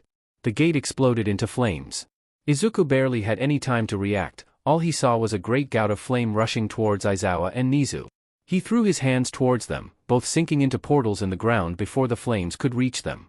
Once the initial gout of flame had ceased, Izuku stepped out of cover, exposing himself through the now burned gate. What the F is wrong with you? Izuku screamed in rage. You nearly just killed the principal and a teacher. Endeavor scoffed, flame swirling around his fist, several of his sidekicks in front of him. Well, I don't see any bodies, so they're fine, right? Izuku snarled in anger. What kind of hero would risk people's lives? Like that, he demanded. The kind that gets shit done, kid. Now give up before I incinerate you, Endeavor threatened. It was a stupid thing to do. He knew it at the time, and he would freely admit it later. But Izuku took a combat position, with shadows swirling around his clenched fists. Not a chance. Come and get me if you want me that badly, he snarled. Endeavor scoffed. Cocky little shit, aren't you? Go on, guys, deal with him for me, Endeavor commanded his sidekicks. Izuku looked over the sidekicks in front of him.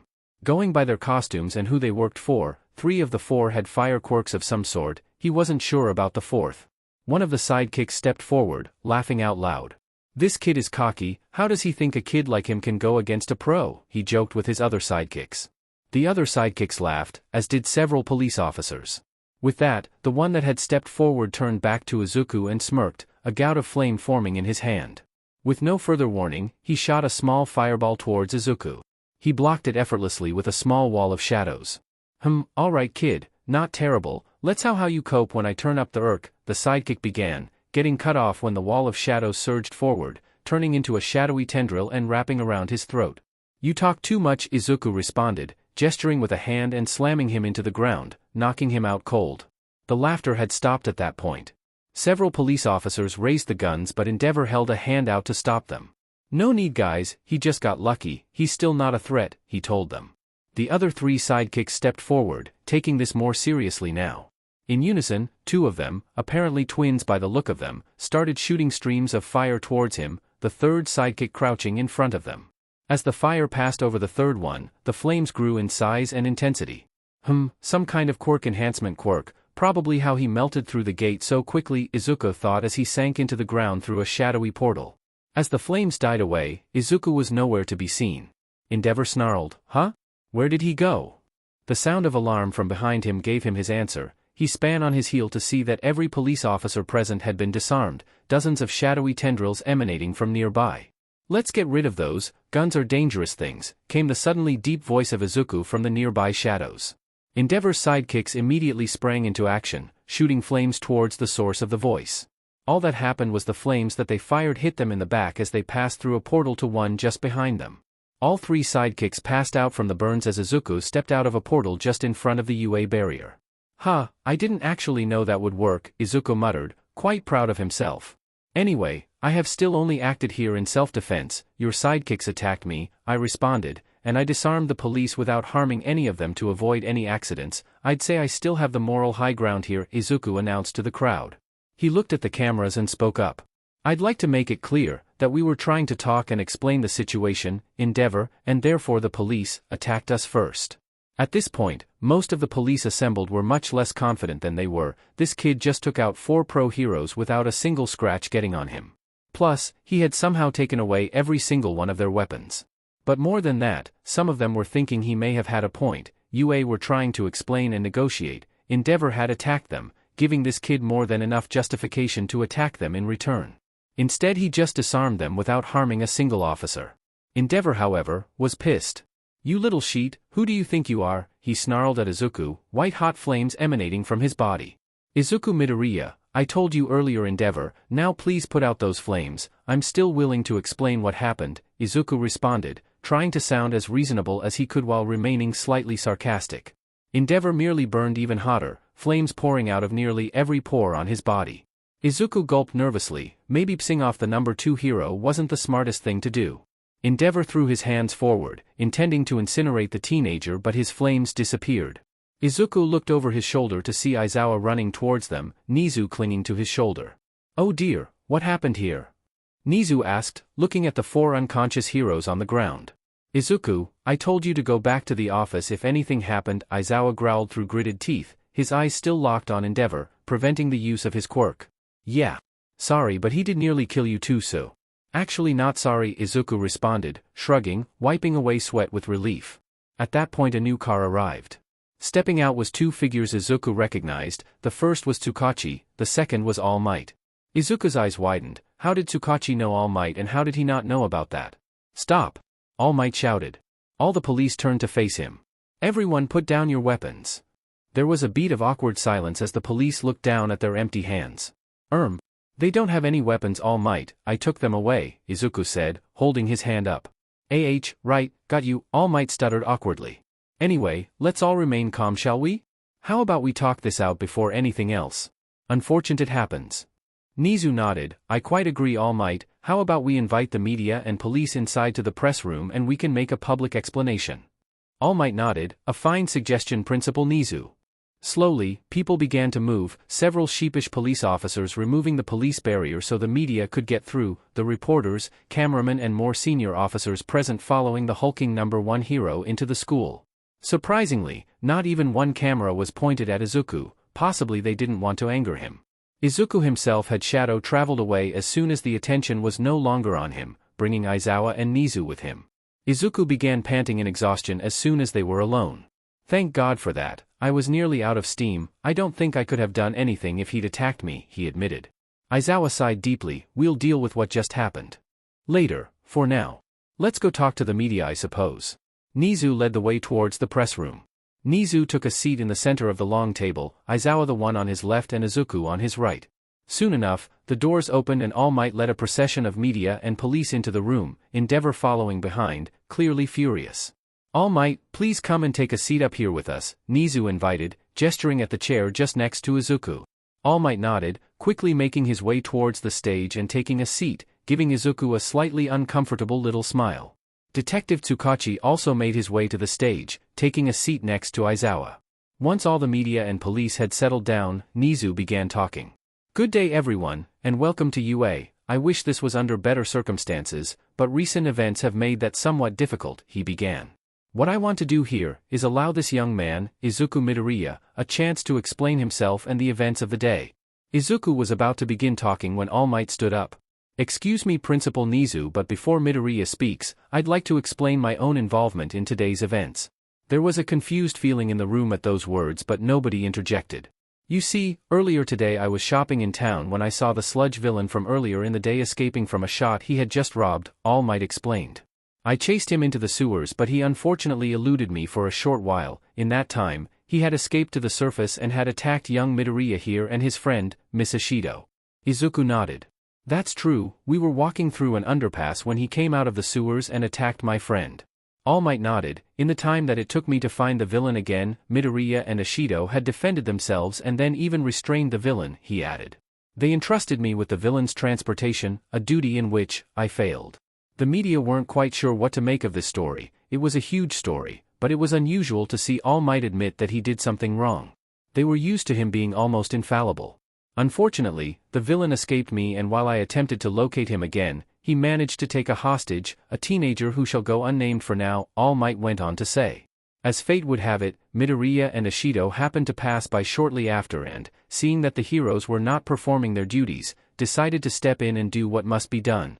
If you wouldn't mind, All Might, I'd just like to say, Kamui Woods was saving civilians from the flames, but Death Arms and the other hero present were keeping their distance from the villain, claiming they couldn't do anything because their quirks were ineffective. Izuku interjected. All Might nodded. Thank you for that, Midoriya, but my point still stands. Pro-heroes, people trained and responsible for defeating villains and saving people, refused to, all because they believed that they could not do anything because of their quirks. All Might paused for a few seconds for dramatic effect, ever a showman. Then, seeing what had to be done, Midoriya and Ishido ran in to save the hostage. They shouldn't have had to do so. There were 3 experienced and skilled heroes there who should have done it, but regardless, they stepped in and saved the hostage. The media were starting to nod and talk amongst themselves. You could almost feel the mood in the room change, much to Endeavor's annoyance. As it happened, the hostage was known to the pair, although they were not on good terms. I shall not give the details because they aren't mine to give, but for whatever reason, the hostage had a grudge against his 2 saviors, and so he told Death Arms that they were villains and that in fact the whole event had been planned so that they could look good to the public. All Might continued. The chatter amongst the press and even some of the police turned to anger and shifting blame now. With absolutely no evidence, aside from the word of one person, Death Arms immediately assumed this to be true and demanded that the pair surrender, that they were to be arrested, he said. Understandably, they were confused and so challenged Death Arms, even explaining their connection to the hostage. Tsukachi took this moment to stand up, holding a notebook. Yes, according to the statement of Kamui Woods, the pair explained that they knew the hostage from when they were children and that apparently, he used to bully the pair of them, calling them monsters and villains, he explained. Also according to his statement, Death Arms ignored them, instead choosing to give them a final warning. All Might nodded. Shortly after that last warning was given, Death Arms attacked young Miss Ishido, hitting her in the face and sending her flying into a building. All Might added. Let me remind you, this is a 15-year-old girl, and a pro struck her hard enough to send her flying back several meters into a concrete building. There was a general murmur of anger building in the room, at this point shared almost as much by the police as the media. Aizawa looked at All Might with a smirk. As much as he disliked the media and heroes who kissed up to them, he had to admit that All Might was good at dealing with them. After that, perhaps understandably, driven by fear and anger, Midoriya lashed out in self-defense before fleeing the scene with the unconscious body of Miss Ishido. All Might continued, his voice thick with sympathy.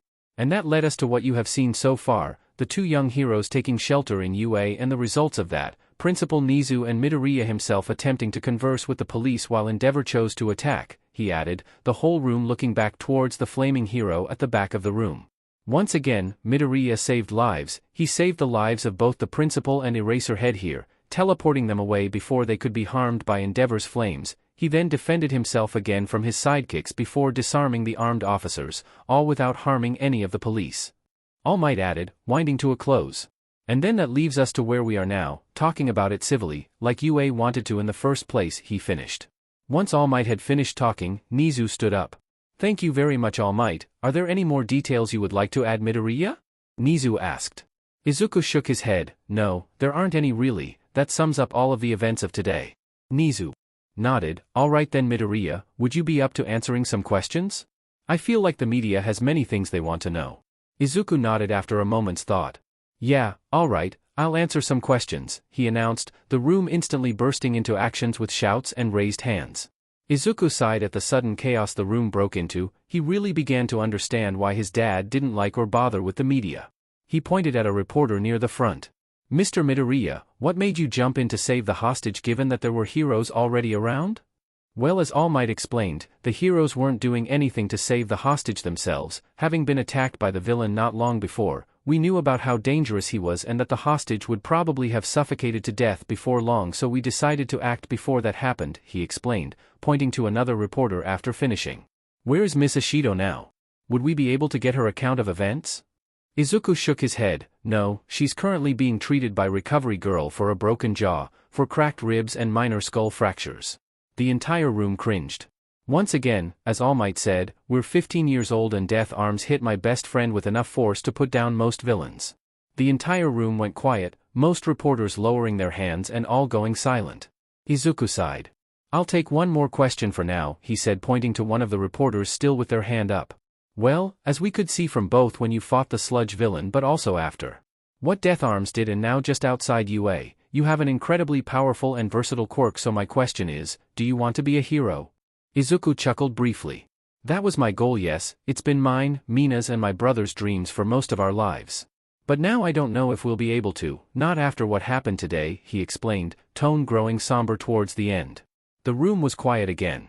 I know that what we did today was technically against the law, but I'd ask you all to judge us for our actions today. I and Mina saved a life today and we stopped a dangerous villain. I'd like to ask you all to think if it's right that we should be punished for such an action just because we aren't licensed heroes.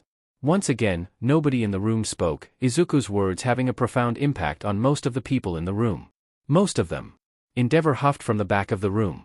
And there we go, he just admitted they broke the law, why are we not arresting him right now? Nizu stood up from the table. Because Endeavor, you have caused far more injury and damage over your career as a hero than most villains. Tell me, how many innocent bystanders have you injured while fighting villains? How much damage have you caused to civil infrastructure because you were overzealous in your use of your quirk? Endeavor just huffed and ground his teeth together in anger but didn't say anything. Nizu then looked towards the police officers in the room. So then, officers, what will you be doing? One officer who looked older than the others stood up to answer. It appears we have some investigating to do into the events of today. It's clear things aren't as cut and dry as they may have seemed, he replied, turning to face Izuku. All I'd tell you and your friend to do is not leave UA while the investigation is ongoing. After it is complete, depending on the results, we may pardon you both. Izuku sighed in relief. They weren't out of the woods yet, but they were getting there. Hawks, Miruko and Ryukyu kept the promise they made to Nizu. They started spreading word about Izuku and Mina amongst the students in the school immediately. Those that had met them before were inclined to believe them while those that hadn't were more skeptical. Still, despite this, the word was spreading, several other students ending up doing the same thing, especially on social media. When Endeavor attacked the front gate of UA, most of the students were terrified, knowing of Endeavor's reputation for collateral damage and bystander injuries. They were even more terrified when they watched Izuku step out from the side of the gate on their TVs, watching the live news broadcasts. The third-year class that he had trained with only the day before were worried, not knowing exactly how this was going to go. They knew he was seriously strong, but this was the number 2 heroes and 4 of his sidekicks. The entire rest of the school thought he was suicidal, especially when he struck a fighting position. That meant almost the entire school was gobsmacked when he dealt with all 4 sidekicks like they were nothing, even taking 3 out at once with their own attacks. Then of course he disarmed every police officer. That even surprised Class 3A since they hadn't seen him control that many individual shadows before. The entire school let out a sigh of relief when All Might arrived, calling for the fight to stop and then attending the press conference. As All Might explained his own connection with what had happened, the entire school was appalled. Death Arms had attacked a 15-year-old girl after she helped defeat a villain and save a hostage? And then the hostage told him that they were villains? The general mood around the school about these two were that they needed a good Detroit smashing off All Might. Hawks, Miruko and Ryukyu all sighed in relief when the police officer announced that they would begin an investigation into what happened. The next day Nizu called them to the press room to talk to the media like they had done with other students the day before. The media immediately took to all 3 of them. Ryukyu was calm, collected and refined, speaking formally yet succinctly. Miruko was as brash and confident as ever, talking about how anyone that thought either of them could be villains were idiots since they were going to be awesome heroes. Hawks meanwhile practically radiated charisma and had a smile that practically brought light into the room. He spoke with humor yet sincerity, saying that they were both great people and would be even better heroes. Izuku, Mina, Hitoshi and Aizawa were in the nurse's office at that minute, visiting Mina as she recovered from Recovery Girl's quirk, all of them watching the TV showing the 3 students speak out on their behalf. They were all immensely grateful and Izuku and Mina were even flattered at the fact that all 3 of them seemed to have such high opinions of them, especially since they defeated them just the day before. Over the next few days, Nizu organized a few more conferences. Once Mina had fully recovered, she appeared before the media to give her own version of the story. Despite being nervous, she handled the media well and they immediately took to her due to her natural charm and personality. Despite it being a serious topic, she managed to lighten the mood with funny answers to questions, for example joking that it only hurt when she spoke, laughed or breathed when a reporter asked her how bad her injuries were. Then came the big one, a reporter asked her if she thought that Death Arms should be punished for what he did to her. She responded that any answer she gave to that would be biased and so instead, listed the facts. They had stopped a villain and saved a life, with no proof other than the word of the hostage. He had decided they were villains and he then hit her, a 15-year-old girl, with enough force to break her jaw and then send her flying back into a concrete wall, cracking several ribs and giving her minor skull fractures.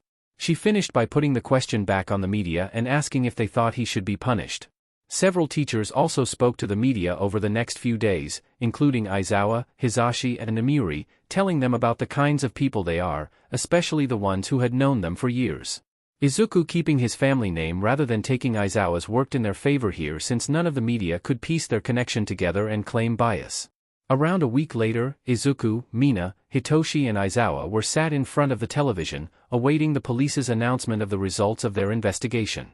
There was a small podium outside the front of the station and approaching it was the local chief of police. "Good afternoon everybody," he began. "I'll get straight to the point. I'm here to announce the results of our investigation into the sludge villain incident and the events at UA shortly afterwards." The four sat in front of the TV with bated breath. "With the testimonies of witnesses, including Kamui Woods, we have decided that the actions of Izuku Midoriya and Mina Ashido were necessary in order to save a life and we have decided to not charge them with any crimes," he announced. A cheer rang out in the Aizawa household. Almost as soon as it did, the door burst open and Hisashi and Namiri burst in. Nizu sat on Hisashi's shoulder and firing party poppers into the air. Apparently, Nizu already knew and had told them already, much to the annoyance of Aizawa. Furthermore, the chief continued, "We have determined that the actions of Death Arms were both rash and overzealous and have been deemed severe enough that we have decided to revoke his hero license." Another cheer went out. This could hardly have gone better. Several hours later, the Aizawas, Mina, Nizu, Hisashi, Namiri, Tsukachi and All Might were in Nizu's office, discussing what would be done about Bakugo since the police had not yet taken any action against him. "Simple enough, I think he should go to juvie," Aizawa suggested, frowning. "Even if I didn't know the ones this happened to, I'd still think that, he lied to a hero which directly lead to police action and further hostilities, he needs to be punished for that." Hisashi and Namiri were quick to agree, as was Nizu.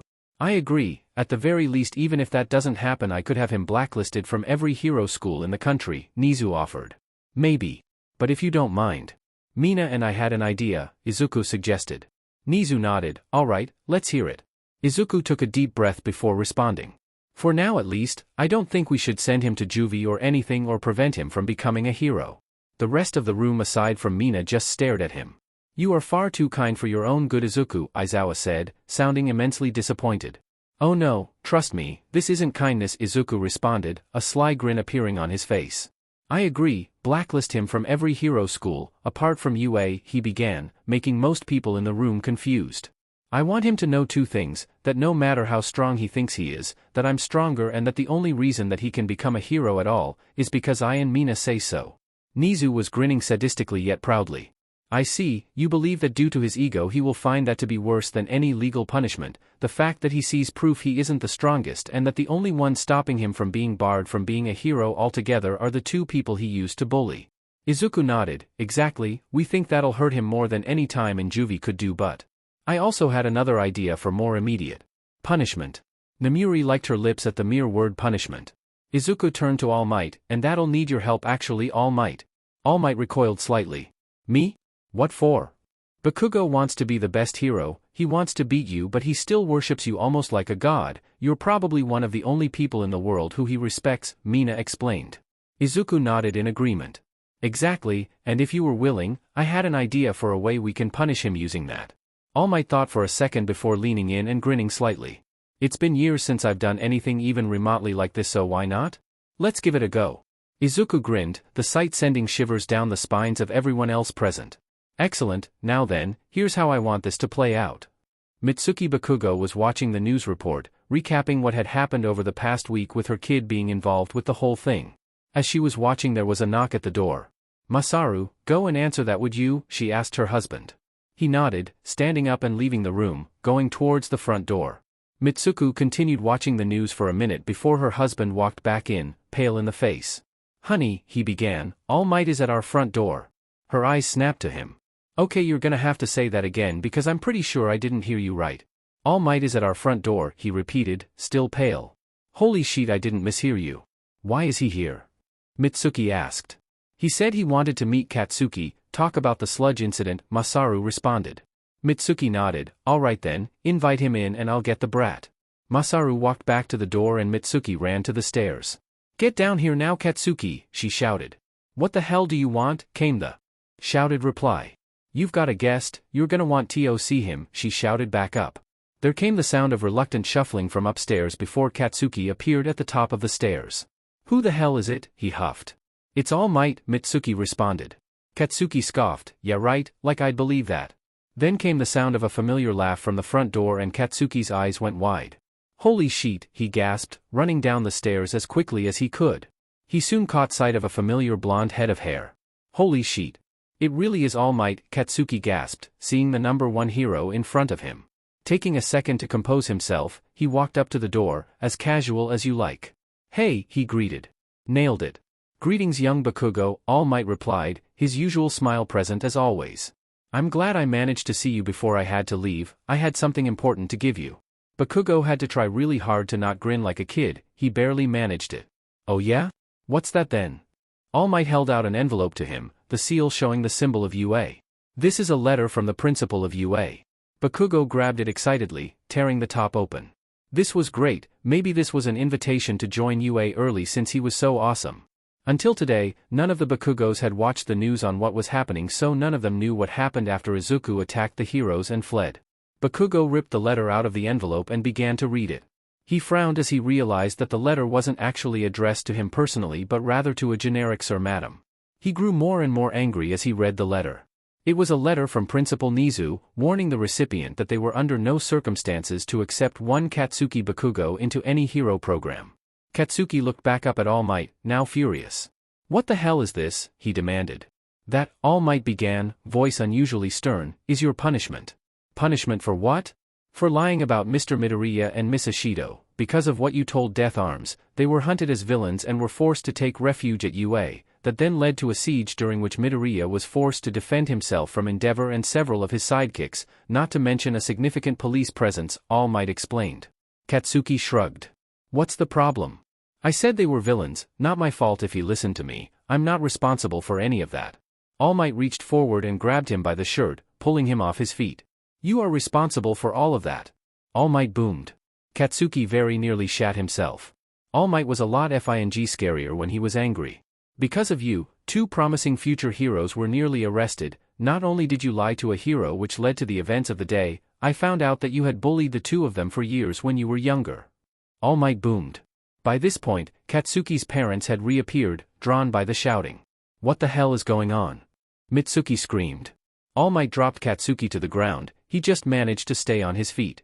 "I'm giving your son a warning, madam, under normal circumstances he would be arrested for what he has done," All Might answered, sounding calmer now. The Bakugos all froze. "What?" Masaru gasped. "Watch the news if you don't know, all I came here to do was to give him that letter and let him know exactly what was happening," All Might replied, not taking his eyes off Katsuki. "I've done what I came to do, so I'll be going now," he then announced, turning away from the door. He looked back over his shoulder at the stunned Katsuki as he crouched down, ready to jump. "One last thing Bakugo, with you as you are now, there is no way that you could ever be a hero," All Might told him, not even a trace of his usual smile on his face. And with that, he leapt into the sky, disappearing from sight. Katsuki just stood perfectly still, staring at the point where All Might was stood, the letter crumpled in his hand. He couldn't be a hero? All Might said that? Nearly catatonic, Katsuki turned around and walked into the living room, ignoring both of his parents when they tried to talk to him.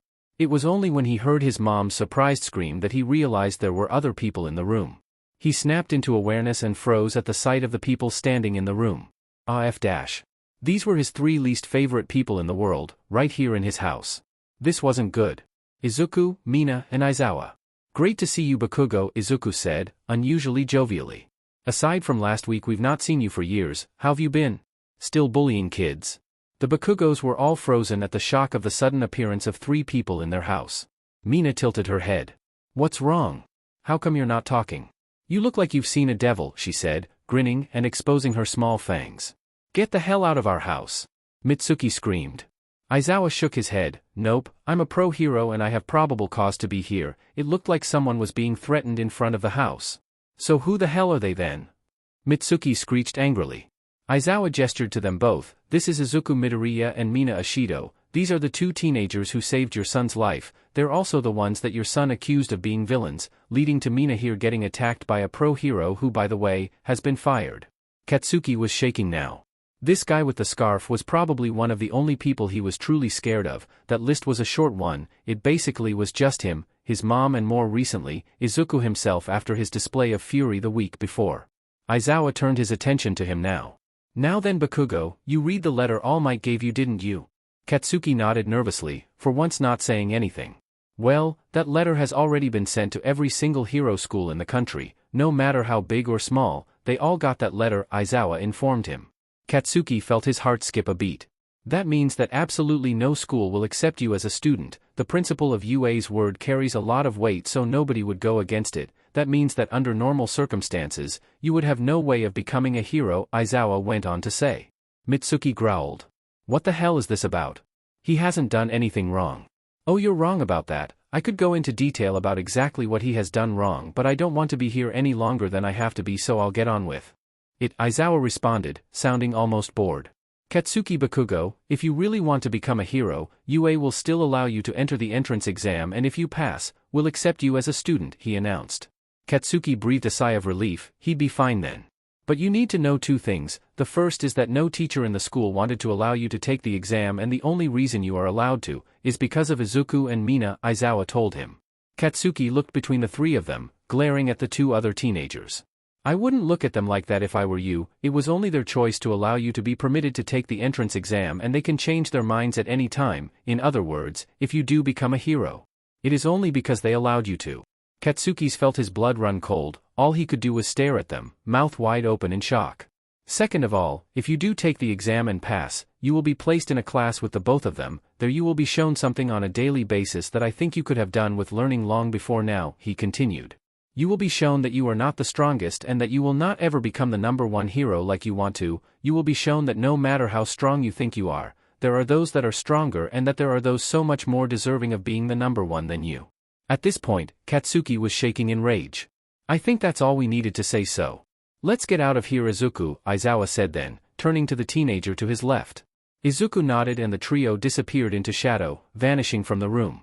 That left the Bakugos stood in their living room, the parents frozen in shock, Katsuki trembling with anger, the letter in his hand long since reduced to singed ashes. He grabbed his hair with both of his hands and screamed. Those bastards! Izuku, Mina and Aizawa reappeared in Nizu's office, just in time to see All Might walk through the door. Oh, you beat me here. That shadow traveling thing you do is kind of weird, young Midoriya, All Might said, slightly startled. Izuku chuckled. Trust me, All Might, it's not the weirdest thing I can do. Mina and Aizawa nodded in agreement. We can definitely vouch for that, said Hitoshi, sat on a sofa to the side of the room, smiling at his brother and his friend as they reappeared. Nizu beamed at them all. Well then, I do hope that was all you wished it would be. Izuku and Mina nodded, grinning. Oh yeah, we enjoyed that a lot, they said in unison. I must admit, so did I. It's not often I get to frighten people like that, All Might said, holding back an amused grin. Nizu gently clapped his hands together. Well then, now that you are both in the clear and punishment has been doled out, how about some tea? Aizawa nodded, walking towards the desk as Nizu produced an entire tea set from somewhere. That sounds great, Nizu. Together, the whole group drank tea and enjoyed some cakes and pastries that lunch rush brought them, all thankful that the whole debacle was over now. As the impromptu tea party was coming to a close, All Might stood up and cleared his throat. Now then, I have an important offer to make. Under normal circumstances I would want to do this more privately, but since Nizu already knows about this and I'm certain that everyone else would end up finding out anyway, I'll just do it here, he began. Nizu's eyes widened. Wait a moment, All Might, are you referring to? All Might nodded. Yes, I am principal, I've made my decision. Mina and the Aizawas looked at each other in confusion. Made a decision about what? Aizawa asked. About my quirk and what to do with it, he answered, answering absolutely no questions with that answer. That doesn't help, All Might, little bit more explanation would be good, Mina said. All Might nodded. Right, I suppose I'll start from the beginning then. Aside from Nizu, does anyone actually know what my quirk is? The room was quiet for at least a minute afterwards. I don't know, I don't think you've ever actually told anyone what it is. It's clearly a strength enhancement quirk, but nobody knows the details, Izuku thought aloud. All Might nodded. Indeed, I've been very careful to make sure that nobody finds out about my quirk, as if villains did, things could go very bad, very quick. Why though? Hitoshi asked. Well, my quirk is named One for All Might announced dramatically. The impact was spoiled slightly by the only reactions being confused glances. This is no normal quirk, it's a sacred torch that is passed down from person to person, becoming more powerful each time. In other words, it's a quirk that can be inherited. The room was quiet again. What? Izuku gasped, this completely goes against almost everything we know about quirks. All Might nodded, yes, but One for All has a special origin. I'll not share it just yet, I will do later depending on what happens in the next few minutes. Aside from Nizu, everyone else's heads were spinning. This was a lot of big information being dropped on them all at once. And now I'll get to my point, All Might announced, making them all look back up at the hulking hero. Izuku Midoriya, I choose you to inherit my quirk and become the next wielder of One for All. Izuku just stared at the symbol of peace, blinking slowly and not saying anything. After what seemed like an eternity for the number one hero, Izuku spoke. You want me to inherit your quirk? Izuku clarified.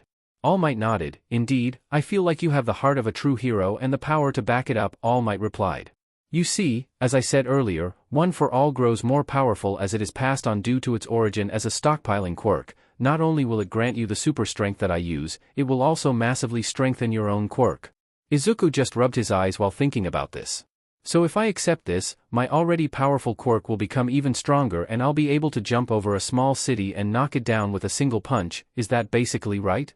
All Might nodded, yes, but I'd ask that you not do that. Izuku waved his hand, don't worry, I'm not planning on it, he replied before going deep in thought. He sat there in silence for several minutes, nobody else in the office speaking either. After a short while, he stood up. All Might, your offer is incredibly generous and I'm honored that you'd trust me with such a power. But I have to refuse.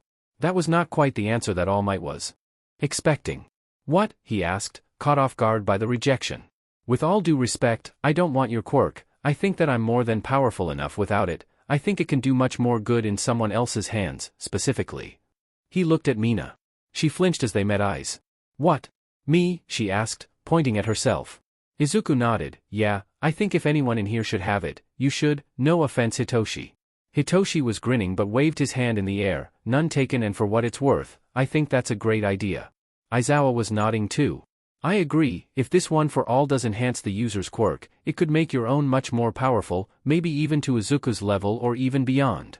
Mina just looked between her friends, grateful tears appearing in her eyes. But why me? Izuku stepped forward and took her hand.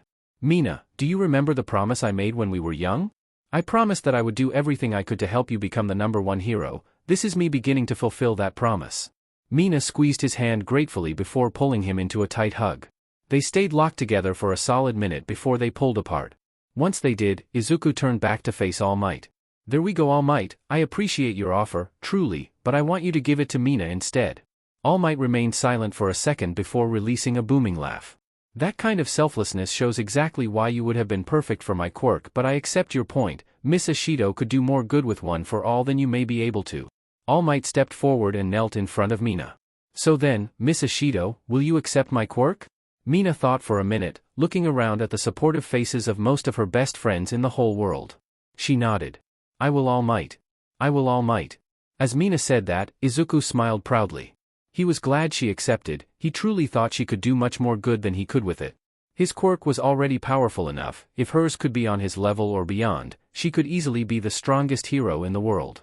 Modesty aside, Izuku thought he wasn't that far off the title now purely going off his quirk's potential, if Mina could surpass that then she would be truly mighty. And Izuku would do everything in his power to make that happen, after all, he made a promise. All Might was pleased with her acceptance. Very good young Ishido, I'm glad you accepted, I'm sure you'll prove worthy of my power. Mina nodded, thanks All Might but feel free to call me Mina, I prefer people calling me that. All Might nodded, very well Mina, now then I should explain what we have to do, he began. First of all, I should explain that One for All is a hurricane of pure force and your body needs to be able to handle it before I give it to you, he explained, looking her over. Although from the looks of you I'd say we don't have that much work to do, we just need to work on your strength as much as we can but since you don't start UA for 3 years we can take our time with it. Mina nodded, alright, so my body needs to be stronger to be able to use the power? Yes, if your body isn't prepared for my quirk then it could cause, explosive loss of limbs. All Might responded sheepishly. Mina stared at him for a second. I'm already starting to regret my decision but whatever, so I need to be stronger basically? Yes, I can help manage your training to make sure you improve yourself without overdoing it, he offered. All three teens snorted. We've been training under our dad for nearly 3 years, the only way we know how to train is overdoing it, Izuku told him, smirking with amusement. Mina nodded. Yeah, thanks for your concern, but I'd want to get as strong as I can as quickly as I can so I'll have more time to practice with the new power. I'd want at least a year to get used to both One for All's power and the enhancement to my own quirk before I start UA. That seems more sensible than getting it the day of the entrance exams and only using it for the first time then. All Might laughed awkwardly and scratched his cheek. Yes. Quite. That would be more sensible. Anyway, I'll get started on a training plan. It'll include a meal plan and time schedule for your training and basically every other aspect of your daily life. Mina held up a hand. Hang on with that a second, she requested, turning to Nizu. Is your offer of becoming teaching assistant still on the table? Nizu nodded. Indeed, it is still there for all three of you if you should wish to accept it. Mina nodded. I'd like to accept it. I think it'll be interesting to do, plus it'll give me more opportunities to get inspiration of how to use my own quirk if there are any similar ones. Izuku also stepped forward. I want to do it too for basically the same reasons. I think it could be helpful for us and I like the idea of being able to help teach future heroes. Nizu smiled proudly. Very good, I'll make it happen then. I'll have you embedded with a first-year class at the start of the next year, he explained before turning to Hitoshi. Have you thought about whether you'd like to accept my offer too? Hitoshi thought for a second before nodding. I have. I spent quite a bit of time thinking about it and I decided that I'd like to do it too. Nizu clapped happily. Excellent news. Well then that's that. You three will assist in hero training for one of the new hero classes. All Might raised a hand, almost acting like he was back to being a student. Yes, Toshinori? Asked Nizu. Sorry sir, but shouldn't these three be going to high school? All Might. Or Toshinori apparently, asked. Under normal circumstances yes, but they have been my personal students for nearly the past 3 years and they have all passed the final exams that would be required for graduation from high school, with flying colors I might add, Nizu responded proudly. I see.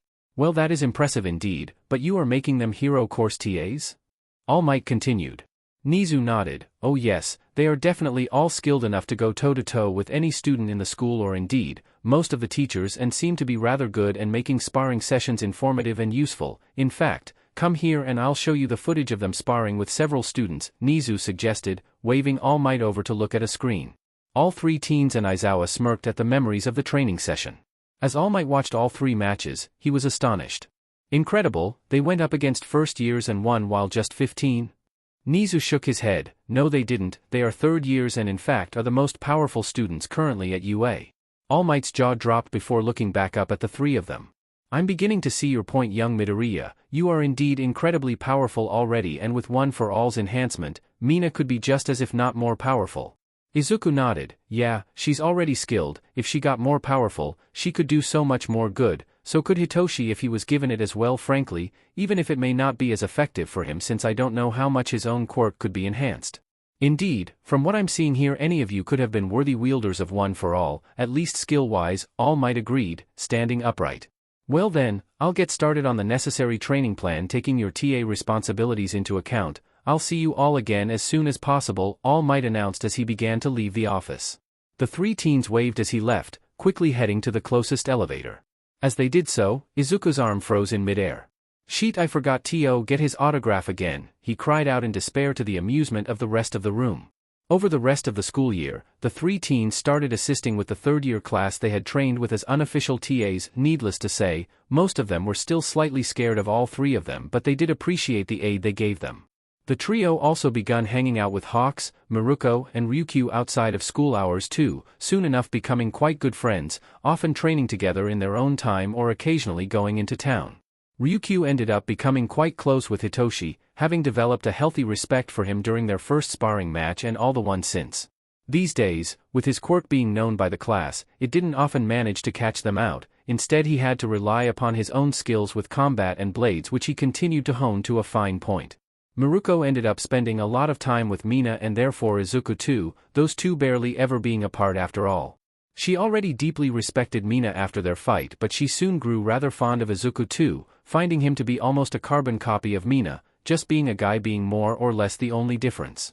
Hawks meanwhile ended up spending time with all three of them fairly equally. Being naturally charming and charismatic, he could insert himself into any combination of people and immediately fit in.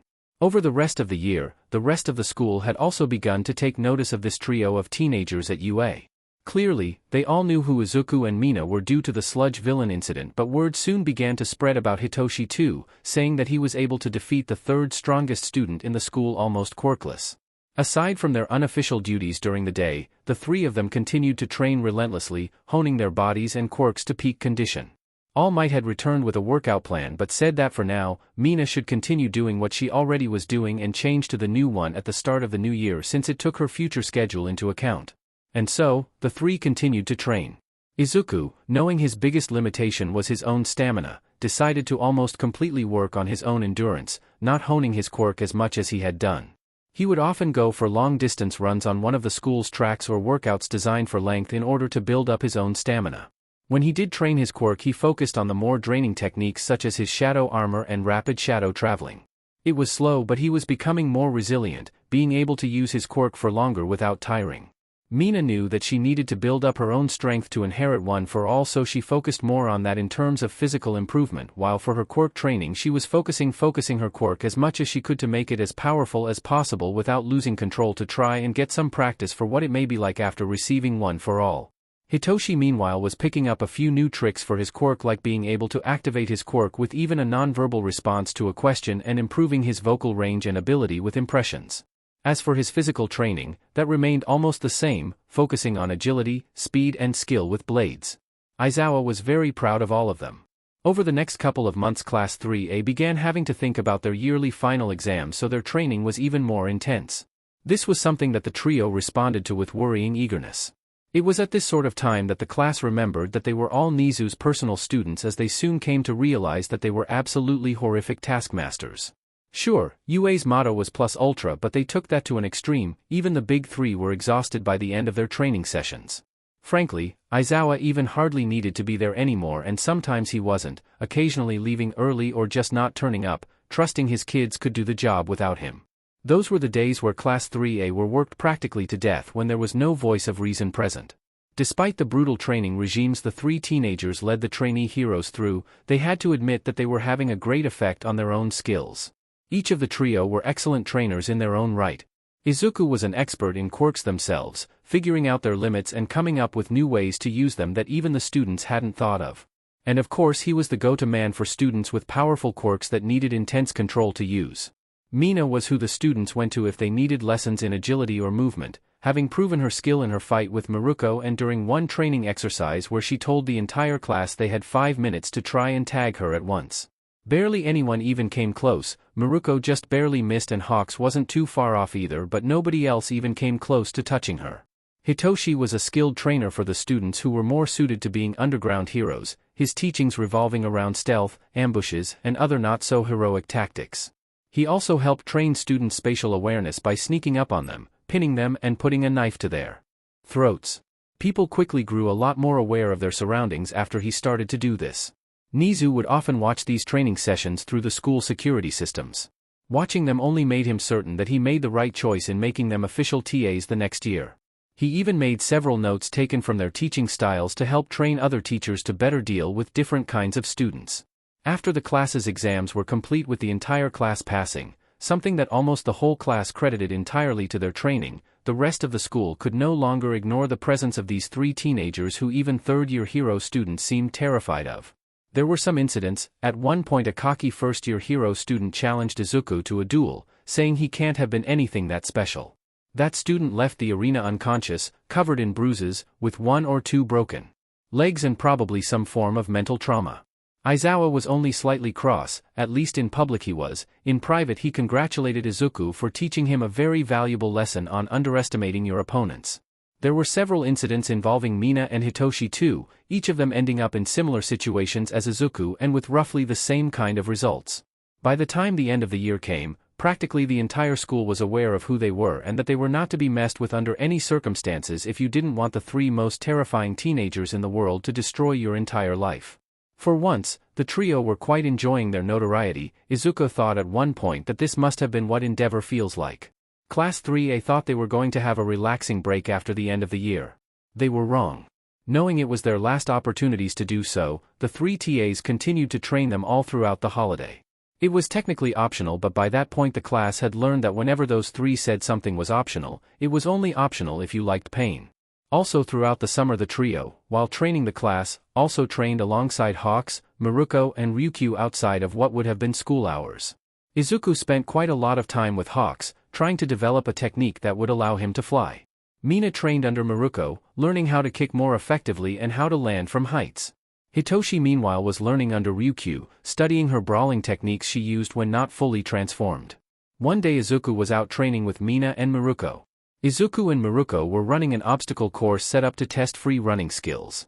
Mina tried to keep up, but while she was agile, free running wasn't what she was used to. Miruko had an advantage due to her powerful legs, but Izuku would constantly surprise her with his uncanny ability to find shortcuts and weird routes.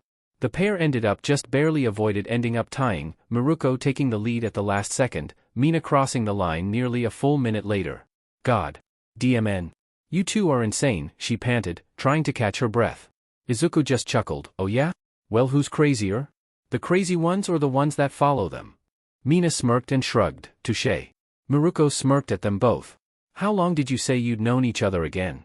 Since we were 3 years old, I've not been able to get rid of him since, Mina replied, sticking her tongue out at Izuku.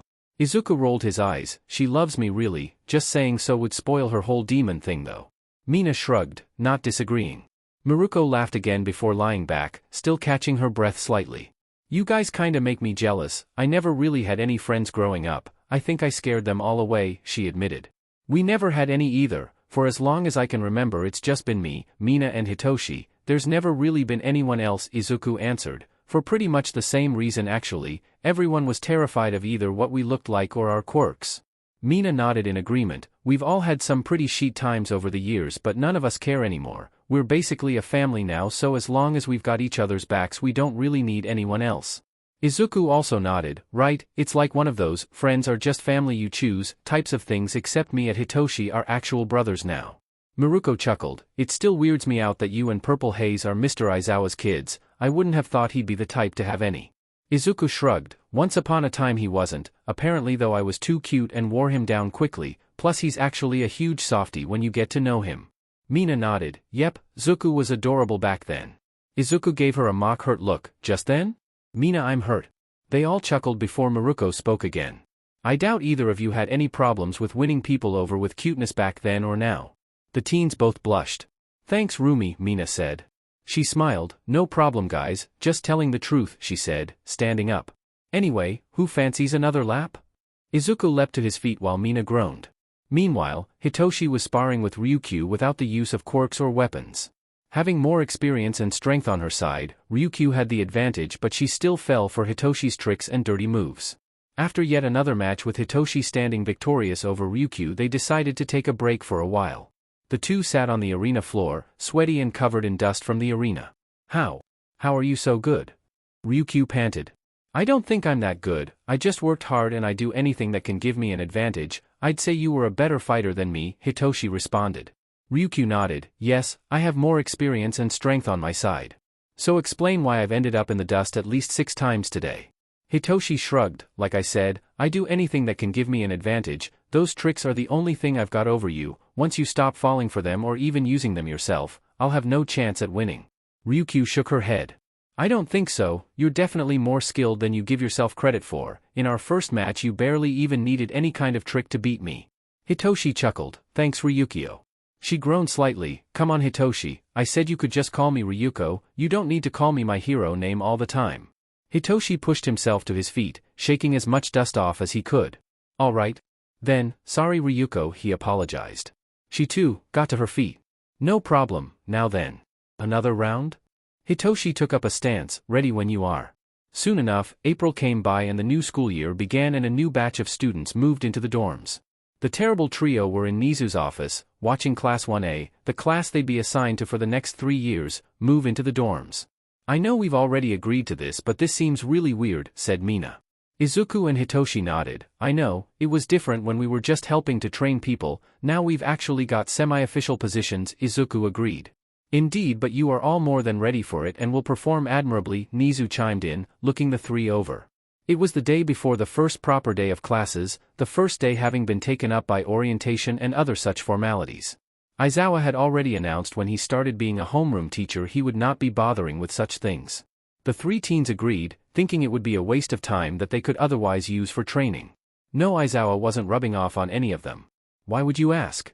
Oh, by the way, while you are not permitted to have official hero costumes yet since you are neither heroes or hero students, I did take the liberty of commissioning a few uniforms for you, Nizu recalled.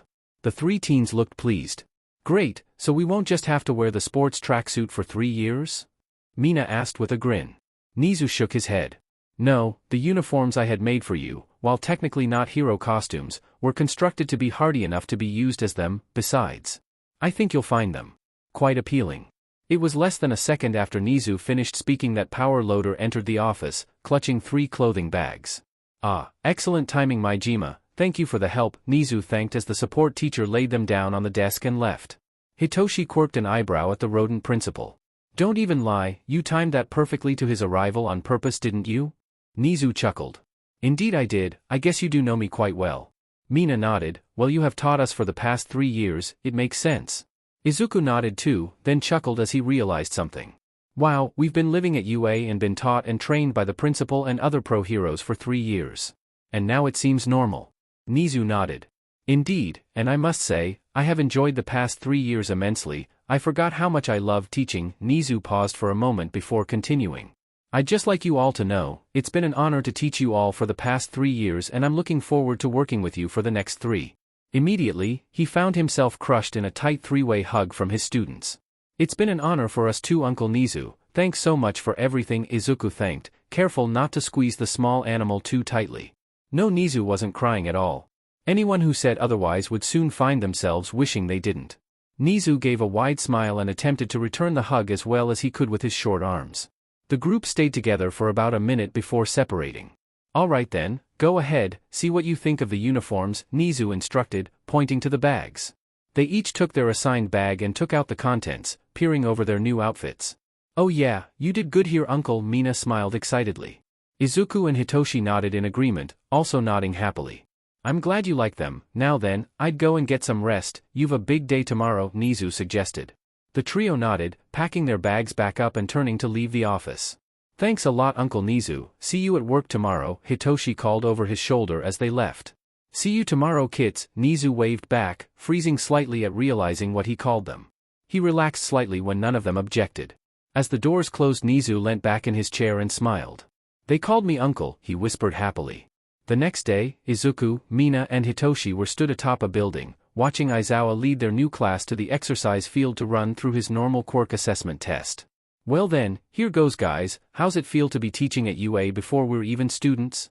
Izuku asked, looking at the other two at his sides. They both chuckled. It's fing weird but it feels good, Mina admitted. Hitoshi nodded, what she said. Izuku smirked and turned to look back at the scene in front of them. Ah, there was the signal. All right guys, get ready for our entrance, Izuku instructed before they disappeared in shadow. Mirio Togata was having a slightly mind-blowing day. Somehow, even with his weak quirk, he managed to make it into the hero course at UA and here they were, about to have their first training exercise. He didn't quite know what to make of their teacher. Considering all the teachers here were pro heroes, he was surprised he didn't recognize him. Maybe he was an underground hero? He was thankful to know that both the people he had met at the entrance exam had also made it into UA and were both even in his class. One was a periwinkle-haired excited girl called Nijire Hadu, the other was a shy, indigo-haired guy with pointed ears called Tamaki Amajiki. The whole class had just gotten changed into the UA sports tracksuit, which in itself was a humbling experience, just like donning the uniform was. He got the feeling he'd be thinking like that for quite a while. After they had gotten changed, their teacher, who had introduced himself as Shota Aizawa, led them to an outside practice field. He stopped the class as they reached the field and turned back to face them. Alright then, to explain what we're doing today, we will be doing a quirk assessment test. This will show me what your quirks are capable of and the unique ways that you can use them to accomplish different tasks, Aizawa explained. The class nodded, most of them excited, they finally got to use their quirks as much as they wanted. Mirio cringed slightly, he really doubted his quirk would help him in any of these tests. But to help us with that, I'm going to introduce you to your 3 TAs who will be helping to train you for the next 3 years, Aizawa added. The class looked at each other in confusion, this wasn't normal. Mirio heard Aizawa chuckle. No, you're right, it isn't a normal situation, but this is a bit of a special case, he said, raising a hand into the air. With that, there were a few moments of silence.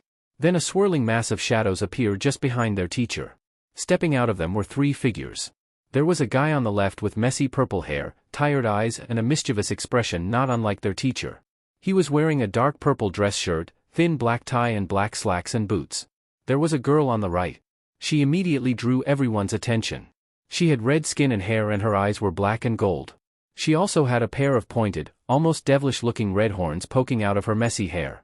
She was wearing the same from the waist down, but she was wearing a black dress shirt with the sleeves rolled up above the elbows and a dark red vest over the top of it. In the center stood a guy with mostly black hair with what looked like dark green highlights at the ends. He also had black eyes, but his irises were a dark green, almost the exact same shade as the green parts of his hair. He was wearing a dark green dress shirt underneath a long black duster coat left open. They were all wearing the same kinds of trousers and boots and all had a pair of what looked like black tactical gloves on. Also, coincidentally, they all had nearly identical hairstyles. Unsurprisingly, their appearance gave as much of an impression as their ages. None of them could have been older than 16. Despite their age, both their appearances and the way they arrived left the whole class slightly wary of these new figures. Aizawa nodded, looking good guys, guess Nizu isn't a fashion disaster as we all assumed. The girl on the right laughed. Come on Aizawa, have you seen his suits? Fresh as F-. Aizawa laughed for a second before calming down.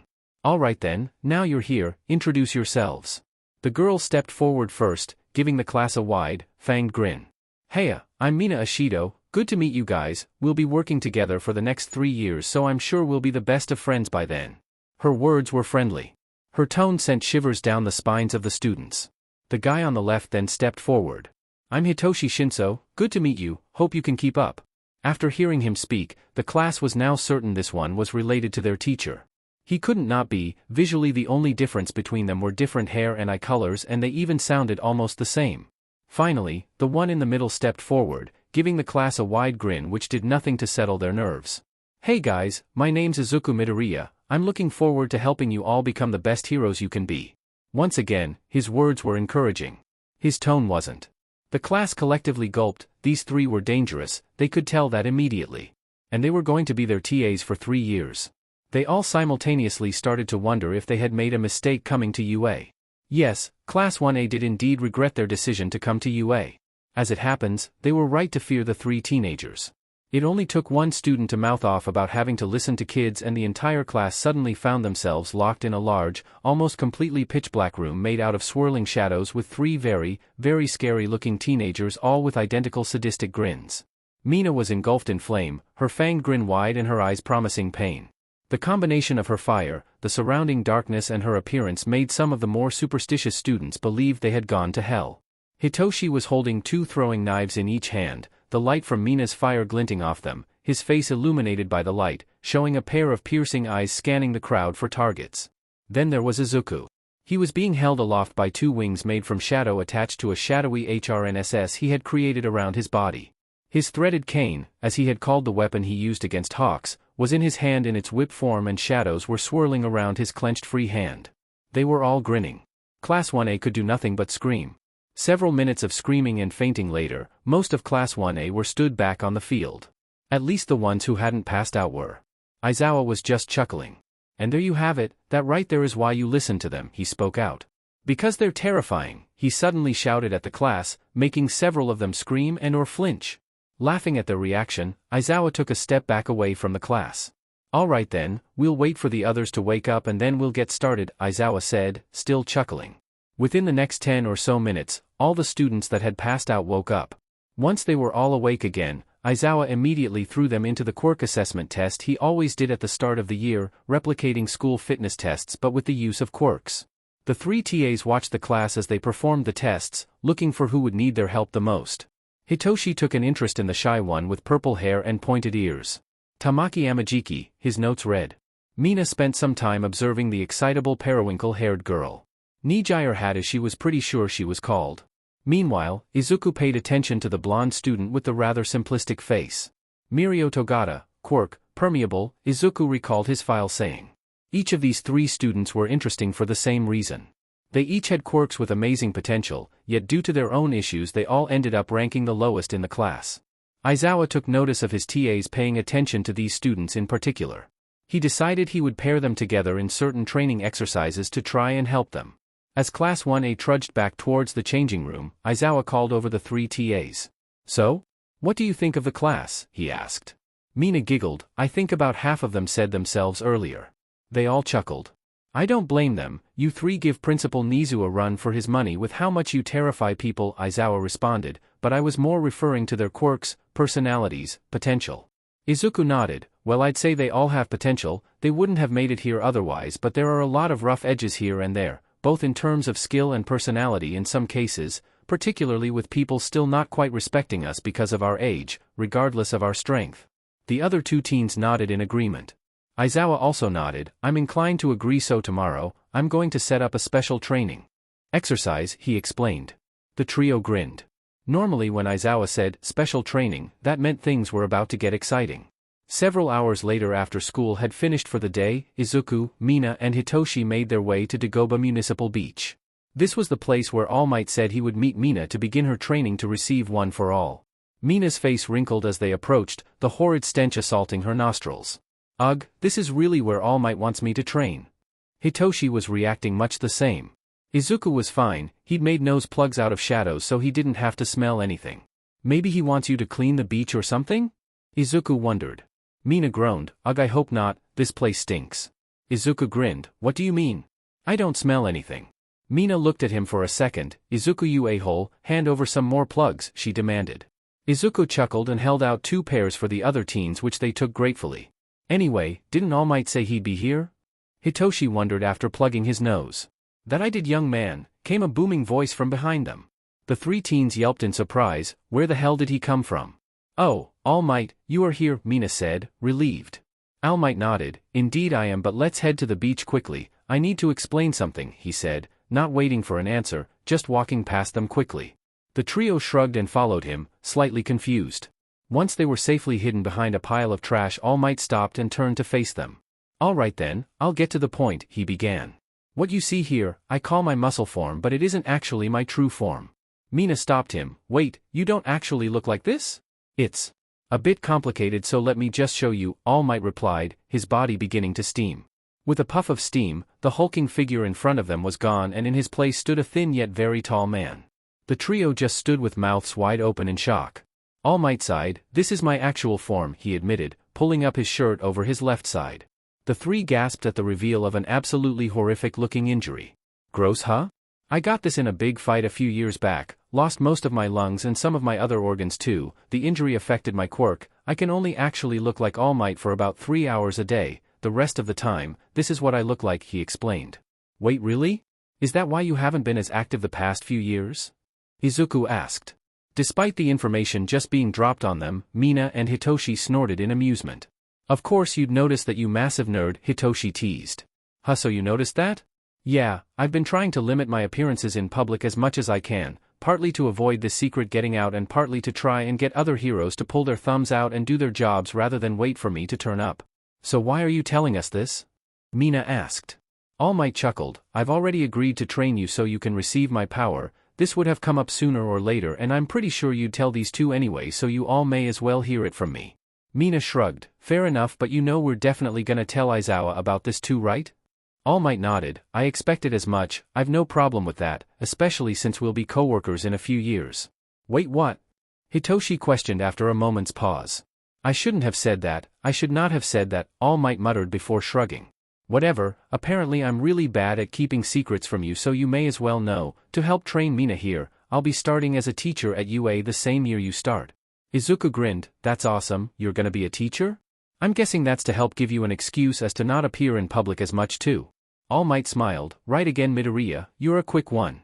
"I think you're just getting slow in your old age, All Might," Izuku responded teasingly. All Might chuckled. "You wound me almost as much as the one in my side, but anyway, I brought you here to begin Mina's training." The trio nodded. "I'm guessing you want me to clean the beach?" Mina asked. All Might nodded. "Correct, I've got a truck over there, you'll be putting all the trash into it and I'll take it to the rubbish dump. I'd say that should soon build up some nice muscle." Mina looked around at the towers of appliances and entire freaking cars. "Yeah, I'd say so too," she responded with a shudder. Izuku and Hitoshi put a hand on her shoulders at the same time. "Don't worry about it, Mina, you got this, no problem," Hitoshi encouraged her. Izuku nodded. Yeah, this'll be easy compared to Dad's training, besides, we'll be working with you. Will you? I did kind of make the workout for Mina. All Might chimed in hesitantly. Yes we will, if this is a workout good enough to give her enough strength to inherit one for all, then it'll surely let us pack on a fair bit of muscle too, even if we don't need it for some magical or sacred torch or whatever, it'll still be useful, Izuku explained.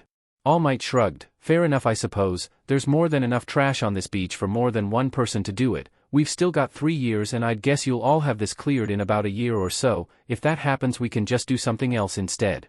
Mina was still looking around at the looming towers of garbage and sighed. Alright then, where should we start? The trio went to bed that night with their bodies on the brink of collapse. Despite All Might's warnings they did not take it easy in the slightest. Aizawa wasn't surprised. The next day they reluctantly dragged themselves out of their beds to get to their hero class. At first they were almost too tired to move, but they soon remembered Aizawa's special training, which soon motivated them to get a move on. Soon they were in their uniforms and waiting for Aizawa and the class at one of the training areas. One of the urban ones, since they would be doing indoor combat today. They didn't have to wait too long for the class to turn up. This was the first time they'd seen the class in their costumes, and frankly it only made them more excited to start UA and get actual costumes of their own. Alright then, Aizawa said, stopping the class, what we're going to be doing today is, well, throwing you in at the deep end, he explained with a very worrying look in his eye. The class shot nervous glances at each other. Today, you're going to be doing combat training against your TAs, Aizawa explained. The class was completely frozen, just staring at the 3 teenagers stood behind Aizawa. Do you mean one at a time? Like sparring? Mirio asked from near the front. Aizawa smirked. No, I mean all at once, all of you against the 3 of them at the same time. The overwhelming advantage in numbers that gave the class should have made them more confident, but seeing the grins on the teens' faces only made them more nervous. Let me explain, the TAs are going to be playing the roles of villains, and in that building over there, he pointed at a nearby 5-story building, they have a fake nuclear weapon. Your job as the heroes is to recover the weapon or defeat the villains, he explained. Now let me make a few rules clear. You each have a roll of capture tape. To capture the villains you will have to defeat them and wrap the tape around them. For the villains to win, they either need to defend the weapon for the half-hour time limit you have or defeat all the heroes, he went on to explain. The class nodded, still nervous but starting to calm down slightly. The villains will have 10 minutes to set up inside before the heroes can enter. After that 10 minutes, the heroes have half an hour to either capture the weapon or all 3 of the villains. How you decide to do that is up to you, Aizawa finished as the TAs began walking towards the building to get ready. Now then, if I were you, I'd start making plans while they get ready. You'll need a good one if you want any chance of winning, Aizawa warned with a smirk. The footage of the exercise would later be called, Why Izuku Midoriya, Mina Ashido and Hitoshi Shinso Must Never Be Allowed to Become Villains. At the time, it could only be called a slaughter. The class split into 2 groups, most of the class going in from the front, trying to draw their attention while 6 students snuck into the back of the building. The stealth team were given about a 2-minute head start to enter the building. They were going to move through the building quickly and locate the weapon, at which point they would inform the main team who would force their way to the weapon. 6 members of the stealth team entered the building, only 1 even made it to the weapon. It was only when the last member reached the open doorway showing the weapon that he realized that none of his team were with him anymore. Each team member had been picked off one by Hitoshi. He knew they were there the instant they were in the building and so stalked them as they moved through the building, grabbing and knocking out the ones who would end up trailing behind and hiding their unconscious bodies in a side room. One by one, they were picked off silently, none of them aware until the last second, at which point it was too late. The last remaining member, one Tamaki Amajiki, was frozen in shock. Looking back down the hallway he came down. Slowly, he turned back to face the weapon to see their hunter stood between him and it. Well, at least one of you finally noticed, he chuckled, leaning against the weapon casually, his arms folded. Tamaki was about to tell the main group about the location of the weapon when Hitoshi's arm moved in a blur, and then there was a small dart sticking out of his shoulder. He barely had time to look down at the small dart in his shoulder, which almost looked a bit like a pipette, before his body locked up and he tumbled backwards, unable to move. Well then, they do work pretty well, Hitoshi remarked, walking over to his fellow purple-haired hero prospect and kneeling next to him. These are custom darts I had made. I call them pipette needles. They're thin needles that inject a substance upon contact with the enemy, in this case, a very fast-acting paralytic serum. Despite barely being able to move a muscle, Tamaki's eyes were widened with fear. Don't worry about this, it's not your fault, you did well to get here this quickly, I'm just better, Hitoshi told him, lifting his head up with one hand. Tamaki's eyes were still wide with fear, but he barely managed a nod, showing he understood. Hitoshi smiled. Good, I'll apologize for this later, he said. The last thing Tamaki saw was the hunter's fist coming towards his face before everything went black. I've dealt with the ones who snuck in, the rest I'll leave to you guys, came the voice through Izuku and Mina's earpieces. They both smirked. Alright then, he's done his job, guess it's time I go do mine, said Izuku, standing up from his crouched position and brushing the dust off himself. The main group had passed them about 30 seconds earlier, not noticing them hiding in a hole in the wall that Izuku created and covered with shadows. The issue was, in the lower floors of the building, they had broken every single light and Izuku had used thin shadows to cover every window. There was no light in the bottom half of the building at all. And in a world of darkness, those that can see, are king. While in complete darkness, it was as if Izuku's senses were heightened, he was completely aware of where the main group was. They were staying in one large group, not wanting to split up yet and leave themselves open to the old horror movie trope of splitting up in a dark building. Izuku rubbed his hands together, this was going to be fun. He stepped through a portal to just in front of the main group in the direction they were traveling, appearing just around a corner from them so he was still out of sight. So, the heroes have come, have they? Izuku asked mockingly, using his trick to make his voice much deeper and demonic. He heard a frightened squeal come from down the corridor and had to hold in a sadistic chuckle. Pathetic, how can you call yourselves heroes? We've already taken care of the ones you sent in first. They didn't even know what hit them. They didn't even have a chance to fight back. With that, Izuku's shadow traveled to a new position and then started to use a new little trick he'd picked up, a combination of throwing his voice he learned from Hitoshi and use of portals to make his voice sound like it was coming from different directions. Using a network of small portals on the ground and the ceiling, Izuku whispered to the class as they shakily crept their way through the building, trying to find the weapon. Weak. Prey. Fake heroes. Victims. You're all going to die in here.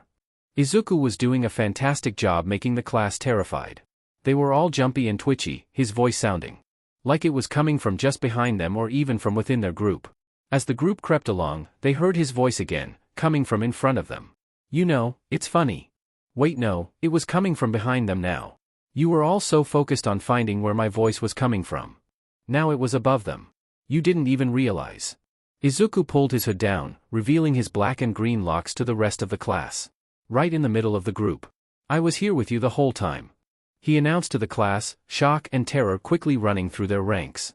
As the class tried to scatter, Izuku summoned in all nearby shadows, expelling them in a halo of solid shadow around him, sending the entire group crashing into the walls of the corridor they were in, about half of them being knocked out on impact.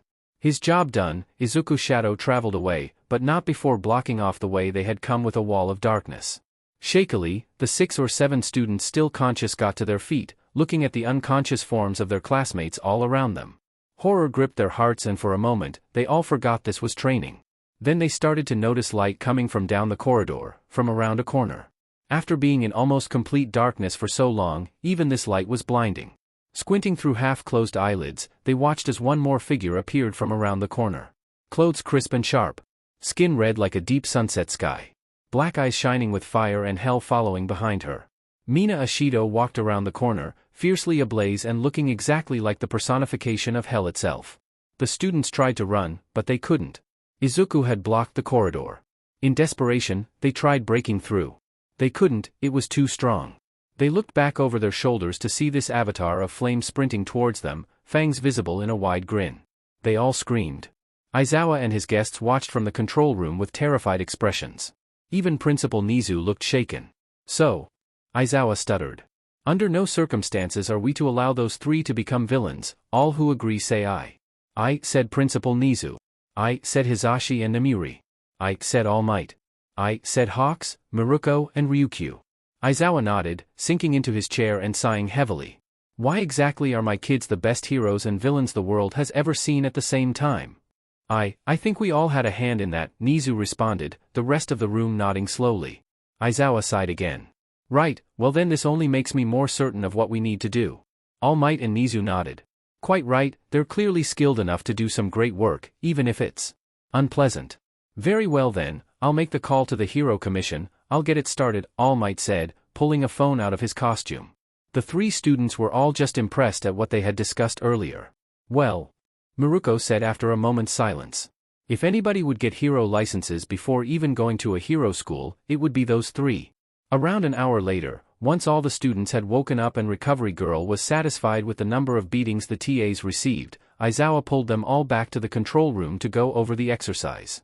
The class were keeping their distance from the TAs, they may never truly be able to feel anything other than terror around them again. Then Mina gave them a bright smile and congratulated them all, and they remembered when they weren't in villain mode, they were all kind of adorable. So then, I'll admit something now, Aizawa began, drawing the attention of the class. You were never going to be able to win this exercise, he admitted. Your opponents just had too big of a difference in skill, and they all had NTMT knowledge of your quirks and personalities from observing you during both the entrance exams and since you began UA. The class just groaned collectively, hearing that being a blow to the ego. But think about it like this, we've only trained for around 3 years, you'll all be here for 4, imagine how strong you have the potential to be when you graduate, especially with Aizawa as your teacher and us to help you, Izuku added, making the class pay attention again and begin to perk up slightly. Yeah, we seem very powerful now, and that's true, we are, but only because we trained hard for several years. Once you have the same kind of experience, you could do even better things, Mina continued, giving the class another bright smile. Hitoshi nodded, the next 3 years are going to be some of the toughest of your lives, but you'll come out the other end stronger and better off for it, trust us, we will help you become the best heroes you can be, he finished. There were a few moments of silence before some of the students began to clap, the rest of the class soon joining in. The TAs just held up their hands, trying to get them to stop. It's okay guys, we don't need that, it's our job after all, besides, you're probably not going to be thanking us when we start the actual training, Izuku responded, a worryingly sadistic grin appearing on his face. Oh yeah, that was why the class was terrified of them. Over the next couple of weeks, Izuku kept his promise. The 3 TAs ran the class ragged. Several students would leave the training sessions unconscious due to being overworked. Recovery Girl grumbled at the constant extra work those 3 made for her. As the news spread that 3 teenagers were official TAs for one of the first-year hero classes, there were a lot of laughs going around the new students. Then they started hearing stories from some of the older students. One day, one of the 4th-year hero students told an assembled group of first-years stories of what they were like, their hellish training sessions, their overpowering combat skill and the sheer terror they radiated when they got serious. The laughter soon died down after that. After their duties for the day were done, the trio would also head to the beach for training, Mina obviously having to work the hardest but Izuku and Hitoshi going through it with her. It was slow, but they were making good progress in cleaning up the beach. Then, one day a few weeks after their special training with Class 1A, they were told that they would not be helping with the class today. In fact, the class was cancelled for that day only since they would be going for an exam and Aizawa would be coming to observe. As the trio were sat in Aizawa's car, traveling to their unknown destination, they were confused as to what was going on and tried to get Aizawa to tell them. They were unsuccessful, he remained tight-lipped and just smirked each time he was asked. Eventually, they arrived at an official-looking building in the downtown area. Izuku peered out of the window and saw a sign that read, Hero Public Safety Commission Headquarters. Dad. Why are we at the HPSC? Izuku asked. Aizawa chuckled, turning back to face him. Because Izuku, today, you 3 are going to take the exam to become official underground heroes. They all just stared at him. You're kidding, right? Mina asked. Aizawa shook his head, nope, I'm completely serious, if you pass your test today, you'll be given official hero licenses that let you work as underground heroes. You'll still have to attend UA given you haven't gone through official training, but when Principal Nizu and All Might both recommend that you make people heroes, people tend to listen, he explained. The 3 were just silent. Holy crap. Hitoshi muttered after a minute of silence. Indeed, now let's head inside so we can get you signed in, Aizawa said, getting out of the car. After another second of comprehension, the trio did the same, climbing out of the car and joining him in front of the large government building. Aizawa led them in and to the front desk. Hello, how can I help you today? Asked the receptionist. I'm Eraserhead, an underground hero, and I'm here to escort these 3 to their underground hero license exams, he announced, drawing the attention of everyone in the lobby. The receptionist's eyes were wide. She'd been informed 3 people would be brought here to take the exam today, she wasn't told that they were 15 years old. Oh. I see, very well then, she stuttered, turning to the 3, can you give me your names so I can sign you in? The 3 introduced themselves. As they did, the receptionist entered their information into her computer and was gobsmacked at what she saw. Personal recommendations from Nizu and All Might, she gasped. Aizawa nodded, that's right, they both know of their skills and thought they should be given licenses so they would be able to help people, even if they are still young. The receptionist nodded shakily, printing out 4 temporary passes and handing them out. The examination rooms are that way, she informed them, pointing down a hallway. Izawa nodded and gave her a smile. Thank you, he said, promptly turning on the spot and walking in that direction, the trio following him. The receptionist watched them leave with wide eyes. So that's why they called in pros today, she muttered to herself. Izawa led the 3 to what looked like some kind of classroom almost, it was laid out like one. Inside was a man with light-colored hair that went down to his shoulders and a pair of tired eyes that put even Izawa to shame. Oh, you're here then. Right, I guess I better explain what's happening, he drawled tiredly, pushing himself to his feet and clearing his throat. Welcome prospective heroes to your hero licensing exam. Today you all will be taking the exam that will allow you to become official underground heroes. Yada yada yada, where's the important stuff? He muttered to himself, reading through his notes. Ah yeah, since you 3 will be becoming underground heroes, you don't have to do rescue training as that is not a responsibility of underground heroes, instead you will be facing a pro hero in combat. You pass the exam if you last in the fight for at least 10 minutes or if you defeat them. Which I find highly unlikely, he muttered. Taking a moment to sigh heavily, he continued. You'll each be fighting separately in one-on-one battles against pros that volunteered for this. I should warn you that you will not be informed of their identities until the battles begin, but they are all experienced pro heroes. The trio nodded in understanding. Izawa stepped forward. So when will the matches be taking place? The man groaned again, because so far only one of them are here so far. We are going to wait for the other 2 to turn up and then we will have the matches begin at the same time in separate rooms, he explained. So you may as well grab a seat for now and wait. I'm so tired. Just don't wake me up for at least 20 minutes and I'll consider you my personal heroes, he muttered, resting his head on the desk. They all just shrugged, taking seats and talking quietly for a while until a woman poked her head into the room. Excuse me, sir? The heroes are here and ready for the exam, she announced. The sleepy man suddenly snapped awake and stood up. Right then, let's get this over with so I can get some actual sleep. Izawa felt his pain. The trio were led to their individual arenas by assistants while Izawa followed the sleepy man to the observation room to watch. Izuku was waiting in his assigned room, waiting for the door to open and for him to be allowed to enter the arena. He was bouncing in place, both from excitement and nerves. He couldn't afford to F this up.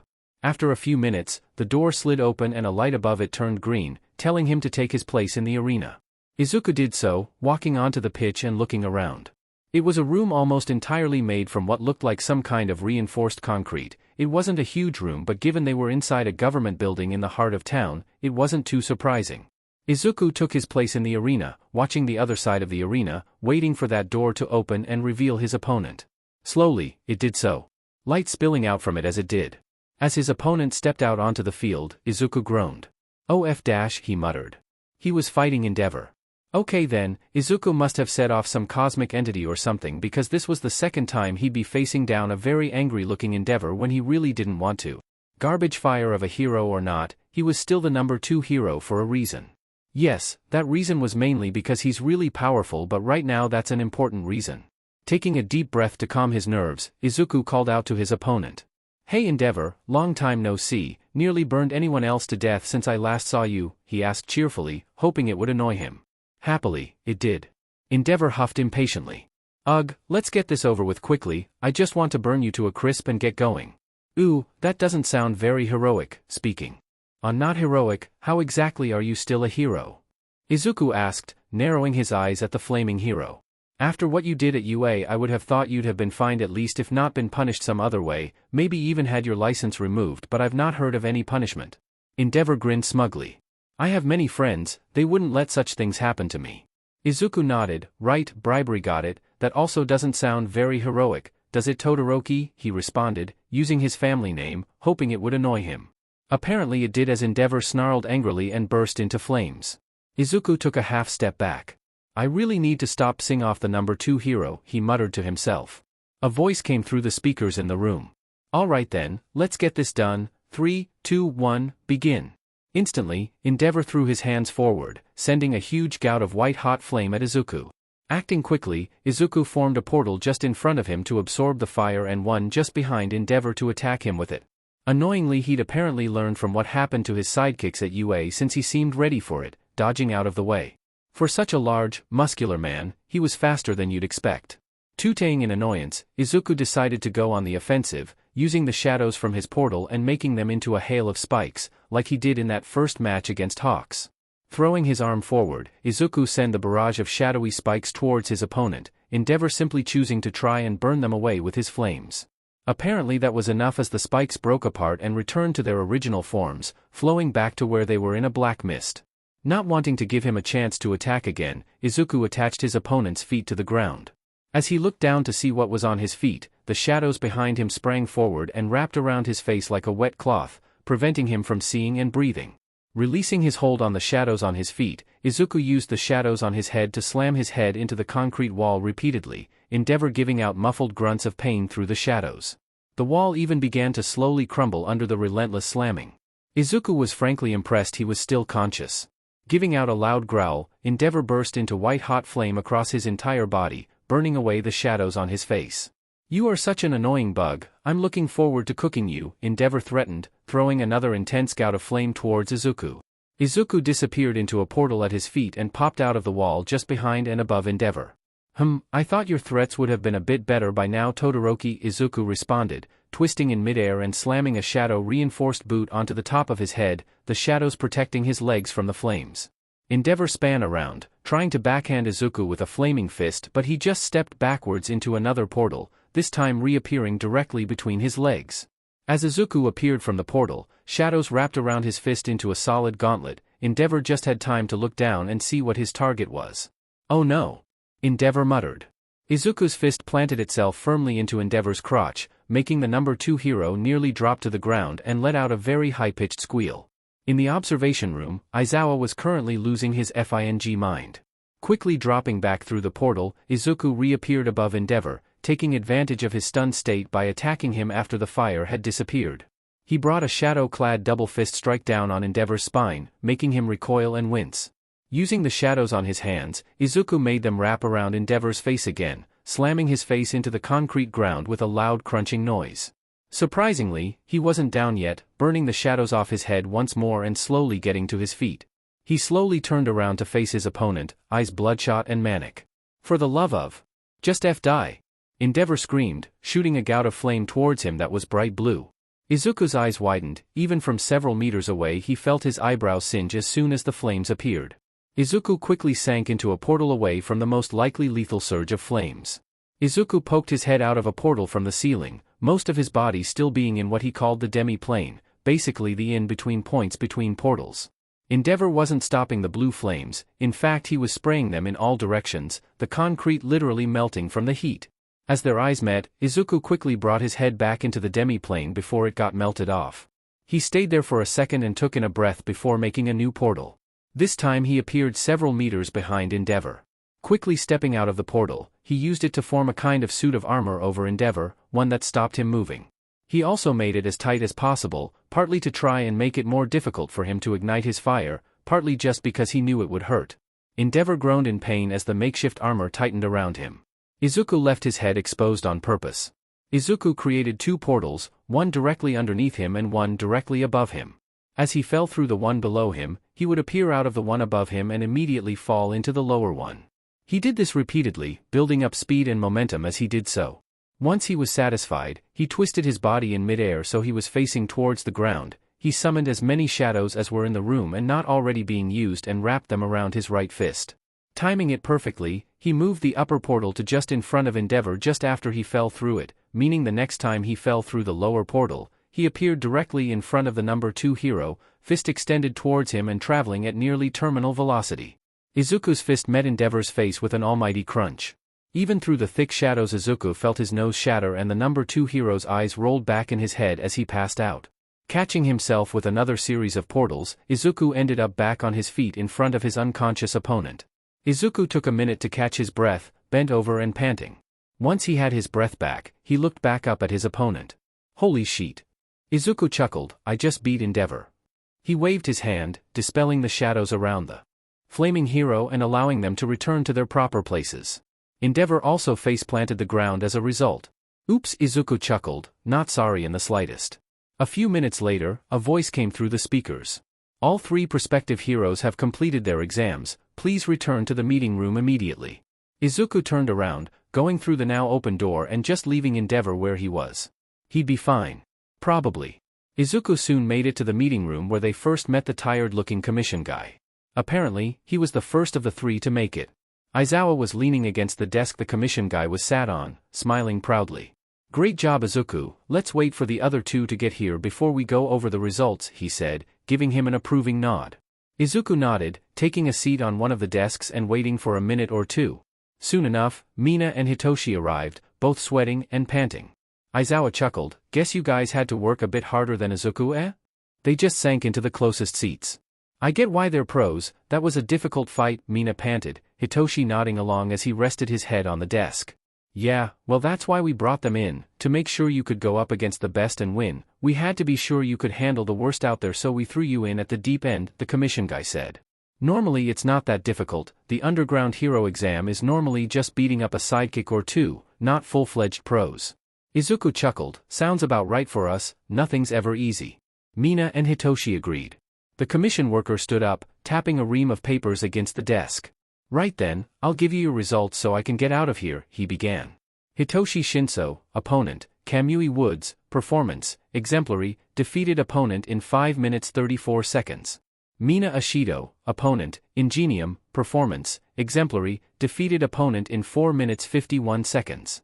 And finally, Izuku Midoriya, opponent, Endeavor, performance, exemplary, defeated opponent in 2 minutes.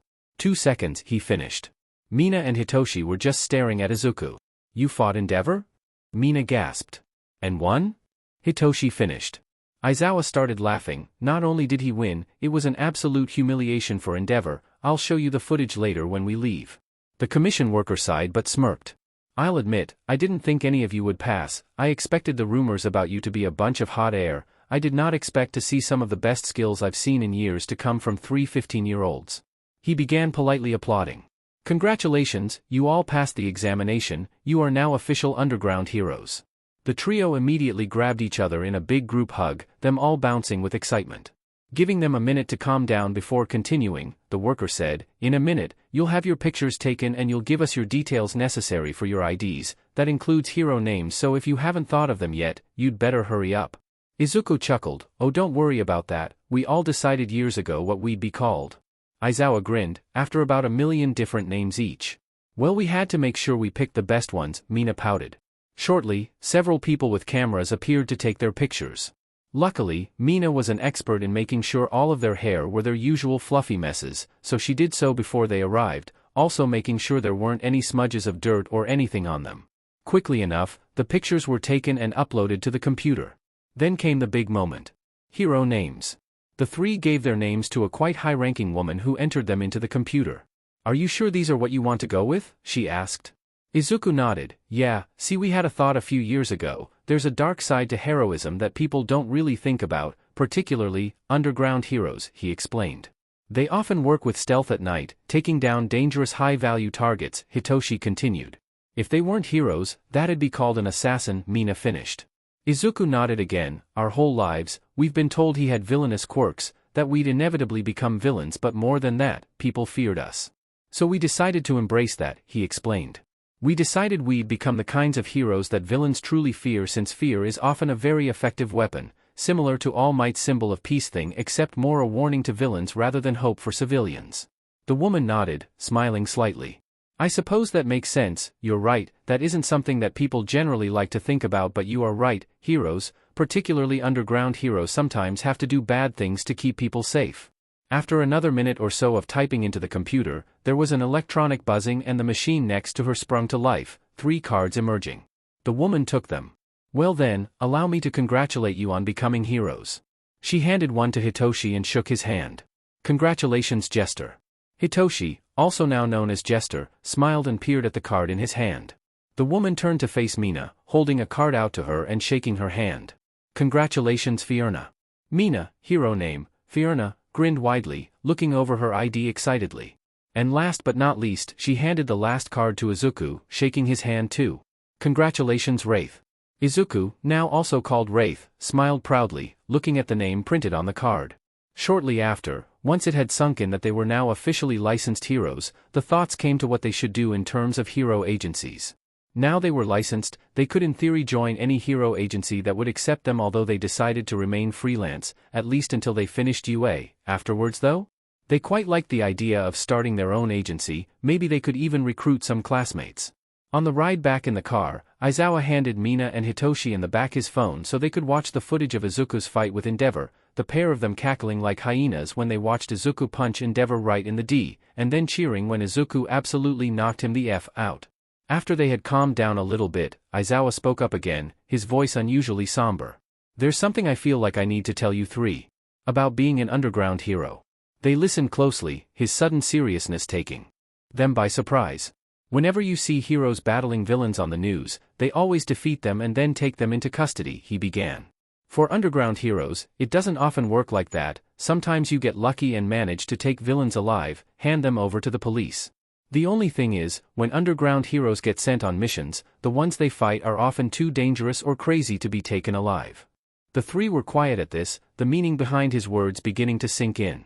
"Sometimes, you may be forced to, or even ordered to kill people. It's almost an inevitability for an underground hero. I've done it before. 18 times in fact," he admitted. Nobody said anything but they all nodded in understanding. "And you think that someday we might be called upon to do the same?" Izuku asked. Aizawa nodded. "Yes, unfortunately you almost certainly will. They won't be able to send you on missions until you graduate UA, which means they can't force you to do so for years to come, but still. I felt like I should warn you about that. So maybe you can make peace for when it does eventually happen.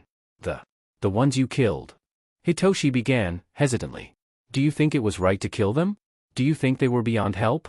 Aizawa sighed deeply. "I don't know, Toshi. I don't know if anyone is ever truly beyond saving or that it's ever right to kill another person. All I do know is that each and every one I killed were dangerous people and that if I hadn't done so, it would have led to more deaths at their hands." Mina nodded somberly. "Needs of the many, needs of the few, right?" Aizawa nodded. "Right. We're the ones that get used for that. One of my teachers at UA when I was there, once called underground heroes, the ones who make the sacrifices for the greater good. I don't know if he was right. All I know is I've spilled a lot of blood. All I can hope is that it was for the greater good." Once the car was stopped at a traffic light, Aizawa turned around to face the rest of the passengers in the car. "I can't give you any easy answers, because there aren't any. All I can tell you to do is listen to your instincts and do whatever you think is best. And just hope you can keep your regrets at a minimum." The three new heroes nodded.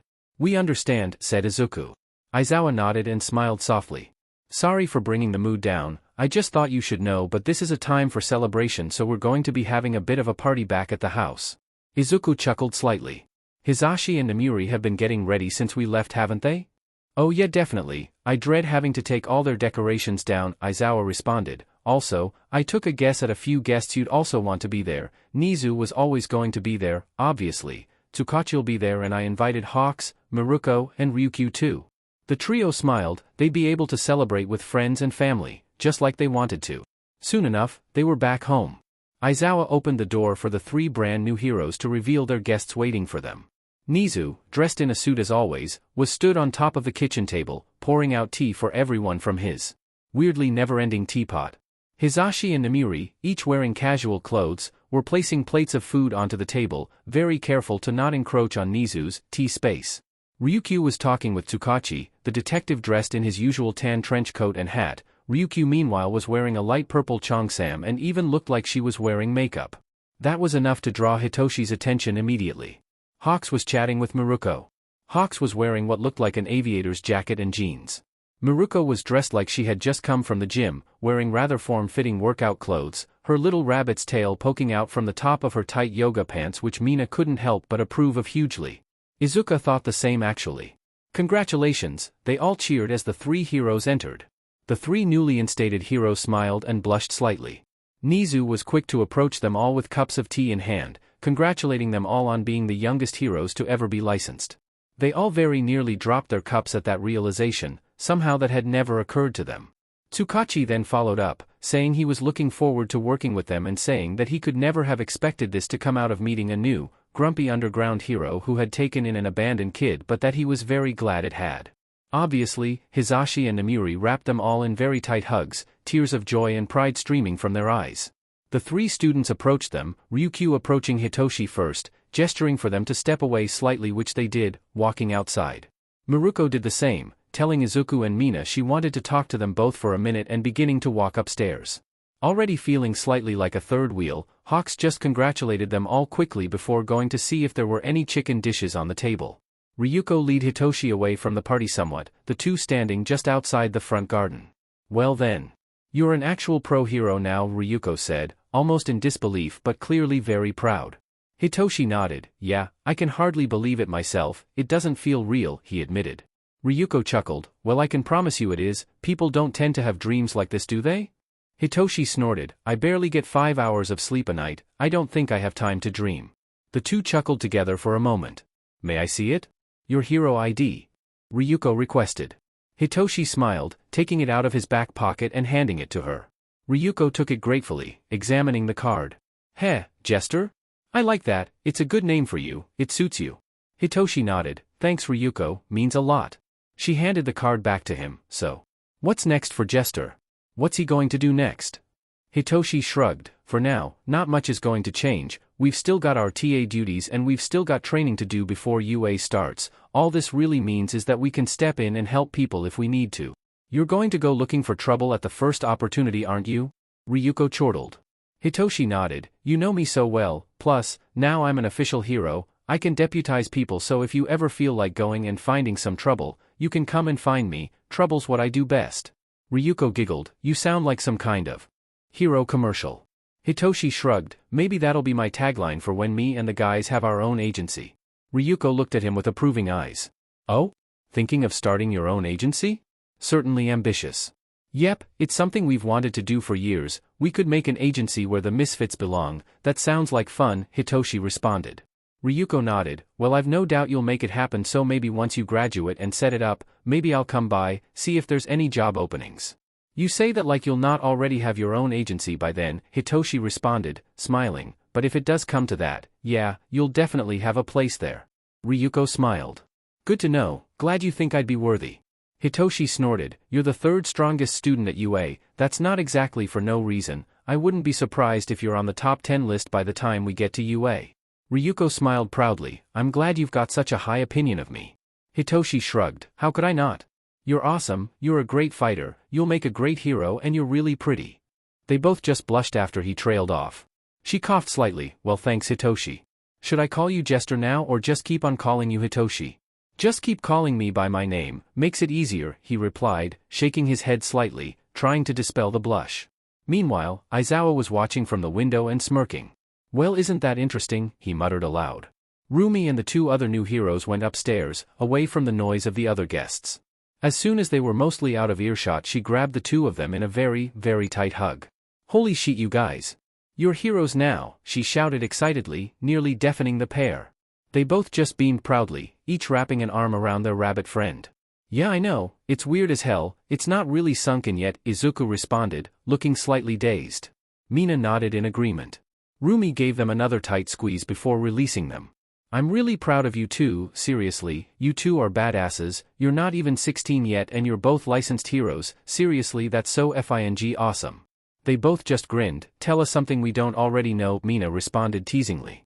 You're both very humble and not at all prone to showing off, she responded, deadpan. Izuku shrugged. We've got our moments, but seriously thanks for being here, it means a lot to both of us that you're here. Rumi nodded, grinning. How was I not gonna come? You two are my best friends, yes that's almost by default since besides the other two downstairs, you're my only friends but still, I wasn't not gonna be here.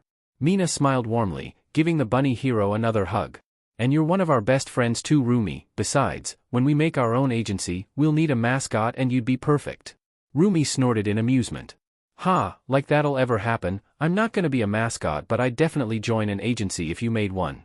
Izuku nodded. Well that's good because right now you were top of the list for people to try and recruit when we form it. Rumi quirked an eyebrow at Izuku. Top of the list, huh? Sure you wouldn't want chicken wings down there? Mina shook her head. Nah, Hawks is great and all but he's not our best friend, besides, compared to the rest of us, he's fairly normal, he wouldn't fit into an agency filled with weirdos like us. Rumi snickered. You've got a point there, he might not fit into an agency ran by the cutest heroes in the world. Mina and Izuku both blushed slightly. It'll be a weird agency, run by a guy who messes with shadows, a devil girl and a guy who can brainwash people. And then there's a cute bunny too, Izuku chuckled. Rumi smirked but also lightly blushed. Well, when that does happen, I'll definitely come looking for a job. Mina nodded happily. There'll definitely be one waiting for you, she confirmed. Rumi smiled, wrapping her arms around their heads and pulling them both into another quick hug, giving them both a little peck on the top of their heads. Well, come on then heroes, let's get back to celebrating. Izuku and Mina followed her back down the stairs, their blushes back full force. When they got back to the party, Aizawa looked over and noticed the blushes. He groaned quietly but then chuckled. Okay then. I think some of my old students might have a thing for my kids. That's going to make things interesting, he muttered to himself. Oh yes indeed, that could be very promising, came a high-pitched voice from next to him. Aizawa flinched slightly at the sudden appearance of Nizu beside him. Oh, hi sir. Do you think I'm right about that? He asked, startled. Nizu nodded. Oh yes, certainly, Maruko definitely seems very fond of those two and Ryukyu is rather close to Hitoshi. I'd say it was more a matter of when it happens rather than if it happens. Aizawa let his head drop into his palm and chuckled again. Oh, that's gonna make family dinners kind of weird if that does happen. Nizu chittered with amusement. Oh yes, but you've always been a bit of a strange family, haven't you? Aizawa shrugged, looking back up at his kids talking to their friends and smiling. Yeah, that's true, he admitted, wouldn't change it for the world though. The day after the licensing exam, Class 1A's hero classes were back on as normal. The students were confused as to why the lesson the day before had been cancelled because they weren't actually given a reason. As the class was walking towards the training field, Mirio was near the back with Tamaki and Nijire. So what do you think it was that cancelled the lesson yesterday? Mirio asked. Tamaki merely gave a small shrug. Don't know, he muttered. Maybe there was some important mission Mr. Aizawa had to go on or something, Nijire suggested. Mirio thought about that for a few seconds. Maybe, but wouldn't the TAs just have taken over the lesson if that was true? Nijire pouted. Alright, maybe that's right, still though it must have been something pretty important. Tamaki glanced ahead, seeing their teacher and the assistants waiting. Well, looks like we're about to find out, he muttered again. Mirio grinned, glad his friend was beginning to talk more than he was at the start of the year. Soon enough, the class was gathered. Alright, good afternoon guys, Aizawa greeted. Sorry about yesterday, but something important came up that required all of us to be there. A student in the middle put their hand up. Sorry sir, but what was it? He asked. Aizawa grinned. Well, your TAs took their official hero licensing exams yesterday, he announced. The class's jaws were dropped. Aizawa grinned further at the reaction. That's right, these three are the youngest heroes to ever be licensed in Japan, they're now official underground heroes. The class were pale. Those three were terrifying enough already. Now they were licensed heroes? They pitted the villains of the world. Aizawa chuckled. To make up for missing the lesson yesterday, I've got a treat for you all, he announced, most of the class perking up slightly. Izuku waved his hand, a TV set appearing through a portal just to his side. Aizawa was grinning widely. You get to watch the footage of their exams and watch your TAs go all out on someone else for a change. The class eagerly gathered around, excited to watch their TAs mentally scar other people for once. Most of the class still refused to enter a dark room if they suspected any of the trio were inside. First, they watched Hitoshi's fight against Kamui Woods. The fight was a close one. Despite being a relatively new hero, Kamui Woods was a very skilled one who was quickly climbing the ranks. He had apparently been informed of Hitoshi's quirk beforehand, so didn't fall for any of his tricks, meaning he had to fight him. Hitoshi was a very skilled fighter, but Kamui Woods' ability to manipulate his arms like tendrils made it nearly impossible for Hitoshi to close the distance without getting grabbed. He also quickly learned that his pipette needles had no effect on the hero's wooden limbs, just bouncing off. Tamaki rubbed the spot on his shoulder where he'd been struck by one during the first combat exercise. Eventually, Hitoshi won the fight by managing to use his free running skills to scale the hero's tendrils and grab him in a sleeper hold. The hero was fighting against the hold but soon went limp when Hitoshi slipped another one of his needles underneath his mask, injecting the tranquilizer into the bottom of his jaw. As the hero fell to the ground, asleep, the footage cut out. Aizawa stepped in front of the screen, beaming proudly. And there you have it, Hitoshi defeated Kamui Woods in 5 minutes and 34 seconds, he announced. The class was shocked. They hadn't expected them to be going up against pro heroes like that, and despite what they'd seen of their skills, hadn't expected it to be such an evenly matched fight. Hitoshi smiled proudly watching the footage back for the first time, Izuku patting him on the back as Mina threw an arm around his shoulders. Next up, they watched Mina's match against Ingenium. This was an interesting matchup as both fighters struggled to land a blow on each other. Ingenium was just too fast for Mina to land a hit on, but Mina was too agile for Ingenium to do the same. This meant most of the match ended up resembling some odd version of tag. About halfway through the match, Mina started spraying her napalm around the room, making environmental hazards for her opponent. Within a minute or so, around half of the room was burning, leaving the pro with almost no room to maneuver and his vision being severely hampered by both the smoke and his own helmet. Mina, being almost immune to her own flames, didn't have the same problem. She managed to take advantage of his disorientation and panic to tackle him and force him to yield, her entire body ablaze and threatening to cook him inside his own metal armor. After attempting to escape her grapple for close to 30 seconds, Ingenium yielded, his armor growing too hot to cope with. As the hero yielded, the screen once more went black. That match against Ingenium lasted 4 minutes and 51 seconds, Aizawa announced, sounding almost smug. The class was beginning to notice a pattern here.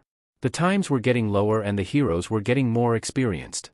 Izuku chuckled, commenting to Mina that was almost the exact same way she made Rumi yield in their first sparring session. Finally, it was time for Izuku's match. The entire class gasped as they saw the number 2 hero on the screen. How could Izuku go up against Endeavor? As it happened, quite easily. The entire class watched in shock as they saw Endeavor's head being repeatedly slammed into a wall, getting slammed by shadow-covered limbs and then, the piece de resistance. The nut punch. Half of the class just gasped in horror at watching Izuku punch the number 2 hero right in his fireballs, the other half of the class immediately lost their minds from either excitement or outright laughter. A wince shuddered its way through the entire class as they heard the crunching noise from Endeavor's nose from the knockout punch and then, as the screen went black once more, the class were left looking at their own astonished faces. So then, who wants to take a guess at how long that match took? Aizawa asked, definitely smug this time. Like 3 minutes? Mirio guessed. Close but no cigar, that lasted 2 minutes and 2 seconds, Aizawa announced, chuckling as he did. Rather fitting for the number 2 hero thinking about it. The entire class just stared at Izuku who was stood there just examining his fingernails casually. Aizawa chuckled again as the TV disappeared once more. So then, I'd like to officially introduce you all to Japan's newest and youngest heroes, Jester, Fiona and Wraith, Aizawa announced, gesturing at the 3 grinning TAs. The entire class gave shaky smiles back, still slightly terrified of them. Now then, there is one more thing I should mention. Aizawa then said, making the entire class break out into a cold sweat. Due to them now being official heroes, there's been a bit of a change. They're no longer your TAs, they're now official teachers, Aizawa announced, a terrifying grin on his face. That means I don't have to be here right now, so I'll be leaving it to them for now. Bye, Aizawa said, wandering off casually. The entire class just watched their black-haired teacher casually saunter away before they slowly turned to look back at their new teachers, each with their normal grins that promised the class that they would be worked to the brink of death. So then, Izuku began, stepping forward and clapping his hands together. Who's ready to get started? Over the next couple of weeks, they began to fall into a routine. Aizawa would lead the class most days, but at least twice a week he would leave the 3 of them to run the class. Those were the days that at least half of the class had to be carted to Recovery Girl. Recovery Girl was deeply disappointed in Nizu's decision to allow those 3 to become teachers. She was old, were they trying to force her into an early grave? Still, she couldn't be too mad at the 3 of them, she'd known them for years after all and they'd quickly adopted her as a grandmother. Slowly, Class 1A began to grow used to their hellish training regimen and started to notice improvements in their skills and bodies. They stopped complaining about being worked so hard too much since it was getting them results pretty fast. This whole time, the 3 new heroes were also still doing their evening training at the beach, Toshinori attending them whenever he could to monitor their progress. While all 3 of them were clearing the beach, Izuku and Hitoshi let Mina take the lead since this was for her benefit more than either of them.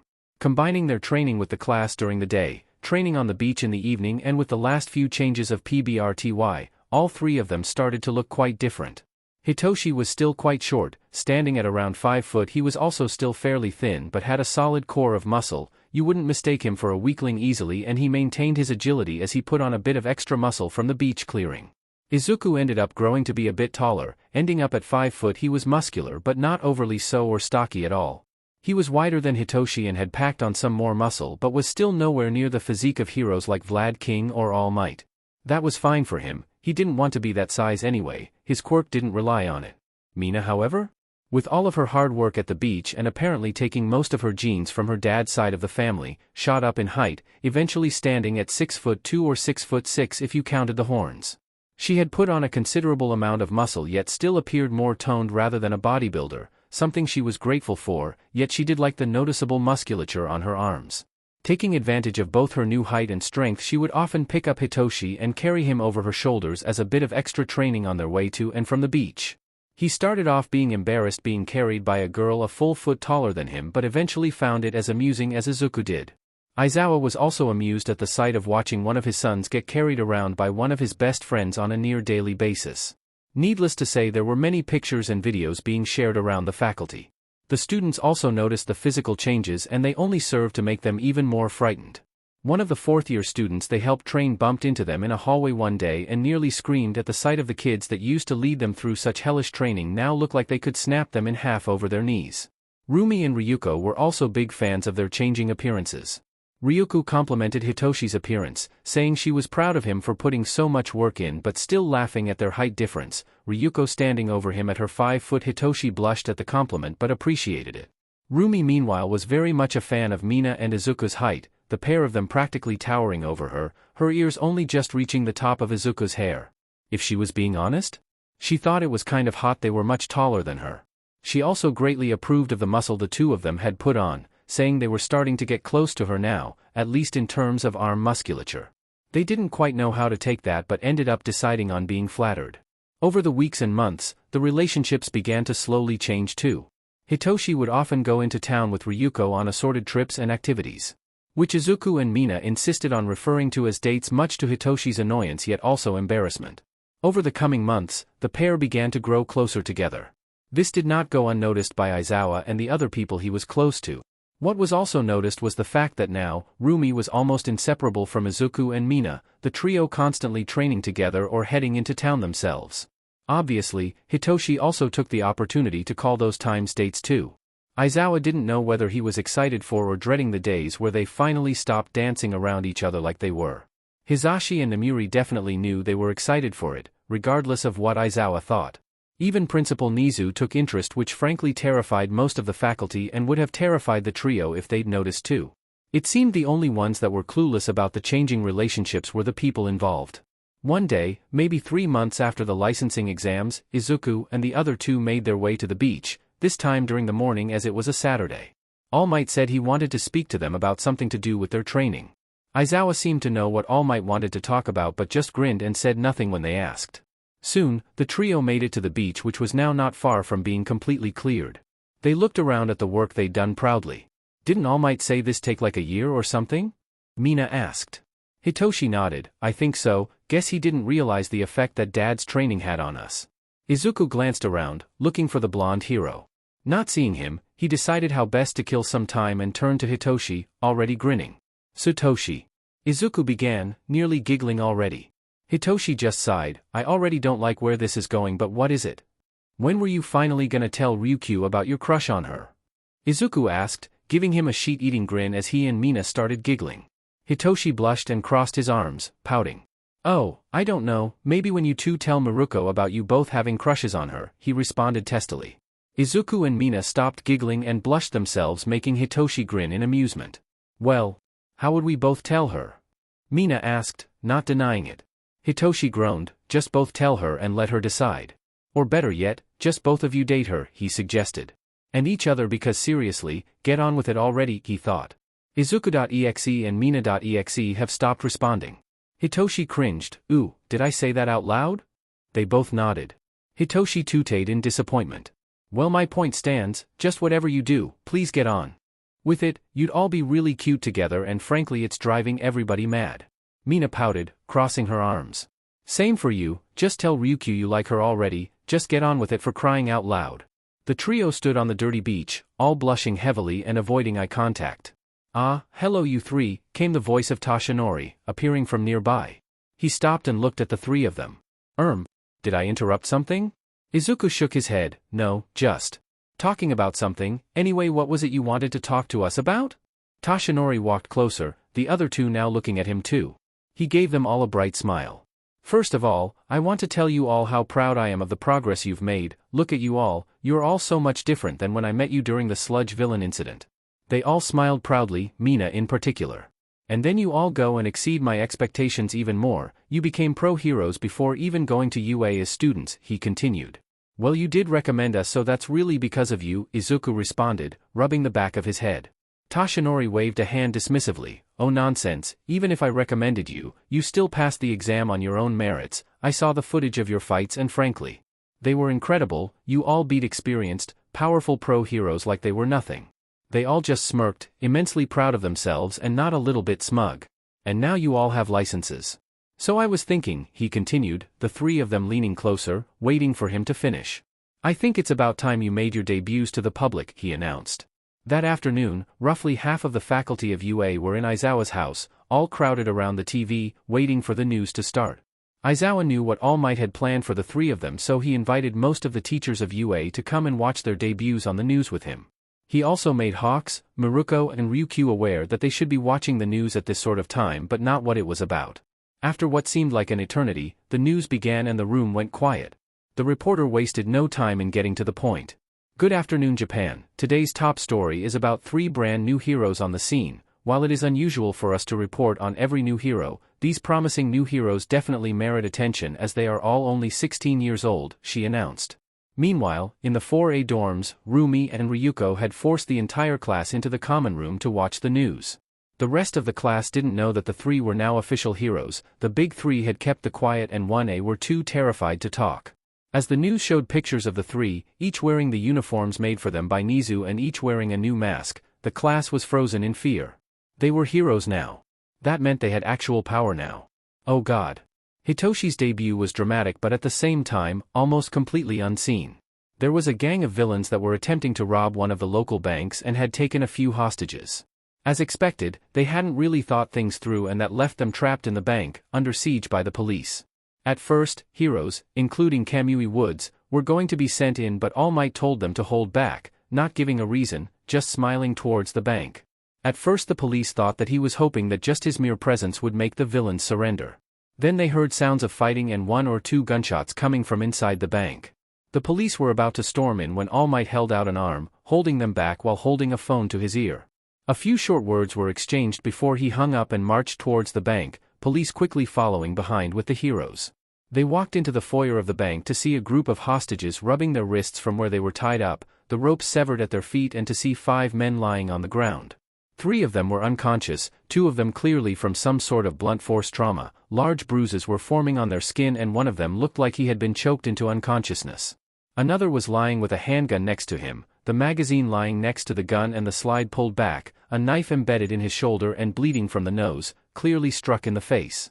The last one was still conscious, slumped against the counter, staring blankly ahead in fear, a small dart of some sort poking out of his chest.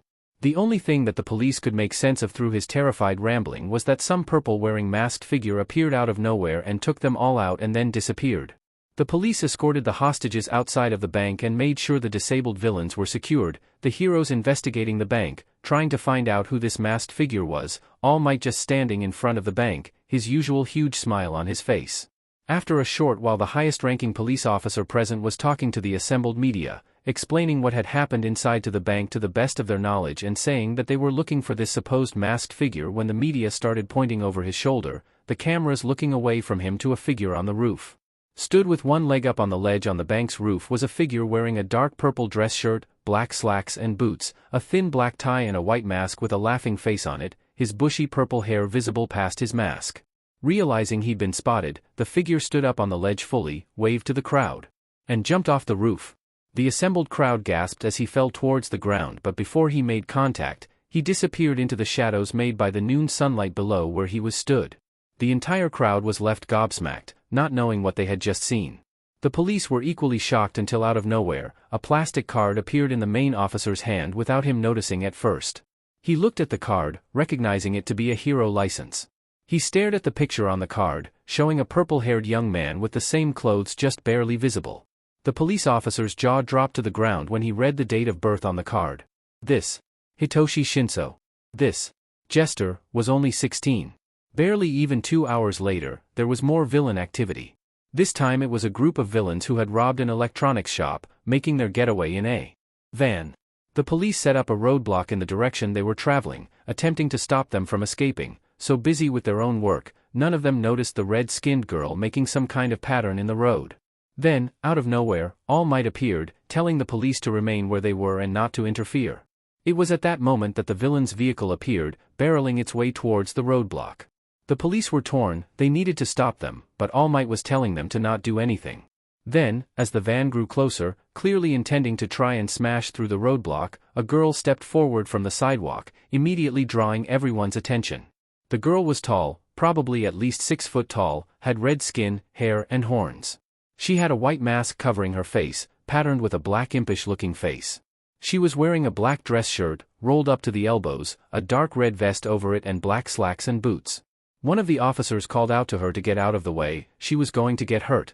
The girl just grinned and snapped her fingers near her waist. Immediately, the road burst into flames, a trail of fire heading towards the approaching vehicle, making a circle form around its current place on the road. In panic, the driver of the van attempted to both brake and turn the car, only resulting in the van overturning and skidding through the fire, coming to a stop maybe only 10 feet from the girl. She just grinned and walked towards the van casually, her right arm ablaze.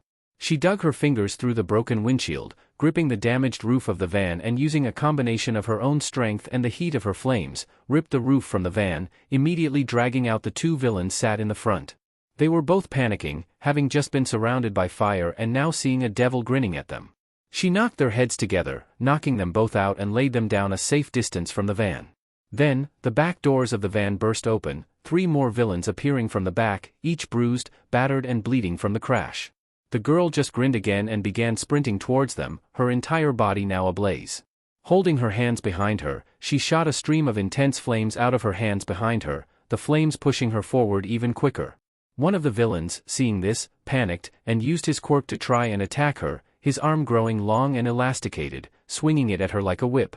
The girl just grabbed onto his arm, gripping tightly. In response to the pain from the burns, the man pulled his arm back to him, the girl coming with it. Taking advantage of her increased momentum, she planted her boot squarely in his face in a flying drop kick, a loud crunch coming from his nose and the man dropping like a bag of wet laundry. The other 2 remaining villains closed in, throwing kicks and punches at her. None of them even came close to connecting. The girl practically danced under and around their strikes, her feet gliding across the ground as if she was flying, throwing her own strikes back at them.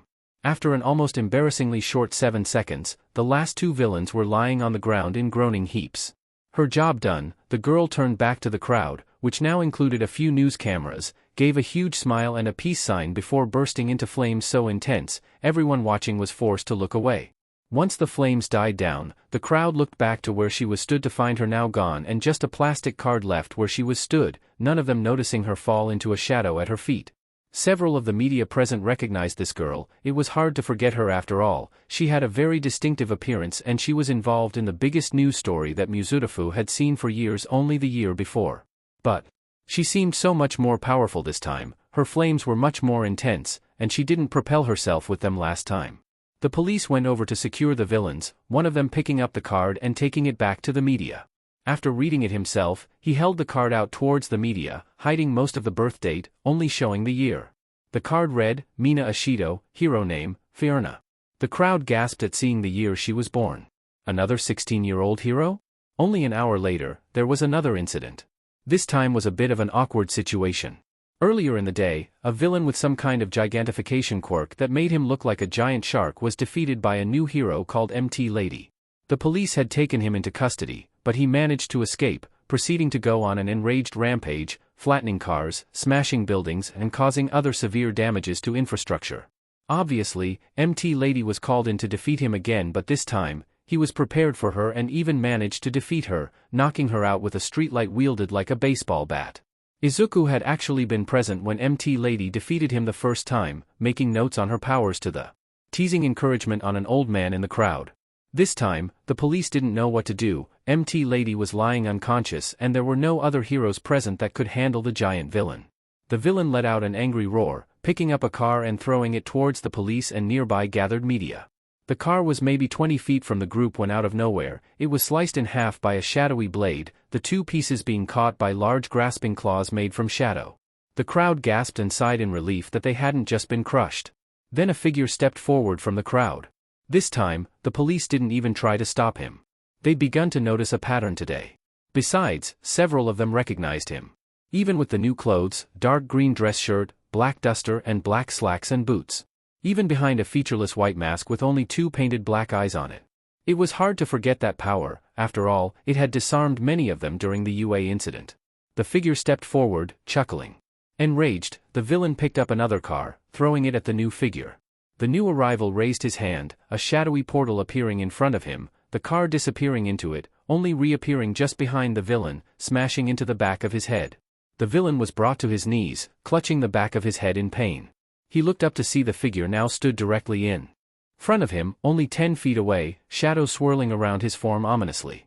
With a wave of his hand, the shadows on the nearby building swarmed to the villain, locking themselves around his body, preventing him from moving.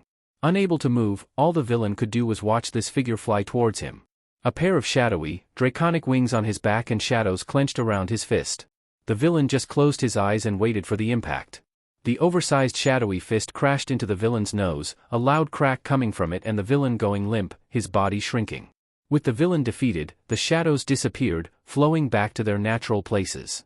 His job done, the figure turned back to face the police and media, formed a small portal just in front of him and put something through it, another portal appearing just in front of the police and a small card falling out of it.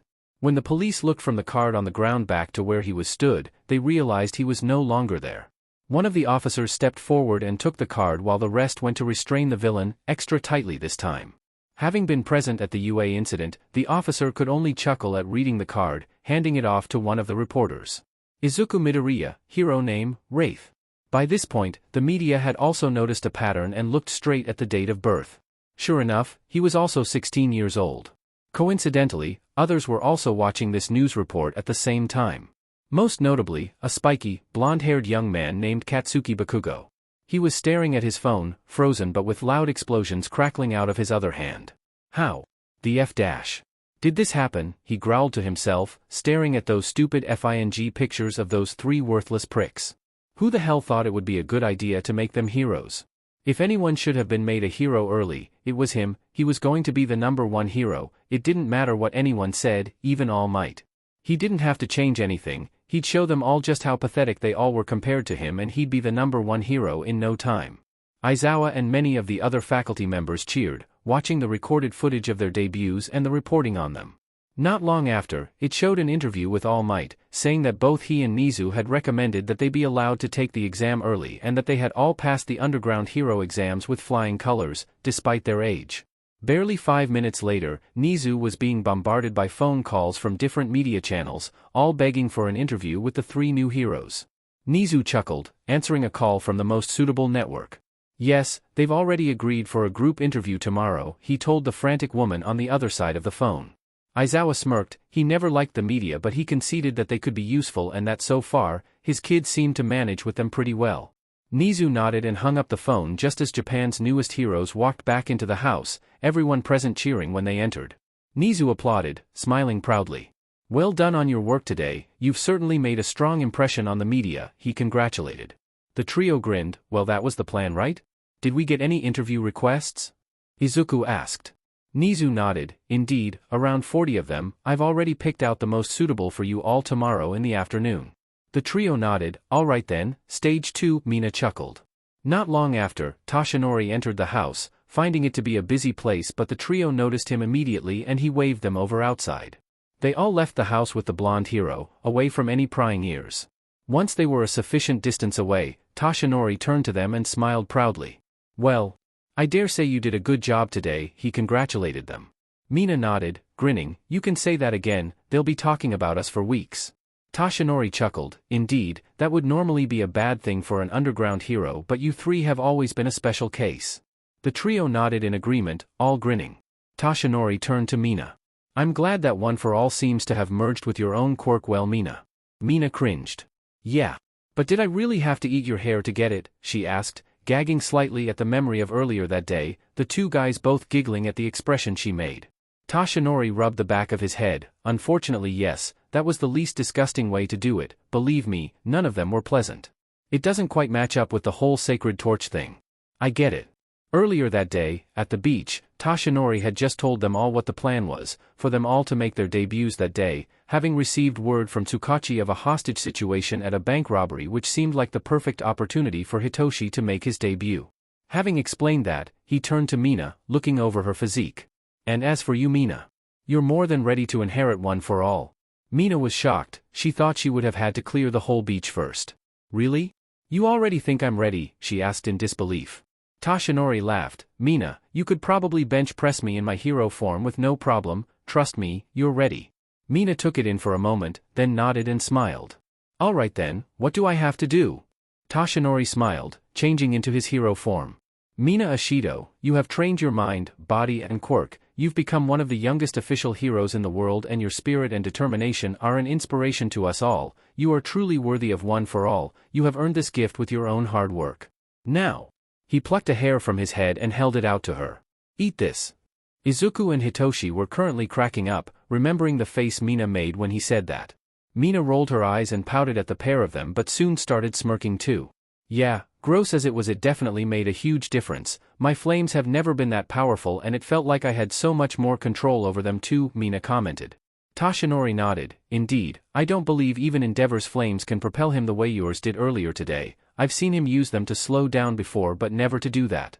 Mina nodded, grinning proudly. Yeah, a first-year girl in our class actually gave me that idea, it was something she tried with her own quirk but didn't have the stamina for it, but that wasn't all, I seemed way stronger too, even though it had been weakened by the heat, I ripped the roof off that van like it was nothing. Yes, I noticed that, each bearer of one for all reacts differently to it and it works differently for each bearer, for me, it gave me my incredibly strength but only when I actively use my quirk, the rest of the time my strength is just a product of my own hard work when I was younger, for you it seems to have mostly acted as a force multiplier, increasing the power and control of your own quirk and making your body much stronger, Toshinori explained.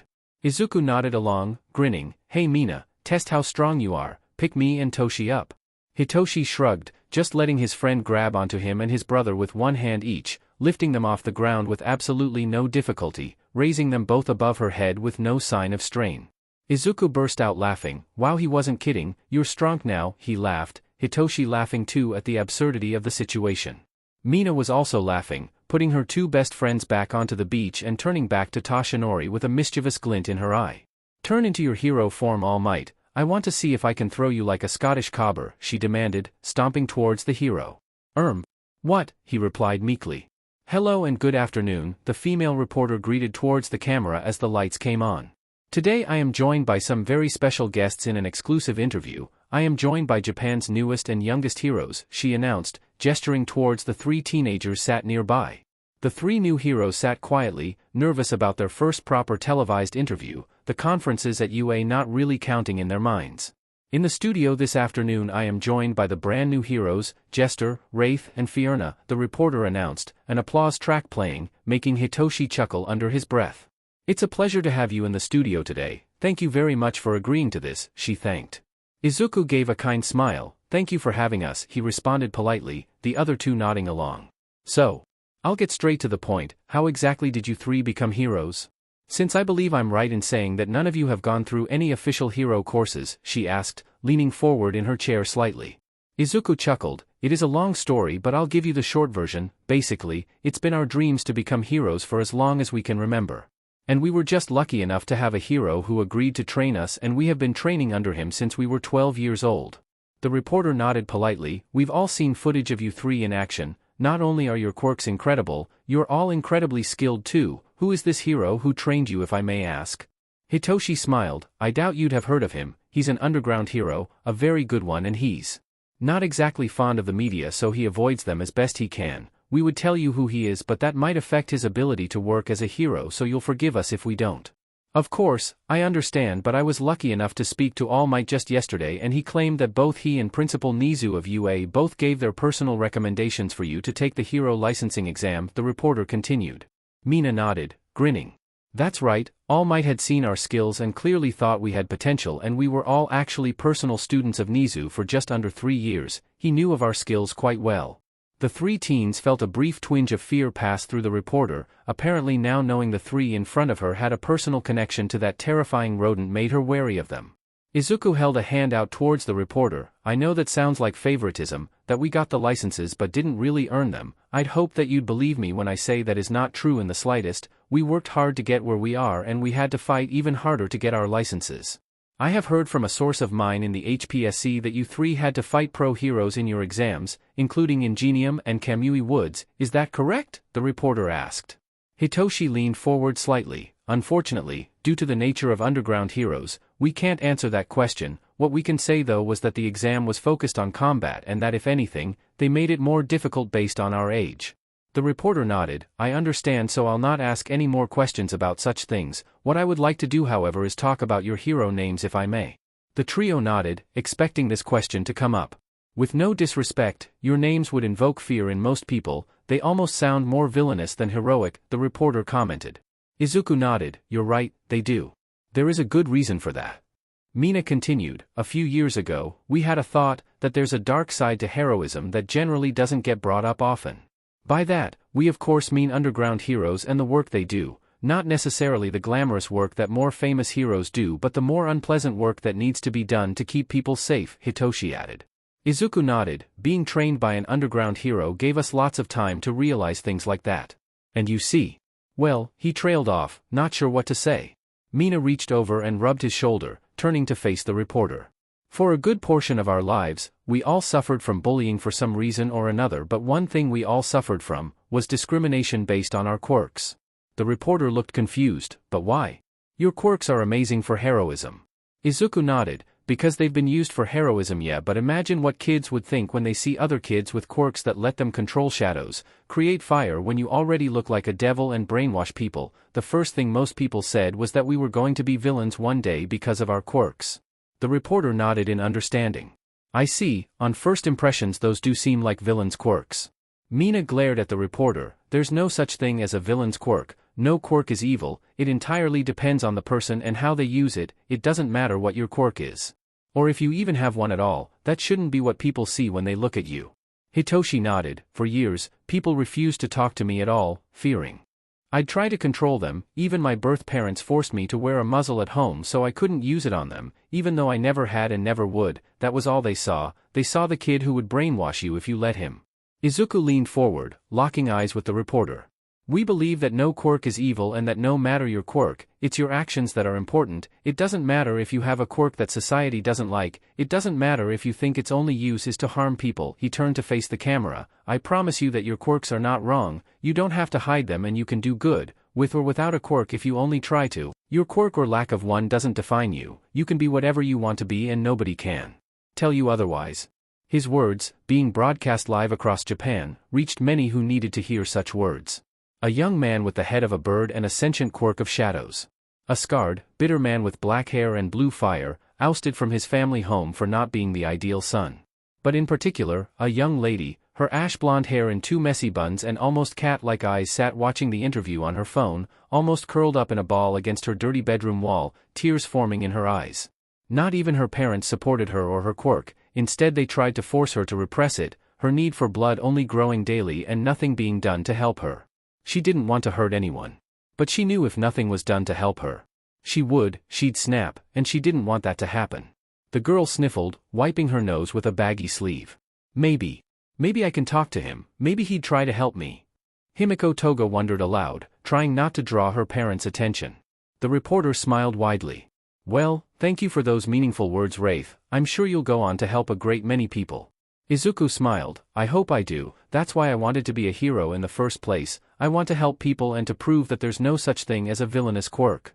And I'm sure you will, but for now I'd like to talk about your actions as a hero so far. I'm sure most viewers at home will have already seen what footage there is of your 3 debuts, but I have heard that Wraith actually defeated a villain earlier today? Izuku nodded, smiling slightly. I did actually, it was a villain with what looked like some kind of snake-like quirk, he recalled. Izuku had actually just been taking a walk around town. It would technically count as a patrol, but really, he was just going for a walk, having taken the day off from teaching to relax and prepare for the interview later that day. It was at around the time that the local schools were letting out that he saw a bit of a commotion ahead. Gently pushing his way past a muscular-looking teenager with black hair, he saw a rough-looking character with the head of a snake, hissing and snarling at a pair of girls wearing the same uniform as the guy he'd just passed. Slowly approaching, he overheard the snake guy hissing angrily and threatening the 2 girls over something. Izuku took in a deep breath before he approached, calling out to the snake-headed man. Hey, what's the problem here? Izuku demanded, crossing his arms in front of him. The man turned, snarling at Izuku. None of your bussiness, runt, get out of here, he snapped, hissing like a snake. Izuku's eyes narrowed. I'd say it's my business, you look like you're threatening those two girls, why would you be doing that? What does it matter? They looked at me funny and nobody gets away with that, he replied angrily. Izuku glared at him for a moment before looking towards the two girls softly. Come on, come stand behind me, he won't hurt you, he reassured them. The two girls looked at each other through frightened tears before they both nodded and tried to make their way over towards Izuku. Not letting that happen, the snake guy reached out and grabbed their arms, not letting them leave. You're not going anywhere, you brats, he snarled. Izuku cracked his neck, getting ready in case he needed to act. Sir, let them go right now, this is an order from a pro hero, he instructed, showing his hero ID. The snake guy just laughed, at least he thought he laughed, it was hard to tell, most of what he did sounded like hisses. You, a hero? Don't make me laugh, you're only a kid, and a runt at that, he laughed. Izuku narrowed his eyes again. Don't make me tell you again, this is your last warning, let them go now and you can walk away from this. The villain snarled angrily, you can't tell me what to do, and these bratses still need their punishment. With that his head coiled back and lunged towards one of the girls, a pair of slender fangs visible in his mouth. The girl screamed and recoiled, trying to pull from his grip but not being able to, the villain being too strong. She waited for the pain to come but it never did, instead she cracked her eyes open to see the villain's mouth clamped around Izuku's forearm, the young hero wincing in pain. He had acted quickly, teleporting in between the villain and the girl, holding up his arm to block his bite but not able to bring shadows to defend his arm in time, so the villain's fangs sank deep into his forearm, drawing a lot of blood. Izuku groaned in pain, just hoping the villain's fangs didn't have any venom in them. Taking advantage of the villain's surprise at his sudden appearance, he used the surrounding shadows to prise his jaw open and then act like a muzzle, making sure he couldn't bite again. Izuku then used his leg to kick the villain's knee out from under him and tackled him to the ground, pinning his arms behind his back, using shadows to restrain his legs and hands together as he hissed angrily through the makeshift muzzle. Planting his knee firmly on the villain's lower back so he couldn't escape easily, Izuku pulled out a pair of HNDCFFs he carried on him, something else he picked up from his dad, you never know when they might come in handy, and handcuffed the villain, releasing the shadows around his wrists. Once he was confident the villain wouldn't be going anywhere, he stood up, turning to face the two girls while using shadows to make a kind of compression sleeve on his arm to apply pressure to the wound. Are you two all right? Did he hurt you at all? He asked concerned. The two girls nodded, grateful tears spilling down their faces. Izuku smiled, I'm glad I was here, I'm glad you're all right, he said, relieved, pulling his phone out and calling the police, giving them his details and informing them of a villain to be taken into custody. Almost as soon as he was done with the call, the two girls rushed forward, each throwing their arms around him, thanking him profusely for saving them. Izuku just smiled and patted them on the back awkwardly, not really sure how to act around girls other than Mina or Rumi. After a few moments, the two girls pulled away, going off with some other nearby girls who all immediately began fretting over them. As Izuku stood there with the villain, still hissing angrily, he saw the guy he moved past was still watching, looking almost starstruck. Izuku gave him a smile and a wave, apparently snapping the black-haired teen out of his trance and him giving a wave in return before looking down to the ground in shame and trudging away. Izuku frowned as he watched him leave. Why did he look guilty? So on your second day of being a hero in the public eye, you saved two high school girls from a dangerous villain, you certainly don't mess around, do you? The reporter asked. Izuku chuckled, I suppose not, but I'm really just glad I was there to make sure that nobody got hurt. Eijiro Kirishima was watching the interview in his room, feeling ashamed that he didn't act. He wanted to be a hero, it's what he'd trained for all these years. But he froze. He was too scared to act, and if Wraith wasn't there, those two girls could have gotten hurt because he was too scared to stop it from happening. He looked up at a picture of Yue on his wall before looking away, ashamed. How could he ever be a hero when he froze up like that? From what we've seen of you so far, you're incredibly skilled, your quirk is powerful and you're incredibly confident, frankly you seem unbeatable, the reporter commented. Kirishima looked at the screen, yeah, when there's people like that, why did he need to become a hero? His quirk wasn't good for anything, he'd never be a successful hero with his quirk. Izuku gave a weak smile but then shook his head. Oh no, I'm definitely not unbeatable, sure I've put a lot of hard work into training and my quirk is powerful, but frankly, I think it was starting to make me cocky. With the benefit of hindsight I realized I was acting like someone I swore I'd never be like. I think today was a good wake-up call. I'm not invincible and I'm not even necessarily all that good at being a hero yet. If I was, then nobody would have gotten hurt, he admitted. Kirishima watched the screen surprised. Why would he think that? Even if things didn't go perfectly, he wasn't scared, he actually did something to help. Maybe so, but you still saved those girls and you did so confidently, like a real hero, the reporter replied. Izuku scoffed. Trust me, I wasn't confident. Or at least, I was at first, but once he bit me, I panicked. I was scared because it had been so long since I'd really been hurt by anything. The girls I helped thanked me afterwards and said that I was really brave. But to be honest, I was really shaken up by it. My smile then was just for their benefit, so they weren't scared anymore. Hell, I was scared going up against the giant shark villain yesterday. You'd have to be stupid to not be scared when fighting an actual villain. Kirishima watched on, his jaw hanging open. Izuku chuckled. I doubt any hero doesn't get scared, I'm sure even All Might gets scared sometimes. But I think that's alright, that's normal. Being a hero just means pushing past that fear, even if only for a short while to help someone. At least that's how I see it. I don't necessarily think being scared is a shameful thing, and it shouldn't stop someone from becoming a hero if they really want to, even if it seems scary. Kirishima was sat there in his dark room, tears beginning to leak from his eyes. This guy he acted even though he was scared. And he said that being scared isn't a bad thing. It shouldn't stop you from being a hero. Kirishima took in a deep breath, drying his eyes and walking to the bathroom, looking himself in the mirror, looking himself deep in the eyes. There, he made a new promise to himself. He would become a hero, and that even if he was scared, he'd push through that fear. After all, that was what heroes did, and he so desperately wanted to be one. He smiled, happy he heard someone say exactly what he needed to hear and that he renewed his promise to himself. He looked over his hair. He had always been self-conscious over his appearance, always thinking he was too boring looking to be a hero. But Wraith had mostly black hair too, just with green tips, and that clearly didn't stop him. Hima smiled, reaching into the cabinet under the sink and pulling out a can of hair dye his mom once used for a Halloween party the year before.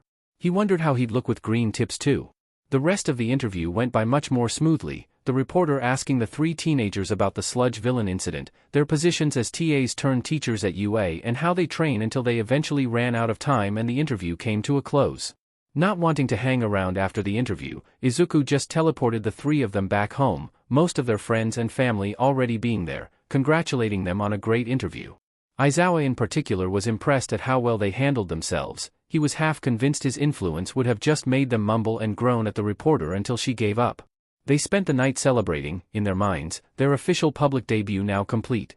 Izuku ended up waking up relatively early the next morning and decided to go for a run around town before the hero classes started in the afternoon. He got changed, ate a light breakfast and headed out of the UA gate, jogging around town for an hour or so.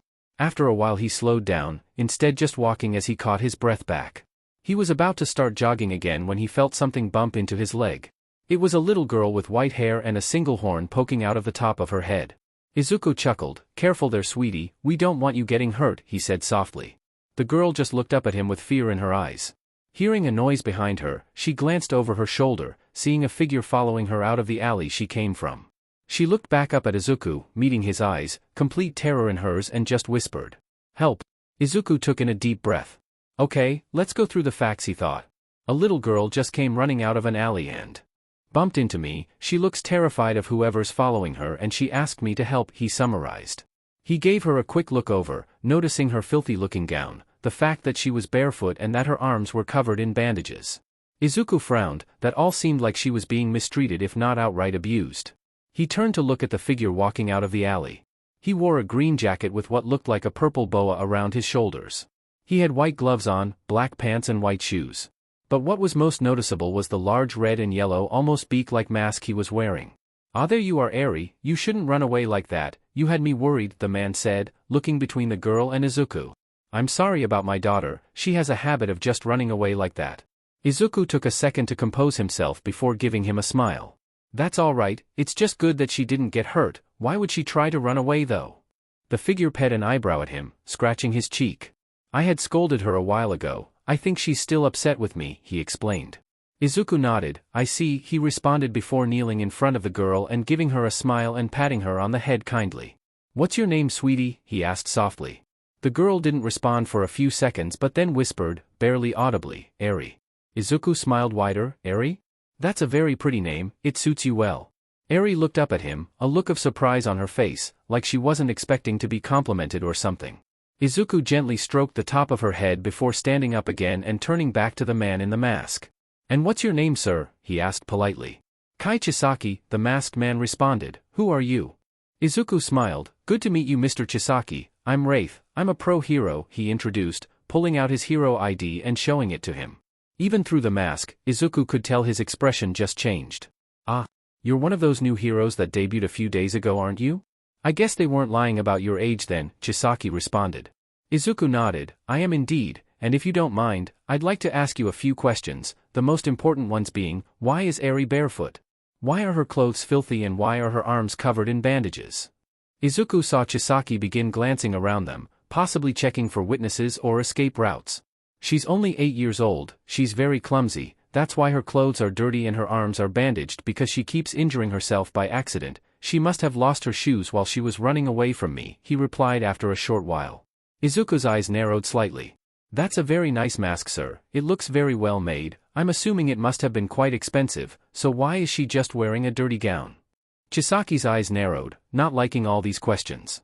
"She's wearing things like that until she breaks her habit of clumsiness, so she doesn't ruin all of her clothes." Izuku stayed calm on the surface, but inside was a boiling mass of emotions. He knew those answers were all complete bullshit, but he had no way to prove it. He had no proof right now to claim he was an unfit parent, so he couldn't take Eri away from him without it just being kidnapping. Izuku looked over the mask again. He could have sworn he overheard his dad talking about masks like that at one point. But what was it about? "Please enlighten me, sir, why are you wearing that mask?" Izuku asked. "Oh, I just don't like germs, that's all, same reason why I wear gloves," he responded. Izuku nodded slightly. "Then why not just wear a surgical mask or something similar? Why get such an expensive-looking mask instead?" Chisaki scoffed. "This works much better, it's worth the money spent on it. Why are you asking so many questions about my mask?" "It's just an interesting mask, I feel like it seems familiar somehow," Izuku responded, desperately trying to think of where he heard of these kinds of masks before. Suddenly it hit him. Yakuza. Shaiha Saikai. He heard his dad talking to Tsukachi about the Yakuza once, saying that the leader and his lieutenants all wore large bird-like masks. With that realization, Izuku took a half-step forward, putting himself slightly in between Eri and Chisaki. "Well, if there's no more questions, please return my daughter to me," Chisaki requested firmly. Izuku glanced down at the little girl, still gripping gently to his pants with one hand, looking up at him with fear. He had to make a decision. He recalled what his dad told him, just after the licensing exam. "I can't give you any easy answers, because there aren't any. All I can tell you to do, is listen to your instincts and do whatever you think is best. And just hope you can keep your regrets at a minimum." Well, this is probably not exactly what he meant, but it still applied. Izuku took a deep breath, looked down at the little girl at his feet and gave her a reassuring smile. He then turned back to face Chisaki. "I'm afraid I'm not going to do that. I believe you've been abusing Eri, therefore, I use my powers as a pro-hero to remove her from your custody immediately," Izuku responded, putting a hand on Eri's shoulder, ready to act if Chisaki reacted like he expected him to. Chisaki glared at him angrily. "I can't let you do that, Eri's too important to my plan. You will return her to me immediately," he instructed, pulling his gloves off. Izuku quickly glanced at his gloves. He assumed that whatever his quirk was, it required him to touch something and the gloves were to stop him from doing it by accident. That probably meant it was something with the potential to be very destructive. Izuku took a step back, gently pushing Eri behind him. "No, I won't do that," he responded, muscles tightening, waiting for the moment to act. Chisaki sighed. "Very well then." Then he lunged towards him, hand outstretched. Izuku quickly teleported Eri away, just further down the street so she wasn't in any danger, and brought up a wall of shadows in front of him to block Chisaki. Izuku was shocked when Chisaki seemed to immediately break through the shadows almost looking like they broke apart. Eyes widened with panic, Izuku leapt backwards, away from Chisaki's grasping hand, throwing a spear of shadows at him from behind. Chisaki caught it in one hand, the spear immediately breaking apart and flowing back to where it came from. What is his quirk?" Izuku wondered. Chisaki dropped to the ground, placing a hand on the sidewalk. Spikes of concrete firing out towards Izuku. Reacting quickly, Izuku used shadows to pull him to the side, out of the path of the sharp-looking spikes, using a blade of shadow to cut the spikes at the base at the same time. Glancing towards Chisaki, Izuku kept the blade going, sending it towards him at a high speed. Chisaki held his hands out and caught it, the blade breaking apart in his hands. However, Izuku heard him wince and saw the blood dripping from his hands. It had time to cut him before he broke it, so his quirk wasn't instantaneous. That was good to know. Izuku took a second to think. He could clearly break things apart at will, but how did he make the spikes come out of the ground like that? Izuku had to quickly jump out of the way of another row of spikes, just hearing Chisaki mutter something about how blood was filthy. He quickly glanced over his shoulder, seeing Eri around 10 meters behind him, on the other side of the road. He quickly put himself between Eri and Chisaki. "Surrender, Chisaki, you'll not hurt Eri anymore," Izuku growled. Chisaki responded by summoning an angled pillar beneath him, one hand still on the ground. The pillar shot out of the ground, making Chisaki shoot over Izuku's head towards Eri. Izuku quickly created a whip from shadow, sending it towards the mid-air Chisaki. It wrapped around his ankle securely and Izuku tugged on it, killing his momentum and sending him crashing to the ground, his mask cracking from the impact with the road. Izuku quickly used a portal at Eri's feet to put her behind him once again. He was lucky it was still early, there was no traffic currently and any pedestrians had already fled the scene. Chisaki growled in anger. You broke my mask. You little sheet, how dare you?" Izuku held his position between Chisaki and Eri. "You won't win this and I won't let you take her back," he snapped. Chisaki was still growling in rage. Fine. If I can't have her." He surged forward again, another pillar coming from beneath him, sending him flying past Izuku, too quickly for Izuku to react properly. Chisaki flew towards Eri, hand outstretched towards her face, Eri just standing there, not even attempting to move, apparently having accepted what would happen. "No one will have her," Chisaki screamed. Izuku couldn't do anything in time, anything made from shadows would take too long to form and he could just break through anything he put up anyway. Izuku watched helplessly as Chisaki's hand grew closer to Eri's face. She was going to die. And there was nothing he could do to stop it. The ones you killed," Hitoshi began, hesitantly. "Do you think it was right to kill them? Do you think they were beyond help?" Aizawa sighed deeply. "I don't know, Toshi, I don't know if anyone is ever truly beyond saving or that it's ever right to kill another person. All I do know is that each and every one I killed were dangerous people and that if I hadn't done so, it would have led to more deaths at their hands." Izuku steeled himself. He wouldn't let Eri die, no matter what he needed to do. Izuku reached forward with his hand, as if going to grasp something. Suddenly, Chisaki froze in mid-air, his momentum suddenly halting and him now being suspended in mid-air. Izuku heard him choke on something and saw blood drip out of the hole in his mask. Izuku clenched his hand into a fist. Even several meters away, Izuku heard several loud cracks and a wet squelching noise. Chisaki went limp. Izuku didn't remember calling the police, all he remembered was watching Chisaki's corpse hit the ground after he released his hold on it. He barely remembered Tsukachi asking him questions about what happened and then reassuring him that he did the right thing. He only barely remembered sitting down on the ruined sidewalk, Eri clinging to him, refusing to let him go. All he could see was the mangled body of Kai Chisaki, the man who Tsukachi informed him was also known as Overhaul, the leader of the Shai Hasaikai. The man whose organs he'd crushed from the inside. He only started to snap out of it when a car arrived not too long afterwards and Aizawa, Mina, Hitoshi and Nizu burst out, quickly spotting Izuku and sprinting towards him, Nizu riding on Mina's shoulder. "Izuku!" Aizawa called, quickly dropping to his knees in front of him, reaching out and grasping his shoulder. "Are you alright?" Izuku just looked over his shoulder, at the body bag containing Overhaul's body. "Dad. Izuku stuttered, tears in his eyes. Aizawa threw his arms around his shoulders, pulling him into a tight hug. "It's okay, Izuku, it's alright, you're safe and you saved that little girl. I think you did the right thing."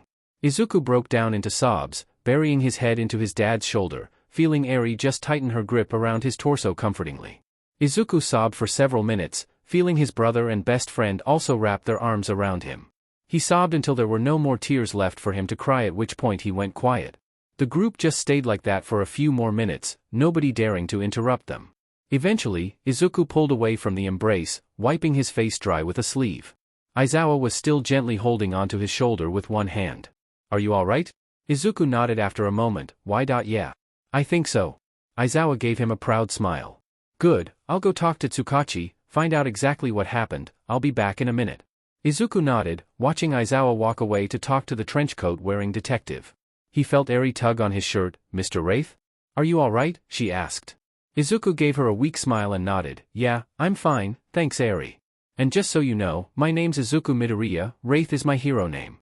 Eri nodded slightly. "Aizu. What's going to happen now?" she asked nervously. "I don't know, Eri, what do you want to happen now? Do you have family you want to help you?" Izuku asked. She shook her head. "No family, mommy gave me away and daddy went bye-bye." Izuku felt his heart tighten. Was Chisaki your daddy? Eri shook her head. No, just said he was. Izuku internally let out a huge sigh of relief. And your mommy gave you away? He asked. She nodded. She got angry because I made daddy go bye-bye. Izuku gave a soft smile. That was something that his own birth mother used to say to him. She used to blame him for her husband leaving them. She'd been through what he had. Probably even worse. Izuku gently wrapped his arms around Eri, feeling her tense up at the contact for a few seconds before seeming to almost melt into it. I know what that's like, Eri. My mommy left me on my own when I was 3, she said I was a monster and that it was my fault her life had gone so wrong and her husband left, he admitted quietly. Eri sniffled into Izuku's shoulder. Was it your fault? She asked. Izuku shook his head and gently stroked the back of Eri's hair. No, there was just something wrong with her. I don't know if it was her husband leaving that made it happen or if it was always there, but there was just something wrong with her that made her blame me for everything. Eri sniffled more. It was my fault daddy went bye-bye, my disease did it. Izuku gently pulled Eri away from him, looking her in her slightly teary eyes. What do you mean disease? My disease, the ones everyone gets born with.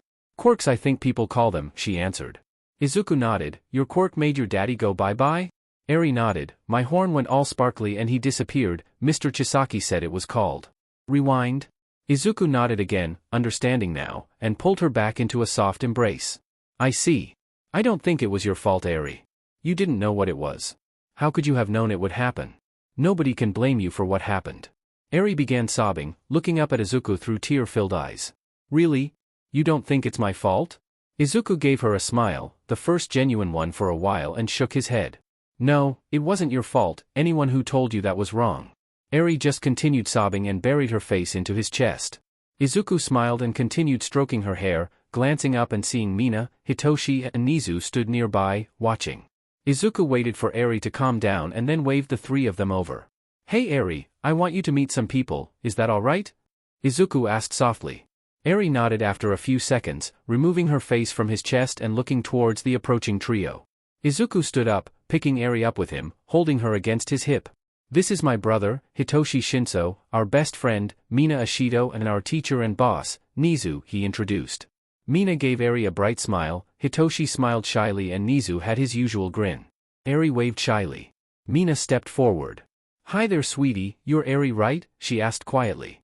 Eri nodded. Mina gave her a kind smile. That's a beautiful name, it suits you perfectly and I love your horn, I've got horns too. Eri looked up at the pair of devilish horns poking out of her head with wide eyes. Wow. They look really cool, she muttered.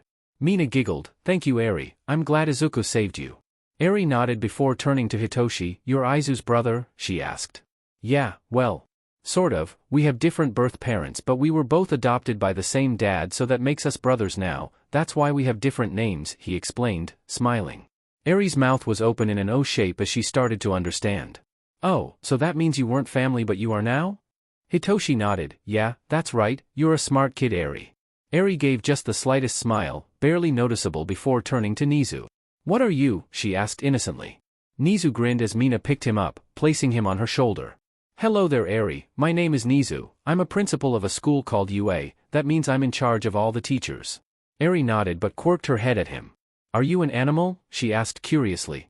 Nizu chuckled and nodded. Yes I am, I'm an animal with a quirk that makes me really smart, it's called high specs, he explained.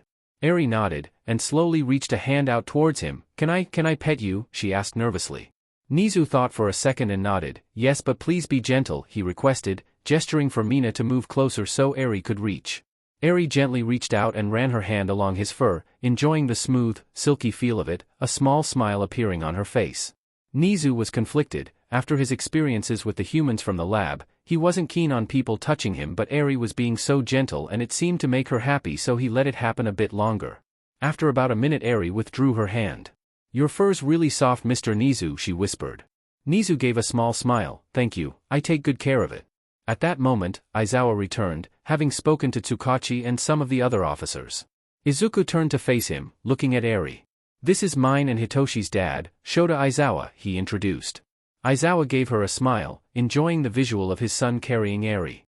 Izuku leaned in and whispered to Eri, I know he looks scary but he's a big softie, trust me, you'll love him.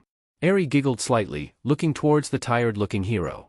Hi Shota, she said, giving him a small wave. He gave a small wave back. Hi Eri, nice to meet you, I hope you're alright. Eri nodded. Yeah, everyone's been really nice to me, she told him, almost sounding surprised. Aizawa smiled. That's good, you deserve people being nice to you, he told her. Eri smiled and buried her face into Izuku's shoulder again, this time just for comfort, Mina awing at the sight. Izuku smiled, gently stroking her head with one hand before looking at Aizawa. So what's gonna happen to her? He asked nervously. Well, first of all she'll be given a checkup by Recovery Girl to make sure she's healthy. After that, I'm not sure, we don't think she has any family but we can't put her in the fostering system, it won't be secure enough, Aizawa explained. Izuku nodded, thinking for a second before chuckling and turning to Hitoshi and Mina. We all know what's going to happen, don't we? He asked them. They both nodded, grinning widely. Izuku turned back to Aizawa who was just standing there whistling innocently. Let's see how she is before you start drawing up adoption papers, huh Dad? Aizawa shrugged. Fair enough, come on, let's get to UA, he said, heading towards the car. Hang on, does Recovery Girl know we're coming? Izuku asked him. Aizawa nodded, smirking already. Yeah, you head there first, we'll catch up. Izuku nodded, gently tapping Eri's head to get her attention, the little girl looking up at him. Alright Eri, we're gonna go see a nurse, she's really nice, she's kind of like a grandma to us, we just need to make sure you're alright. Eri looked away, nervous. Doctors? Do we need to? She asked, clearly scared. Izuku gently rubbed her shoulder. We do, but I promise you, I'll be there with you and nothing bad will happen to you, I promise. Eri took a few seconds to think before looking back up at him and nodding. Okay, if you're there it'll be fine, right? Izuku nodded, smiling proudly. Yeah, plus you'll get to see UA, where I live, does that sound good? Eri nodded eagerly, Izuku smiling in response. Alright then, hold on tight, he instructed, holding on to her tightly. He could have just teleported, but where's the fun in that? He summoned up shadows, making a pair of draconic wings on his back and using some others to help secure Eri to him. Eri saw the wings appear on his back and her eyes went wide with wonder. Izuku gave her a smile and then took off. He'd been taking some flying lessons off Hawks for the past couple of weeks. He couldn't get anywhere near his speed, but he'd gotten the hang of it pretty quickly, and having complete control over his fabricated wings meant that he could pull off some crazy maneuvers that would normally be impossible. As they shot off from the ground, quickly gaining altitude, Eri clenched her eyes shut, scared by the sudden speed. Slowly, feeling the wind gently flow against her face, she opened her eyes, seeing the city below her, the pair flying maybe 100 meters into the air. Eri's eyes were wide with amazement at the feeling of flying. It felt like freedom. She let out a joyful squeal, clinging onto Izuku's shirt tightly with one arm, holding the other out like a bird's wing. Izuku looked down at the girl in his arms, happy that she was enjoying herself, getting the idea that she doesn't normally smile or laugh. As the pair flew towards the large UA building, Eri looked over the sea, the blue water sparkling from the morning sunlight. Her eyes were sparkling with joy, having never even seen the sea in person before. Not too long later, the pair landed in front of the UA barrier. Assuming that Nizu already knew what was going on and that he'd already said it so Eri could go through security, Izuku just walked through. Eri was looking around the large building with awe. Luckily the morning lessons had started for the day, so there was nobody wandering the halls. Izuku could do without Eri getting frightened of a bunch of raucous students. They quickly made their way to Recovery Girl's clinic, Izuku knocking on the door. Recovery Girl soon opened the door, looking almost oddly calm given the circumstances. Eri, this is Recovery Girl, she's the nurse here, she's really nice, I've known her for about 4 years now, she'll take care of you, Izuku reassured the little girl in his arms. Eri nodded, giving the elderly nurse a shy wave. Recovery Girl gave her a warm smile. Hello sweetie, I'll be doing a few little checkups on you, just to make sure you're healthy, she told Eri. Eri nodded, looking up at Izuku. You'll be with me, right Izu? Izuku glanced down the corridor, seeing Mina approaching them. He put Eri on the ground. Yeah, in just a few minutes, I just need to talk to Mina, but I'll just be here if you need me, he told her, giving her a comforting smile. Eri nodded, slowly walking into the clinic with Recovery Girl, the old nurse gently guiding her with a hand on her shoulder. Izuku turned back to face the approaching Mina. Hey, you got here pretty quick, Izuku commented, giving her a smile. Mina shrugged. Aizawa wanted to get here quickly, he's a pretty good driver when he's motivated apparently. Izuku nodded, smirking. Yeah, that sounds about right. Mina smiled at him, but her expression soon soured slightly. But, well, how are you Izuku? She asked, concerned. Izuku sighed deeply. I killed a man today, Mina. How do you think I am? He responded somberly. Mina took a step forward and took one of his hands in hers. I know. I can't imagine what it feels like. But I think you did the right thing, you saved Eri's life and you stopped the leader of the Yakuza. That's an incredible thing you did. Izuku nodded slightly, yeah. But I killed him. He sighed again, I knew it'd happen someday, I've known since Dad talked to us after the exam. I just didn't think it'd happen this soon. Or how it'd feel. Mina gently squeezed his hand. Will you be alright? Izuku nodded, gently squeezing her hand back. I think so. It might just take a while. Thanks for coming to talk to me. Mina smiled, moving closer and wrapping her arms around him in a comforting hug, hooking her chin over the top of his head. Izuku chuckled, accepting the hug and practically melting into her warmth. Apparently, her quirk made her feel much warmer than most people. The pair stayed like that for a minute before Izuku reluctantly pulled away. Let's go see how Eri's doing, he suggested, his smile a bit more genuine now. Mina nodded in agreement as Izuku opened the door. Izuku walked into the clinic, seeing Eri sat on a bed with a lollipop in her mouth as recovery girl slowly took the bandages on her arms off. Eri gave Izuku and Mina a big smile, making both of their hearts melt at the sight of the adorable little girl with a lollipop in her mouth. Izuku stepped up to her and gently stroked her hair, Eri closing her eyes and smiling more at the sensation. Izuku smiled, so this was how Dad felt. Okay, sadly the chapter is over, and if you enjoyed the video just leave a like, and subscribe with post notification, so when the next chapter is ready, you will be notified. Okay, see you in the next video. Bye.